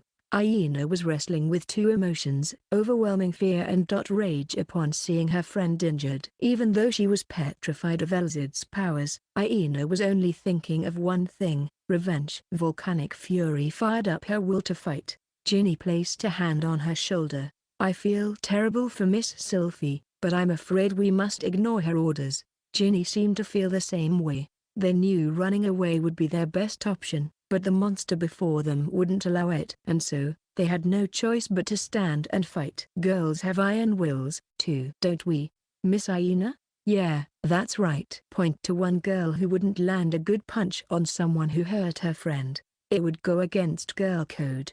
Hey, you haven't changed. Elzid said. You'd rather get revenge for your fallen friend than run from danger. That really pisses me off. Elzid found the concept of friendship detestable and couldn't stand them. Her voice was spiked with irritation. Let's go, Ginny. Ready when you are, Miss Aina. Their eyes glinted in determination. Spears at the ready. They stepped forth, daring, brave. Closing the distance between them and Elzid, they went on the offensive, hacking and trying to rip through her with the help of attack magic. You two make a great team. Call it the power of friendship. I gotta say, I'm touched, but it won't work on me. Their dual onslaught was a valiant effort, but it had no effect on Elzid. The tips of their spears bounced off her steel-like skin, and even their fire and ice spells had no influence. But they didn't give up. As long as they had the will to carry on, they knew there would be a chance. Ever since they'd met Ard, their lives had been anything but ordinary. They'd faced beings greater than themselves and found themselves in more than a few scary situations, but they had survived every time, and here they were now. They seemed to believe they would make it if they didn't give up. Elzid smiled at their line of thinking. It was scornful, utterly so. You might have scraped by with the power of friendship. You think you can do it again? She was grinning on the receiving end of their attacks. Her eyes flashed with bloodlust. I'll teach you that only fools believe friendship can work miracles. An instant later, Elzid launched her counterattack. She hadn't retaliated up until that point, but the dragon took Hyena's weapon and crushed it into dust. Wah! Hyena's eyes snapped open. Elzid coolly called out, "Let the tragedy begin." Her mouth twisted into a menacing smile. Elzid pulverized the spear Ginny threw at her. You should see this one's death up close. She unleashed a spear hand strike, 4 fingers extended and compressed together. Sharp talons connected with Ginny's solar plexus, piercing her stomach and organs. Gah! Ginny's eyes widened with excruciating pain. The light in them was fading. She was moments away from death. Ginny! Hyena cried out as if to stop her from losing consciousness. Elzid seemed satisfied by the scream of despair. You should be more worried about yourself. She thrust her one hand at Hyena as the corners of her mouth turned upward. I'm going to die. That spurred Hyena into action, and she cast defense magic on complete reflex. A glittering wall enveloped her as a golden flash exploded from Elzid's palm. A crash, agonizing pain, weightlessness. Bright light flooded her vision, and her consciousness went dark. How much time had passed? She could feel a cold, hard sensation on her cheek. Hyena opened her eyes and realized she was lying in the town. The defensive spell had saved her life. But her body had taken major damage. Ugh! The pain brought tears to her eyes as she slowly stood up. The citizens stared at her in confusion. Did this girl come flying from the castle? I wonder if she's got something to do with it disappearing? Their battle with Elzid had apparently worried the public. Hyena felt bad for them as she managed to get back on her own 2 feet. Ha, you're a stubborn one, Hyena, Elzid said, mirthfully swooping down from the heavens. The sight of the half-dragon made the public panic even more. What is that monster? Disgusting. They looked at her with fear and animosity. She scowled. Quit staring, you worms, Elzid snarled, raising her right hand upward. Hyena immediately realized what she had in mind and cried out, "Stow!" Elzid acted before she could finish, and magic circles flashed in the sky. Golden geometric patterns spread in the empty space, radiant and terrifying. That would be the last sight they ever saw. Drop dead, Elzid spat, letting fire shoot from the magic circles. Destruction descended upon the town and delivered hellfire. The heat reduced people and buildings to ashes. Since structures were made of wood, the flames were starting to spread. Elzid's spell was turning even distant locations into scenes of tragedy. How could you? Hyena asked. She was safe since she wasn't the target of this attack. Her eyes saw hell up in flames. The picturesque town was gone. Its populace had died violent deaths, charred corpses unrecognizable. A young girl with ashes for legs, men blown to pieces by the impact. Hours before, they had been living life, laughing and crying with one another. Aina thought her heart might break, and she felt hatred, all-consuming hatred, for the monster responsible for this. Why are you doing this? They had nothing to do with you. Elzad smirked. Yeah, they had nothing to do with me. That's why I could kill them. It's easy to take a life when they don't matter to you. I've always hated humans, so I'm pretty sure I'd kill them, regardless. Arms wide, Elzad gestured to the blazing town, grin deepening. After I kill you and send Ard into the depths of despair, I'm thinking about killing everyone in the country. I've only been king since becoming Dread Ben-Har, but wow, controlling humans is pretty stressful. As payback, I'm going to give all the good citizens the cruelest deaths imaginable. Elzad wasn't kidding. Aina grit her teeth. Never. You think I'll let you get away with that? To Aina, the people of Assailants were the enemy, but that didn't matter. Lives, all of them, were precious. This had been hammered into her during the events of Megatholium. Maybe humans were all ugly and pathetic, but within that contamination lay a small glimmer. To protect it. She would risk her life and defeat the evil that stood before her. Aina glared at her foe. Elzad shrugged. You seem convinced you can take me down, but you might as well forget it. Take another good look at the situation. Elzad scanned Aina from head to toe. Your weapons become dust, your leg armor has seen better days, you've got bone fractures, and even your organs have suffered major damage. Don't you just wanna cry? No need to act tough. Go ahead and let it out. Ard, help me. He'll coming running like he always does, she mocked. Aina would never. I'm not the person I was when you kidnapped me. She'd been weak then, a damsel in distress waiting to be saved by the hero. I'm not just some princess in need of protecting anymore. Aina was competitive by birth, and above all else, she dreamed of becoming a champion. She was thinking of two people. The first was her friend and the world's strongest hero, Ardemetia. Only a short while earlier, Aina had told him she wanted to become strong to become special to him.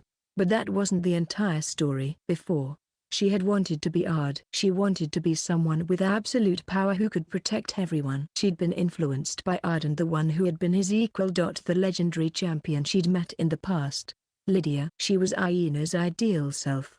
She lived wild and free, chuckled heartily, and saved those in need with a gallant flair. Ard and Lydia, Aina wanted to be on their level, not some feeble girl who wailed at the slightest sense of danger. In fact, she wanted to protect those in tears. You know as well as I do. Ard won't come to my rescue, I'm sure of it. He isn't some hero that'll rush in as soon as I start screaming.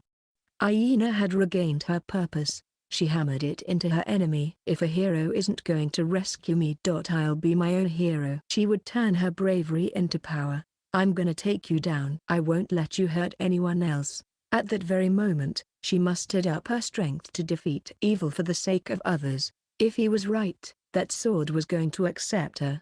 Aina shot her left hand skyward. Come! Valdgalgulus. The air rumbled, and something flashed in the empty space around them. Something powerful was incoming, Aina thought, when a blade appeared in her hand, devoid of extra ornamentation and shining pure white.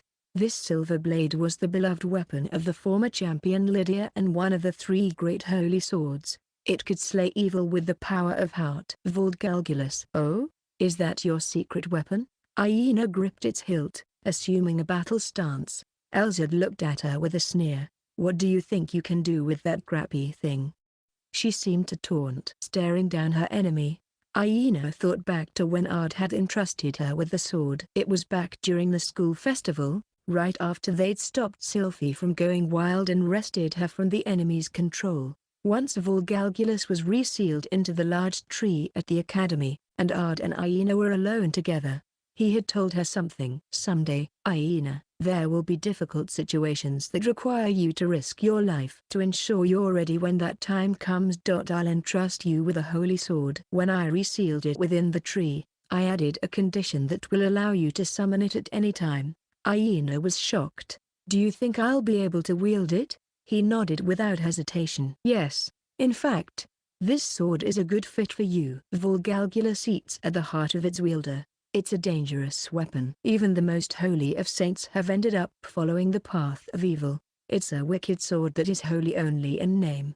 But I know you can master it. I'm certain its power will not take hold of your heart. With a confident smile, Ard placed a hand on Aina's shoulder. The champion Lydia was the same way. You have all the makings of a hero. As someone who goes above and beyond when fighting for the sake of others, it's only right that you brandish it. Ard had believed in her, believed she could master the sword's power, believed she would use that power for good, and she had respected that trust by calling upon the blade's name, to protect those in need, to transform despair into hope. Astella, glisten, O soul, photoblik, become my light, temblick, and dispel from darkness. The chant, almost as old as time itself, left Aina's lips. A brilliant light wrapped around her body, and a few moments later, she was wearing armor made of white silver, NNMGH. All her pain seemed to evaporate. But a powerful force washed over her, and wicked passions flooded into her. Hatred for her enemy, an impulse to destroy things, bloodlust, a compulsion to violate someone. The holy sword was infiltrating the heart of its master and attempting to make her venal. However, I'll use this power for good. She dispelled the evil in her heart and rushed toward the enemy. As the girl barreled toward her, Elzad smiled contemptuously. Ha ha, aren't you a brave one? Nothing more than a pointless shrug. Aina got within range and swung her holy sword, a diagonal cut that began from the shoulder and carried her full force. It hit Elzad's unshakable body. It won't do anything. A weak little girl can't take me down, Elzad thought, smiling. Seconds later, the frenzied king of dragons was stunned by a revelation. As Aina's attack made contact with Elzad's body, the silver blade dripped through skin and sliced through her very bones. Gah! The dragon's eyes grew wide at the blinding pain. Take this. Another swing, this time in the opposite direction. It sliced through Elzad as cleanly as the first, marking an X on her abdomen. Gah! Why, you gotta be joking. There's no way you could hit me now that I'm at full power. Coughing up blood, Elzad stumbled forward. Her regenerative properties were immediately activated to heal her wounds. Even so, the dragon was rattled. As she withdrew in a cold sweat, Aina boldly stepped forward. Crouching low to the ground, the girl sprang at her like a wild beast going after its prey. It made Elzad fly into a rage. Don't push your luck, little girl. Magic circles appeared over Elzad's head. Disappear. On her command, they unleashed beams of azure light, forming an enormous mass of blazing heat, but this failed to stop Aina, who continued to race forward. Selvidias become a source of fear. She cast one of Volgalgulus's spells. The silvery blade began to shine brightly, and then it absorbed Elzad's heat beams. What? Shock settled back on the face of the frenzied king of dragons. Before her, Aina was quickly closing in. She was accelerating, perhaps from absorbing Elzad's powers. Volgalgulus had taken the attack and converted it into power to feed its master. Elzad's attempt to murder Aina had strengthened her. Ha! A blow came from overhead, clicking her tongue. Elzad jumped back to avoid it. This power, it didn't just come from the sword. Elzad had instinctively sensed a hidden energy emanating from within Aina. She was converting courage into strength and dispersing it into every cell of her body. It enveloped her like an aura, pure and white. Elzad finally figured out her true form. You demons. So I was just a stepping stone. Ha! The power of the evil gods was awakening within Aina. Her body and soul were connected to her ancestral roots. The being named Aina was drawing near those dark forces, ever closer to a colossal presence that could produce power and change the world. Elzad had just witnessed an innocent girl turn into a monster. That had been the demons' plan all along. Their goal was to awaken Aina, and they had used Elzad as a pawn to accomplish this objective. This realization made her furious. How dare you manipulate me, you worthless insects! As Aina charged in, Elzad summoned her own blade, like one that had belonged to her half-dragon underling. It was a large sword made primarily of dragon bone. Pointing its tip at Aina, she launched herself off the ground. As the town burned around them, a girl and a dragon had begun to sword fight. Ra-ha! The holy sword and dragon blade slammed into each other, shooting sparks on impact. Each impact was followed by a thunderous echo and shock wave, obliterating the paved roads in seconds. It was, by all accounts, a fight far beyond the realm of humankind. For some time, they were matched 1-to-1. But the stalemate began to break, and the more dominant of the two was Elzad, the frenzied king of dragons. Ha ha! What's wrong, Aina? Not moving around so fast now, are ya? The dragon sword grazed Aina's cheek. Since it was forged mostly with dragon bone, even the slightest scratch could eat away at an opponent's soul. It had no power over her. However, as Aina was now on par with the evil gods, but if the sword managed to cut deeper, it would mean instant death for anyone. That moment was coming closer. Elzad wasn't the only one who could sense this. Aina did, too. My body is so heavy. My heart hurts. Aina was struggling. Handling the awakening of her powers and the holy sword was no easy task. Any average person would have fallen to their knees and collapsed from fatigue. She had long since reached her limit. Aina was beginning to resign herself to her fate. Is this where it ends? Am I just a weak little princess? Ow! I wish I could give up and go to sleep. Even the greatest can only go so far. Who could blame a mortal for complaining upon being pushed far beyond her breaking point? She had fought admirably to protect others, went past her limits, and drove a terrifying monster into a corner. Haven't I done enough? I'll leave the rest to Ard. Even if I don't stand a chance against her, I'm sure he'll think of something, she thought. Stand strong, Miss Aina. A familiar voice cut through the clanging swords. Ginny. Off in the distance, in the shadows of a crumbled building. Was her friend, face pale, glaring at Aina. I bet you were thinking you'd leave this to Ard. I bet you thought you couldn't beat her. Well, you're wrong, Miss Aina. You would never lose to some silly dragon. Ginny's voice seemed to grip Aina's heart. You're just as heroic as Ard. Don't you remember? The first person to call out to me, to reach out and save me, wasn't Ard. It was you, Miss Aina. Ghostly white, Ginny cried out with tears in her eyes to her beloved hero. I've always watched you from behind. I tried hard to stand by your side, Miss Aina. You're my dear friend and my inspiration. That's why there is no way you'll ever lose to some dragon. Something was burning in Aina's heart. Flames of friendship. Wing, Miss Aina, take down that lizard woman and show me you're a hero worthy of fighting by Ard Meteor's side. Tears streaked down Ginny's face, and Elzad's bloodshot eyes bore into her. Quit yapping, you stupid girl. The dragon snapped with a look of fury. Magic circles appeared before her, and blue beams of light rushed down on Ginny, already severely injured. The girl didn't have the strength to dodge. I'll protect my friend. Selvidias become a source of fear. Aina raced toward her friend and called upon the power of her holy sword again. The blue beams were absorbed into its silvery white blade. She stood in front of Ginny and offered a smile. Just watch, Ginny. I'll beat this thing in no time. Aina carried out her attack. TCH, no point in struggling, girl. Elzad's breath was ragged. Maybe Aina's awakened power had sparked fear in her. Or their show of friendship had set her off. There's no way I'm gonna lose now, Aina cried, swinging her holy blade, fueled by passion. She wasn't just recovered, she was stronger than before. Ha, you think you're showing me the power of friendship? Don't be an idiot. Elzad seemed angrier, exploding in fury as she wielded the sword made of dragon bone. Inspiration? Heroes? Friends? Who cares? You'll always be betrayed in the end. All that shit does is get in the way. Elzad spat and swung her blade, getting more intense. Aina could feel the sadness in the dragon's heart. Humans and monsters don't mix. They can never be friends. Ah, you make me so sick. It seemed Elzad was pushing her limits, fueled by rage, hatred, jealousy.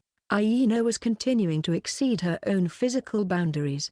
Monster or not, we can understand one another if we join hands. You can be like me and Ginny. People aren't as horrible as you think. Ow, my body, my heart, they're burning up. Ah, hi, I might be inferior, But I'm not giving up. My friend is watching. My friend who said I was dear to her. My friend who called me a hero. I don't want to embarrass myself in front of her. I want to be a hero until the very end. I'm going to win. Elzwood. Aina broke through another one of her mental blocks. Her bursting emotions, purpose, courage. It all took her to the next level. It was like these emotions were flooding out of the depths of her being. Her aura had darkened from stark white to the deepest black. NGH. Pain racked her entire body. Joints and bones creaked. Veins burst. Blood sprayed. You're losing control. The power of the evil gods is too much for one person to handle. At this rate, you'll be killed by your own strength. So what? Aina shrieked. Even as the dark aura draped around her and blood burst, she kept the pain at bay, still trying to rip through Elzid. I don't care if my body falls to pieces. I'm going to beat you. I'm going to win. I will win. Even as every inch of her body screamed, straining to keep up, and she wept from pain, Aina didn't stop. It forced Elzid to go on the defensive. There wasn't even room for a counterattack. The dragon bone blade caught the blows of Aina's holy sword. And Elzid grimaced under the impact. NGH. I won't accept it. Never. No way in hell. Elzid meant every word, but it didn't change the situation. Finally, a crack ran through the bone sword and traveled through the rest of the blade. It's impossible for me to lose to a little shit. There's no way that would ever happen. She cried for victory, but her hopes were dashed. Aina's next blow brought the bone sword to its limit, and the sword fractured into a million pieces. You're done, Elzid. Then came judgment. Aina formed her right hand into a tight fist and put every ounce of energy she had into it. Damn it! Elzid shrieked. As Aina moved in on her, Elzid aimed a spear hand strike straight for her throat, fast and sharp, but it moved at a snail's pace to Aina. She dodged it and drew ever closer. Clench your jaw, dummy. The iron fist struck Elzid in the face and felt like an explosion had gone off. The dense concentration of power had created an unbelievable impact. Then, Elzid went soaring across town. She crashed through buildings that fell like dominoes, and even kept going until she pierced the wall protecting the town. Elzid landed outside its borders and onto the smooth plain as if expelled from the dwelling of humans. Her body rolled across the ground and finally came to a stop. Stretched out like a snow angel, Elzid glared up at the sun. Damn it, how did this? She couldn't continue the battle. Neither her mind nor body had any fight left in them. Cursing her defeat was her last option. Aina walked over to her, holy sword in hand. Kill me, the frenzied king of dragons barked at the girl who stood looking down on her. She wanted a swift end, to die so she could leave this disgusting world behind, but Aina refused to grant her wish. I'm not going to kill you, you're going to keep on living. Aina fixed an inscrutable look on her. Elzid smiled dryly. What are you gonna do? Keep me as a pet? Slowly torture me for years to come? Ha, spoken like a descendant of the evil gods. There was a smile on her lips, but she had eyes full of malice. If you're not going to kill me, I'll do the job myself. I don't want to spend another second in this blasted world. Elzid began to cast a special spell that would destroy her own body. You think I'd let you? Aina bent down and touched Elzid's chest. An instant later, her magic circles winked out of sight. What did you do? Elzid's eyes snapped open, failing to hide her surprise. Aina answered honestly. I don't know.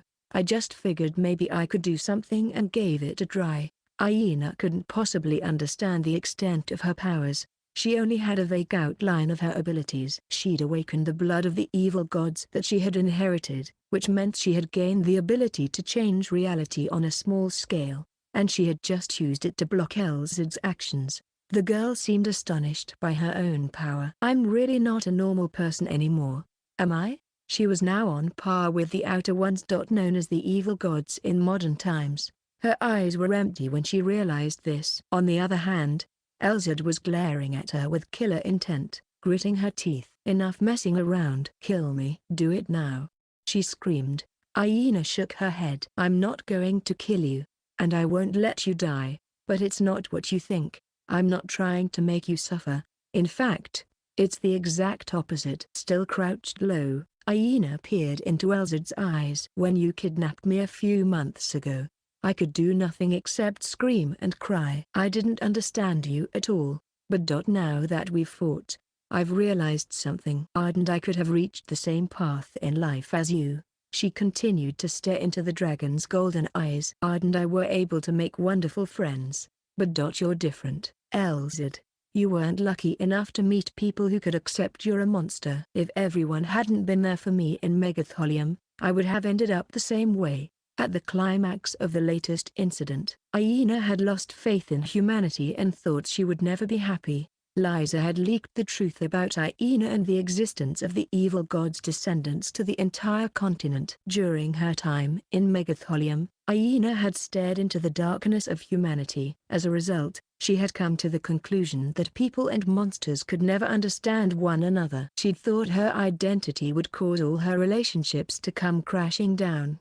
But what happened? Far from rejecting her, everyone had come running to Megatholium. It wasn't just Ginny and Sylphie, either. All her acquaintances had rushed to her aid.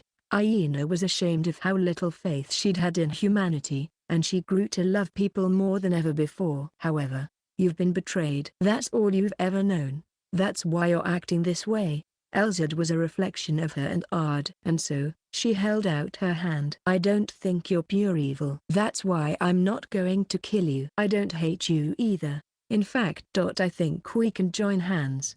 Aina looked straight into Elzad's eyes and made her proclamation. I won't betray you. Ever. So I want you to try believing in people once more. Live among them with us, Elzad. This frenzied king of dragons had hurt many people. Aina knew that was unforgivable. But she and Ard could do their best to make amends with those Elzad had injured. She could become someone who no longer had a bad relationship with humanity. Aina wanted to believe there was some good in her. And so, starting today, you're going to be my friend, Elzad, she announced with a gentle smile. Elzad's eyes grew round, but they soon shifted to daggers. You're out of your damn mind. You thought you'd become like me? Ha, that's the stupidest thing I've ever heard. You're wrong.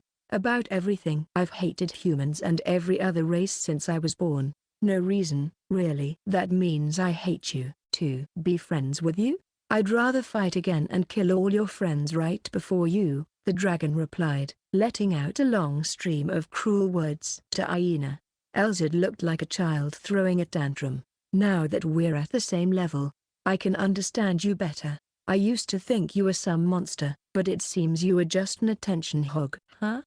Elzad frowned. Their hearts weren't won yet. But Aina had hope that she'd smile with the scary dragon. She thought of the many developments that awaited them in this life, and her mood brightened. A magic circle suddenly appeared beneath Aina's feet. It wasn't Elzad's doing. She was just as shocked at the sudden development. Moments later, Aina's consciousness went dark. When she came to, she was standing in an unfamiliar place. The sky was heavy with stormy clouds, and thunder continued to rumble. The earth was desolate. This must be what the end of the world looks like, she thought. In these ruins, Aina spotted two men. Meteor. He looked different, though, maybe because he'd activated his original technique. Aina felt like she might faint from his beauty alone. And, the other man was familiar, too. But why? Why was he here? Just as she was considering this, he flashed a charming yet brutal smile. Wonderful. Ah, that was magnificent. Fräulein, you've evolved so much. As his insane delight manifested itself, a small box appeared in his hand. As soon as she laid eyes on the pure white object with gold lines, Aina felt nostalgic and overcome with indescribable fear. It should not be allowed to exist. It had to be destroyed. Otherwise, everything would come crashing down, including her hopes and future. She instinctively took on the fighting stance. However, it's useless, Fräulein. Now that you're an evil god, you have no choice but to become the holy grail that will fulfill my desires. As if to prove this, strength was sapped from Aina's body. Her soul and its infinite energy dissolved into a sparkling stream that flowed into the white box. Aina saw Ard's flustered face. And her vision went black. Chapter 82, The Ex-Demon Lord and the Beginning of the End. The sooner I finished this battle, the better. The more time that passed, the more loose ends I'd have to tie. Such was the nature of war. I walked into the fight with the intent of ending it immediately. Plus, I knew my friends were in serious danger. I couldn't afford to hold back. As the battle between us commenced, I cast my original technique and switched right to phase 3. This put me at the greatest possible advantage. I drove Mask into a corner. Then, I pierced my dark blade straight through the heart. Normally, it'd be a done deal by this point. Hey, hey, I expected no less. You're wonderful, my demon lord. That hit should have taken my enemy out. Mask was alive and well. They raised their palm toward my face. Sensing danger, I drew my sword from their chest and moved back. I glared at my enemy as I put distance between us. That marked the third time. I'd already delivered 3 fatal blows, and I wasn't going easy on Mask or anything. They'd all been merciless attacks meant to completely eradicate their astral body, but it seemed like my enemy had barely felt them. In fact, Mask grew more elated with every attack. No one with immortality was supposed to exist in this era. They had to be from the past.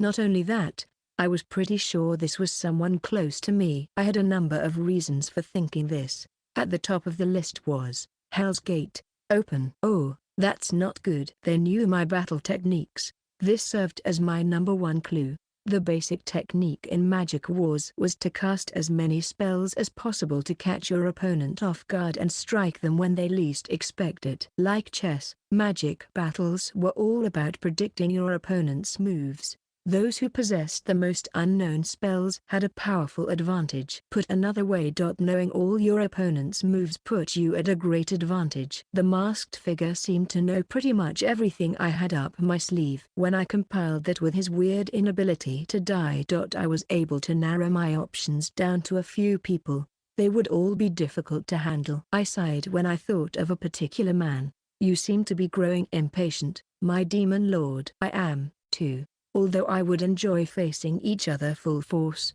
we're still in the pre-battle stage, so I'm afraid I cannot act as I wish. Oh, woe is me! Cried out the masked figure dramatically, gesticulating wildly.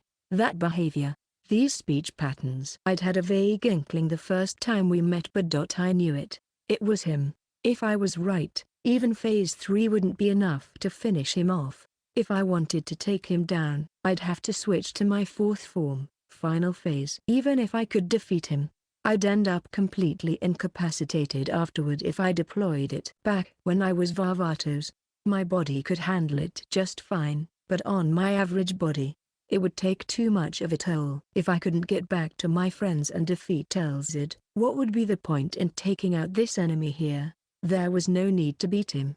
Immobilizing him for just a few seconds would be enough. A victory here wouldn't help us win. I had to meet back up with my friends. If I could stop him for just 2 or 3 seconds, I could make my way back to them with warp magic. If Mask was who I thought he was, my best option was to take my detailed knowledge of all his moves. I quickly formulated a battle plan and put it into action. Glisten, O light and might of heaven.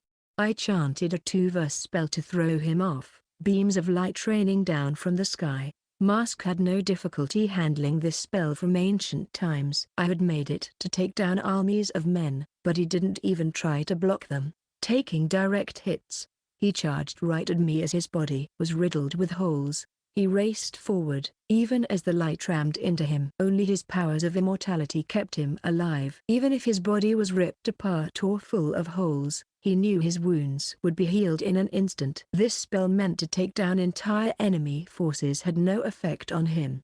That was fine. After all, it was just part of my plan to get him to misidentify my magic. Fasten, O chains of paradise, I chanted. Magic circles appeared to both sides of Mask. Chains snapped out to bind him. But, haha, so you're going with your favorite sealing technique. He'd read me again. The masked figure took a big step back and dodged the tangle of incoming chains. Originally, I'd planned to bind him with those chains and use a 6-verse chant to seal him away in an eternal prison. He had apparently figured this out. Even so, that was exactly why he would fall for my trap. I intentionally stopped the light beams and pretended to make another move.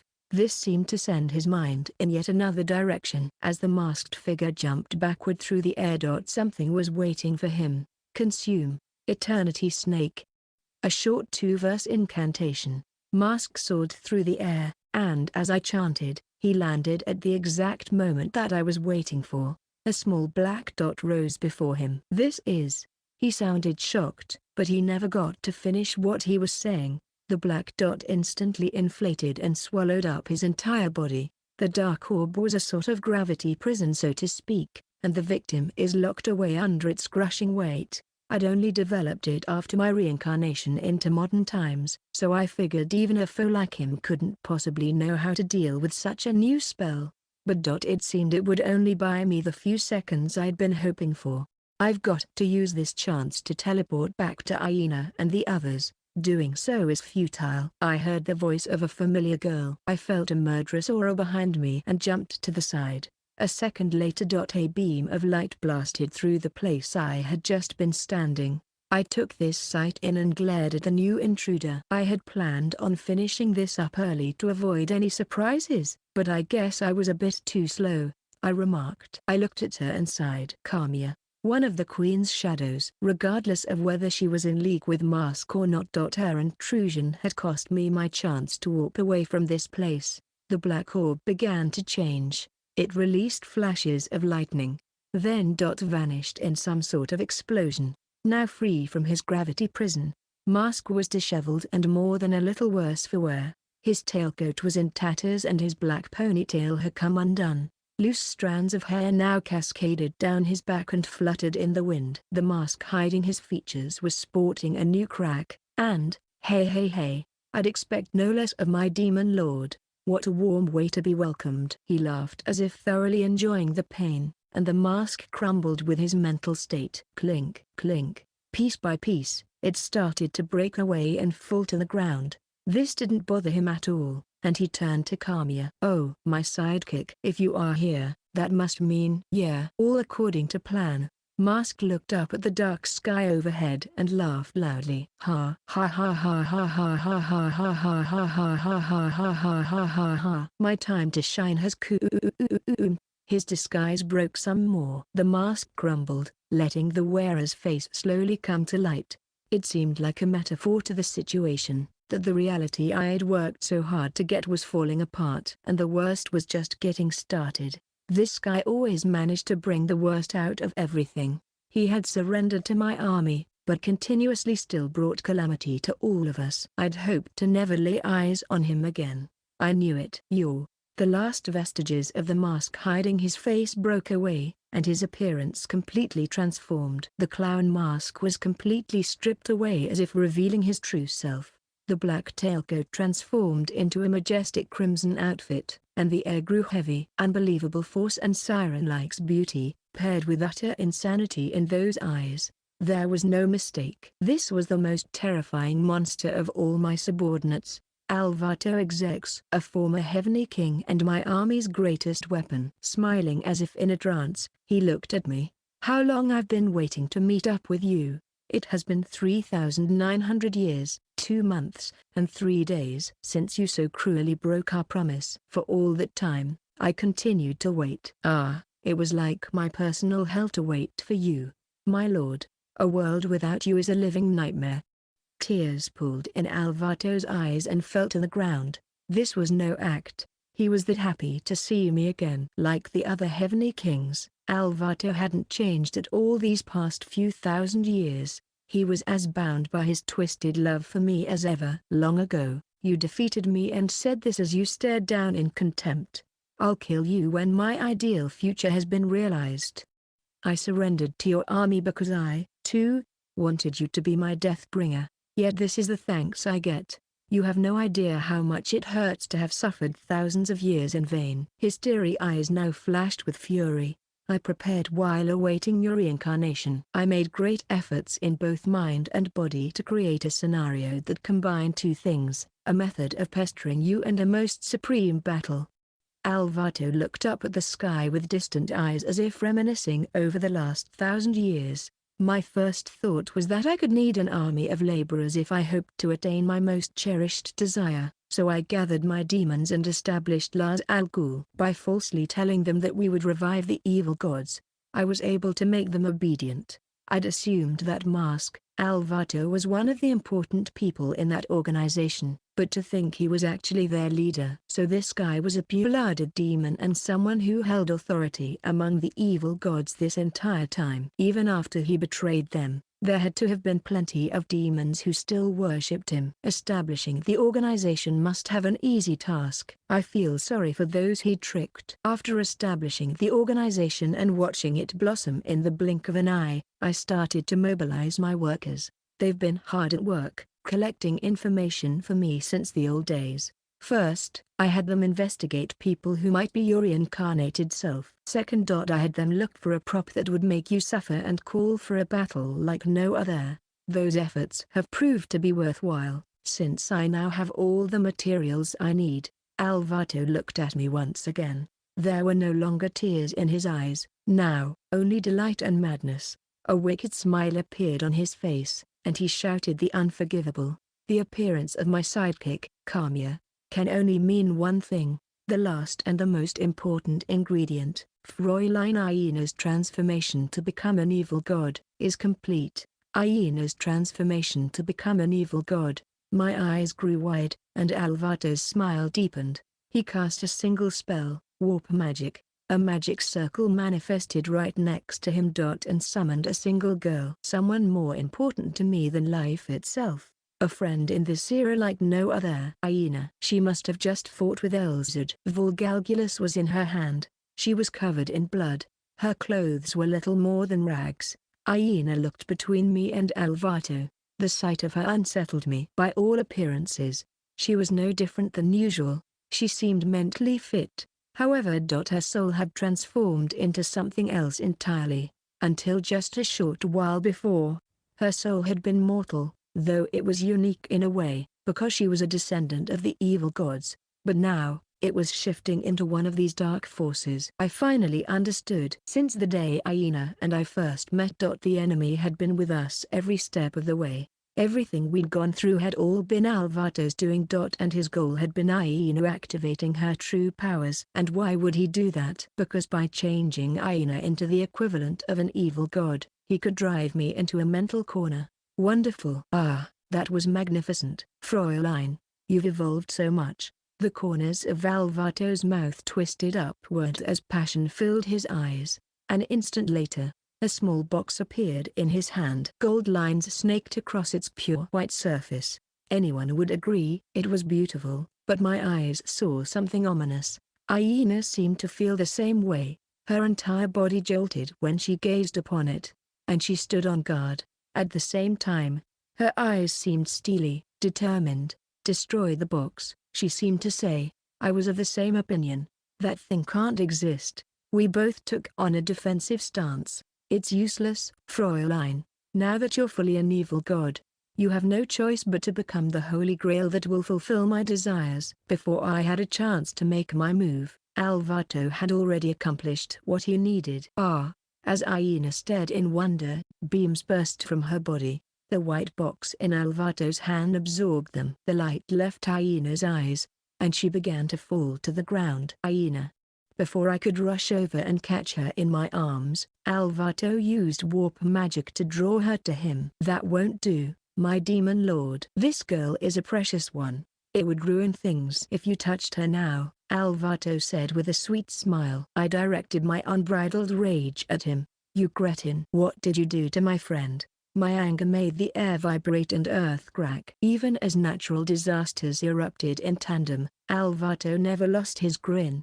Her life is in no danger. It's a single component, one that will make this strange cube operational and maintain its effects. That is what Fräulein Aina in her current form is for. Furthermore, Alvato raised the box to the heavens as he shouted, "The time to fulfill my greatest wish has finally come." The white box began to shift around as if disassembling itself. This is bad. I don't really get what's going on, but that thing is trouble. I have to destroy it fast. I tried to spring into action, but I couldn't lift a finger. I couldn't cast magic either. I had no choice but to listen to Alvato and watch him carry out his grand plan. It's time to start the endgame. If you wish to overcome the worst of circumstances and take back your dear friend, then come to me, to the one who has become the true demon lord. The white box soon transformed into a spiral, and the golden shine that radiated from it clouded my vision. That was the last thing I saw in the Silas. As my consciousness faded, I grit my teeth and mentally screamed the name of my dear friend. Hyena. Her face flashed in my mind. And immediately, my vision went dark. Prelude to the finale. A world, transformed. In her endless sea of consciousness, Sylphie heard a voice. Miss Fee. Drink. This. The words were fragmented by the voice's tone. Sylphie could tell it was her friend. Ginny must have been trying to save her. Was the thing being poured into her mouth the potion Ard had supplied them before the battle? Sylphie managed to hold on to her consciousness as she gulped down the liquid. When she did, the injuries from her battle with the frenzied King of Dragons healed in an instant. The paralyzing pain had disappeared, and she no longer felt on the verge of fainting. Ard's potions always work like a charm, but it seems like even he couldn't make a potion with no side effects. Not that she blamed him. Potions were a medicine that forcibly rejuvenated the target body and forced its wounds to heal. Its side effects could be severe, depending on the injuries that needed to be treated. Curing something minor might cause fatigue, but for someone as fatally injured as Sylphie, the toll of healing her body was indescribable. I'm so sleepy. I think this is all I can do. I'll leave the rest to Ard. I think I'll take a nice, long nap. He would definitely save Hyena and Ginny. Sylphie quickly gave into slumber, certain of this. How long have I been out? Sylphie felt a peculiar rocking and came to her senses. Something solid was shaking her petite body. She thought it might be Hyena, Ginny, or maybe Ard and NNNN. Just a little longer. Let me sleep, she murmured with a frown. Grog. Oh, that didn't sound human. In fact, it wasn't human at all. Spine tingling, Sylphie forced herself to open her eyes. What greeted her was shocking. She should have been passed out in the ruins of the castle in the capital of Assailants. But for whatever reason, she was in a forest.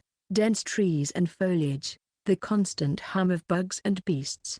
And the one who woke her up wasn't Hyena, Ginny, Ard, or even Olivia. It was some form of bipedal dragon so large you had to look up at it. A Gaia dragon, to be exact. She stared at its huge face. Thanks for waking me up. Well, I'm kinda in a hurry, so I really gotta, The dragon opened its gaping maw and attacked, ready to make a meal out of her. Sylphie leapt backward and dodged the talons that came swooping down on her. After confirming she was still equipped with Demise Argus, she gave a mighty shout. Sheesh, it's dragons galore today, huh?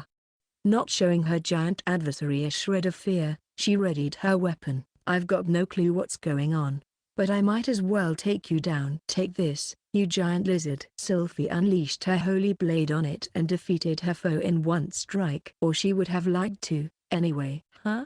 Sylphie had put all her magic into drawing out the sword's power. But it was now silent as the grave. Hey, Demise? What are you doing? Give us a flashy light beam or something. Hello? She continued to pump magic into it, but the holy sword didn't even make a peep. Maybe some sort of problem popped up because of my showdown with Elzad. In that case, it was a bit of an inconvenience, but she could still fight with her own magic skills. Sylphie tried to cast an attack spell. However, nothing happened. No spells materialized. The situation made Sylphie break out in a cold sweat. I think dragons and people can be friends. So eating me would be, The dragon charged at her without a second thought. Sylphie turned around and ran as fast as her legs would carry her. Come on. What's happening? In the middle of the vast forest, the raging champion's solitary game of survival was just getting started. Hyena had punched the feared king of dragons, hard. A smile had formed on Ginny's lips when she'd witnessed it, and although Hyena wasn't there to hear it, she showered her friend with accolades. Hee, I knew you could do it. Otherwise, I would have been so disappointed. Hyena was an important friend, a rival in love. And Ginny's inspiration. Ginny felt her own consciousness growing dim. It's a miracle. I made it. This far. After Elzad tore through her stomach, Ginny had taken the emergency potion from Ard. This had helped her escape death, but its side effects, paired with anemia, had rendered her almost immobile. Ginny had endured it as she raced to Aina's side, but there was no immediate danger any longer. She threw herself on the ground and closed her eyes. Ginny assumed that by the time she came to, everything would surely been resolved, and fell into a deep slumber. She sensed something was off the moment she awoke. Something quite soft pressed against her cheek. Ginny knew she should have been lying on broken cobblestones. Perhaps the townspeople had brought her to a clinic. No, that wasn't it. The scent and texture on her cheek told her it wasn't a pillow or bed. It was earth. She was lying on the ground. She opened her eyes in confusion. Where am I? At the very least, she knew this wasn't the capital of Assailants. The scene that greeted her was an unfamiliar plane. Dense fog wafted by, and she could only see the immediate vicinity. Ginny stood out on the eerie plain. Waiting here won't do me any good. She didn't understand what was going on, but it was best to keep moving for now. Ginny cautiously set out and continued to make progress without dropping her guard for an instant. Just then, some sort of silhouette appeared in the thick fog. Is this a totem pole? Ginny wasn't really sure what it was supposed to be and placed her hand to her chin as she looked at the peculiar figures. Come to think of it, Miss Aina did say there were totem poles in her village, she murmured to herself. The details of their previous conversation matched the features of the object before her. In that case, could this be Ard's hometown? Ah, but their village hardly ever has fog. Besides, why have I been sent someplace else anyway? She had no idea. The situation was a complete mystery to her, and she was starting to grow tired of this unsettling reality. Just then, she spied something moving through the mist. Could it be a villager? Perfect. If I can just know where I am, it will ease my mind.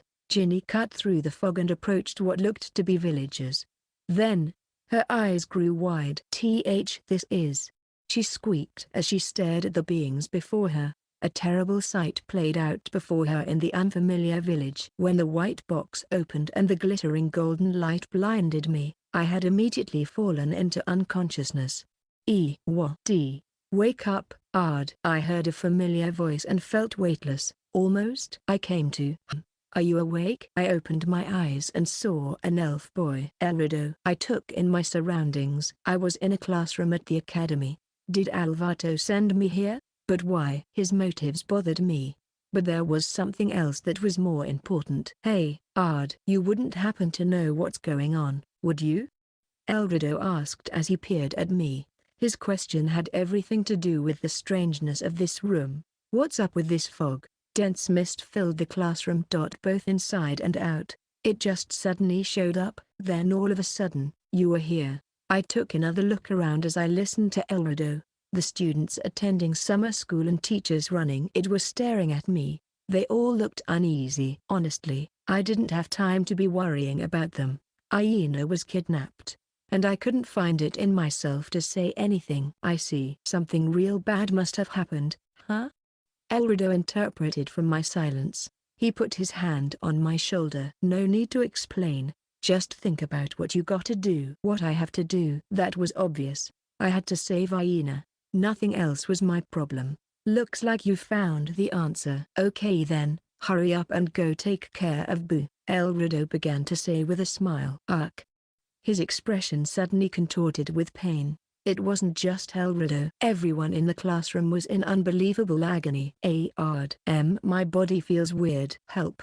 Their wails that rang across the room created a scene too terrible to describe. Ggh. Elrido and the other students began to transform. Gjaga, gwagaga, jjj. They emitted strange sounds as their bodies pulsated. What's happening?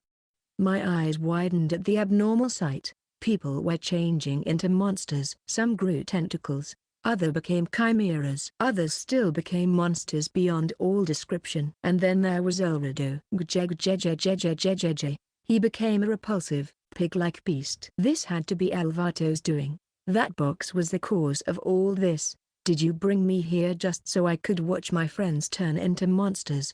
At that moment, I understood with absolute clarity that he was doing all this to make me hate him. Fine. I'll keep my promise to you. Not only had he abducted my dearest friend, he'd turned his fangs on those who wanted to build a bright future with me. My mercy only went so far. I would defeat Alvato and take back my friend. I looked upon my transformed friends. Before I save Aina, I better fix everyone first. It was most likely the work of some sort of magic. I could use my unique skill of analysis to develop a spell that would turn them back to normal. A simple feat, really. Just a moment. I'll analyze the magic now I said to Elrido, but then I started to feel uneasy. What's the meaning of this? I tried to use my analysis, but something wasn't right. My special skills wouldn't activate. And that wasn't all. The magic from my body was dissipating. This had to be Alvato, you cretin. So you've taken my friends and my magic, too. The most I could do was grit my teeth. This was the worst-case scenario. Kingsglaive, the capital of the Laval Empire of Sorcery. Finished with her official business, Olivia Vulvine decided to return to this nostalgic town. Her old colleague, Verda Alhazard, walked alongside her. Damn. I can't believe you made me waste all that time running around gathering ingredients. If this device ends up being stupid, I'll kill you. Gwahehehe. No worries on that front. We're totally gonna need this someday soon. Verda replied. The golden-haired girl was dressed in her trademark white outfit. The scholar genius never stayed in one place for long, but for whatever reason, she had made Kingsglaive her home base and had been fervently developing an enchanted item. This was part of the reason she had contacted Olivia. Can't you give me a better idea of exactly what kind of thing you're making? Naturally, Olivia had her concerns. Verda remained evasive until this moment, and Olivia assumed she would keep up her innocent act, but the scholar defied her expectations. Yeah, I suppose you're right. If my guess is correct, it should be starting pretty soon. If I'm gonna give you the lowdown, I guess I should do it now, she said with a surprisingly serious expression. Verda was about to explain the details of the device when Olivia felt oddly cold. It was some sort of omen before disaster. Something strange sprung up around the main street the two were walking down. Thick fog mushroomed without any warning and stretched across the entire area. Soon after that, they watched as all the citizens began to writhe miserably and ga-ga-ga. G-A-A-J-J. They transformed, making bizarre noises. An odd and horrifying spectacle. Olivia and Verda, however, were famed heavenly kings. It would take more than something like this to throw them off. HMPH, is this the event what you prepared your machine for? Bing ooh, Livy, it might help us beat Al at his own game. Al? You don't mean? Yup, our former colleague. Olivia was able to get the general gist of what was going on. So this horror show was Alvato's doing. Everything that had happened up until that point, including the messy war, was probably because he was pulling the strings behind the scenes. Also he could fight an all-out battle with Ardmetia. That is, the demon lord Varvatos. Verda. Did you know this would happen? Well, not really. I didn't know when or how it would unfold. I just knew something was coming and guessed it might be today or tomorrow. Even as everyone around them changed into monsters, Verda had a silly grin on her face as she went on. Al contacted me a few days ago. You know. Well, we talked about all sorts of stuff, but at the end, he said this to me. Why don't you join me in a fun little battle with our master? And how did you answer? If I joined up with Al, he'd have 3 heavenly kings on his side. That'd leave Var with only you. Livy. Doesn't sound very fair, does it? That's why I told him I'd stick with Var. And he flashed me a big smile. It seems like he wants to go at it with me, too. Verda cackled at his crazed lust for battle. As she did, the citizens continued to transform into beasts. They may look grotesque, but as to whether they still possess human will, Olivia said, staring at the horde of monsters before them. The people-turned monsters spotted the two and immediately let out mighty shrieks. Grah! It was clear they no longer had any grip on themselves. The swarm raced toward them with every intent to kill. TCH, what a damn pain. Unsheathing her sword, Olivia prepared to take on the approaching monsters. She was known as the world's greatest swordsmaster. Her skills were godlike. Even in the face of such things, she could take care of the mob in the blink of an eye. Not a single life was lost. However, each one was struck with the back of the sword. Although they had been turned into monsters, they could probably be returned to their original forms at some point with the help of the scholar genius with self-proclaimed divine intellect. That is, honestly, to think a time would ever come when we'd need your help to win a fight, Olivia grumbled with a sigh as she looked at Verda. Gah, hey! The scholar yelled. Dearest customers of this establishment, we have a no-touching policy here. Sweating all over and looking frantic, Verda dodged the attacks of the monsters. Olivia stared at her questioningly. What the hell are you doing? Just counterattack. I can't even if I want to. My magic's been sealed. What was that? As soon as Olivia heard this, it hit her. The magic coursing through her body was gone. Was this another one of Varvatos' schemes? Nevertheless, she wasn't perturbed in the least. After all, she wasn't really one for magic. She'd always been that way. She didn't have a knack for it and instead chose to hone her swordsmanship and the physical abilities unique to her as a therianthrope. Olivia had never cast even a single spell in battle. Thus, a situation like this where all magic was cut off meant nothing to her. However, Verda, this is pretty hard on people like you who specialize in magic, huh? Yeah, totally. So hurry up and help me out. I'm begging you. The scholar genius cried out, her voice ragged. She was having a rough time, that was for sure. With a sigh, Olivia closed in on the enemy in an instant and took care of each one. You okay? Ha. Why yeah, thank you. All the monsters in the immediate area were now down for the count. However, the population of Kingsley was over 10,000. If they all became monsters, Growag, obviously, it meant there were a stream of reinforcements. We don't have time to deal with every single one. Let's run for it. Verda. What? I dunno. I'm not exactly the most athletic person. Give me a piggyback ride. Livy, Verda demanded, sinking down to the ground as if exhausted from all her recent dodging. TCH, you better start working out when all this is over. Got it? Roger that. I'll concoct the perfect drug. Relying on science instead of physical ability was a very Verda-like idea. Olivia picked her up and raced through the foggy town. Their destination was the research lab that Verda had made her base of operations. We have to hurry up and finish that device, right? Yup. We'll definitely need it if we wanna win, Verda replied casually. Olivia asked her next question in the calmest of tones. What are our chances of winning? Good question. Honestly, we're in a worst-case scenario here. Way worse than I hypothesized. I'm pretty sure our odds are somewhere in the single-digit range. Even if Var goes all out, it won't change anything. Olivia sniffed. Single digits, huh? So that means, that's basically as good as 100%. All that mattered was that it wasn't 0%. As long as that was the case, they could keep increasing their chances of victory. After all, that was how they had won the war several thousand years before. And that sparked confidence in these two. Verda grinned as she clung to Olivia's back. The game's just getting started. The capital of the Assailants Federation, Heel-C Pearl. The city, known for its townscape full of atmospheric wooden buildings, was now a nightmarish scene rampant with monsters. A foggy, fiendish paradise. In the heart of the city, the castle that fell to Elzid's destruction was beautifully restored. And was now his stronghold.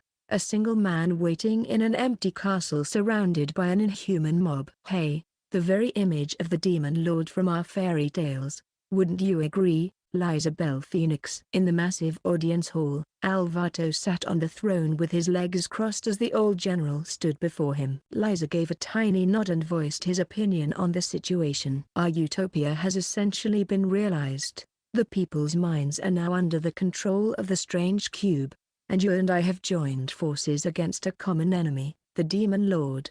Everything is going according to plan. The strange cube, a device that could be activated with the soul of an evil god and used to alter reality.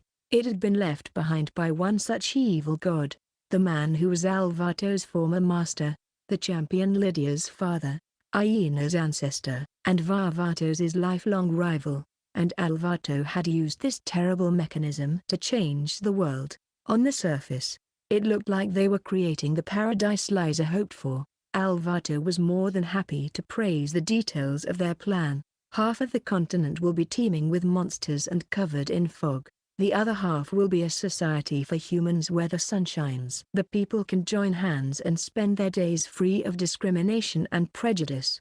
However, peace gives rise to boredom, and boredom turns to madness. So we need to give them some form of adrenaline to prevent everyone from going mad. That role will be played by the monster army and me, Alvato the Demon Lord. The core of humanity would never change, even if they completely overhauled their way of thinking. Knowing this, Liza intended to unite the people by pitting them up against a common enemy. That was his way of realizing his utopia. An enemy would reinforce the bonds between humans and keep his dream alive. We will first use this continent as a model and monitor how circumstances fare. Liza started. After we make the necessary adjustments, the fruit of our labors will spread from the continent to the entire world. Indeed. And when that time comes, you shall aid me once more. Liza wouldn't take no for an answer. A lovely smile crept on Alvato's lips as he looked upon the old man's tight expression. I promise to fulfill your every desire. After all, that's the pact we've had since the very beginning. However, Sir Liza, I don't work for free. You know what that means, don't you? Yes. As terrifying as that fact may be, Liza replied, nodding. In his eyes, his utopia was 90% complete, which meant he wasn't finished. A few factors were to blame for this, one of which was Ardmetia. It was entirely possible to erase the likes of him with the strange cube. Yet Alvato decided that he was not going to do so, all to have his ultimate battle and end his own life in the best way possible. Because Liza was aware of this, he could only let out a slow exhale. I already agreed to the terms, you know. We talked about how the rebels might be annoying, but it's not like they're immune to being killed by us. Isn't that right? Yes. In fact, we should go on a campaign to wipe them out. You know, be more proactive about it. Their magic is sealed right now, yet we can unleash ours in full force. It might be a completely one-sided battle, but we should give them a taste of real hell. Liza knew he didn't mean any of that. Alvato was waiting for the moment when Ard and his friends would overcome the trials Liza set up them and come running to him. I shall uphold our pact, but I do not think your ideal scenario will come to pass, Liza stated. And with that, he returned to his own stronghold. As if to fill the void, Kamiya appeared beside Alvato. Ah, you're back. So my trusty sidekick, what has become of that frenzied king of dragons? I've determined it's impossible to locate her in a short amount of time. Really now? Alvato's handsome features broke into a jubilant smile. What do you think will happen? Will she ingratiate herself to us? Act indifferent? Or maybe, she might do something unexpected. It is not entirely impossible. At Kamiya's reply, Alvato looked up with a spellbound expression. Another touch of drama to our final battle, then. Marvelous. Ah, this will be a delight, he murmured with a tone of self-satisfaction. He remained lost in his fantasy world for some time before continuing. This is all thanks to that girl. As he said this, Alvato and Kamiya teleported to another location. A spacious guest room, on a luxurious, canopied bed at the very center. A beautiful elven girl, Aina, lay prone. Fräulein, I wonder what dreams you are having right now? A terrible nightmare where your own existence is overrun, or a dream where your friends rush to their own suffering? Either way, I need a bit more time before I can make your dreams a reality. Alvato gently stroked Aina's silver hair with a bewitching smile. In the meantime, I shall have you listen to the story of my life, if you can call it that. I'm afraid it isn't very interesting, but it may provide you enough amusement to stave off your boredom. Afterward. It's been a while. It's me, Myojin Kate. I imagine it'll be the dead of winter by the time this volume is in your hands. I personally love winter. I'm terrible with the heat but great with the cold, so I don't even turn on the heater, which means my electric bill goes way down. Plus, 'tis the season for delicious hot pot. There's always the chance I'll get sick of it, since I have it so often. Best of all, there's not a bug in sight. I hate to brag, but I'm the world's biggest insect hater. I had the worst time last summer. I'll never forget what happened in July. It was night, hot and sticky. The darn things were out in full force, and for the first time in a while, I found one in my room. It was smallish. If you were immune to bugs, you might laugh it off and ignore it. Being the wimp that I am, I screamed like a beaver when I saw it. Thus began a battle between me and the pesky thing that lasted well into the night. It was a very quiet war, I assure you. The bug was small, but not microscopic. It was the buzzing type, but this particular specimen could fly around without a sound. So once I lost track of it, I couldn't try and listen to find it again. In this most awful of situations, I stealthily snuck up on the insect, my eyes shooting daggers at it. Slow and steady so as not to startle it, I took hold of the bug spray in the corner, a permanent fixture in my room, and sprayed like there was no tomorrow. My aim was perfect, and I hit its entire body. I was sure I'd done it in, but it charged straight at my face as if it didn't feel a thing. I dodged my foe's ambush. It had some weird power of rejuvenation. Since it didn't make a sound, I instantly lost sight of it again. By that point, it was already 3 a.m. I should have been getting sleep, so I could make good progress on my manuscript the next day, but I knew I would get no rest with an enemy lurking in the shadows. I looked for the little bugger. I was sweating like crazy, and my eyes were bloodshot. I grabbed an extra can of bug spray. There you are. I got you now. Like one of the black team members in Predator. His name is completely slipping my mind at the moment.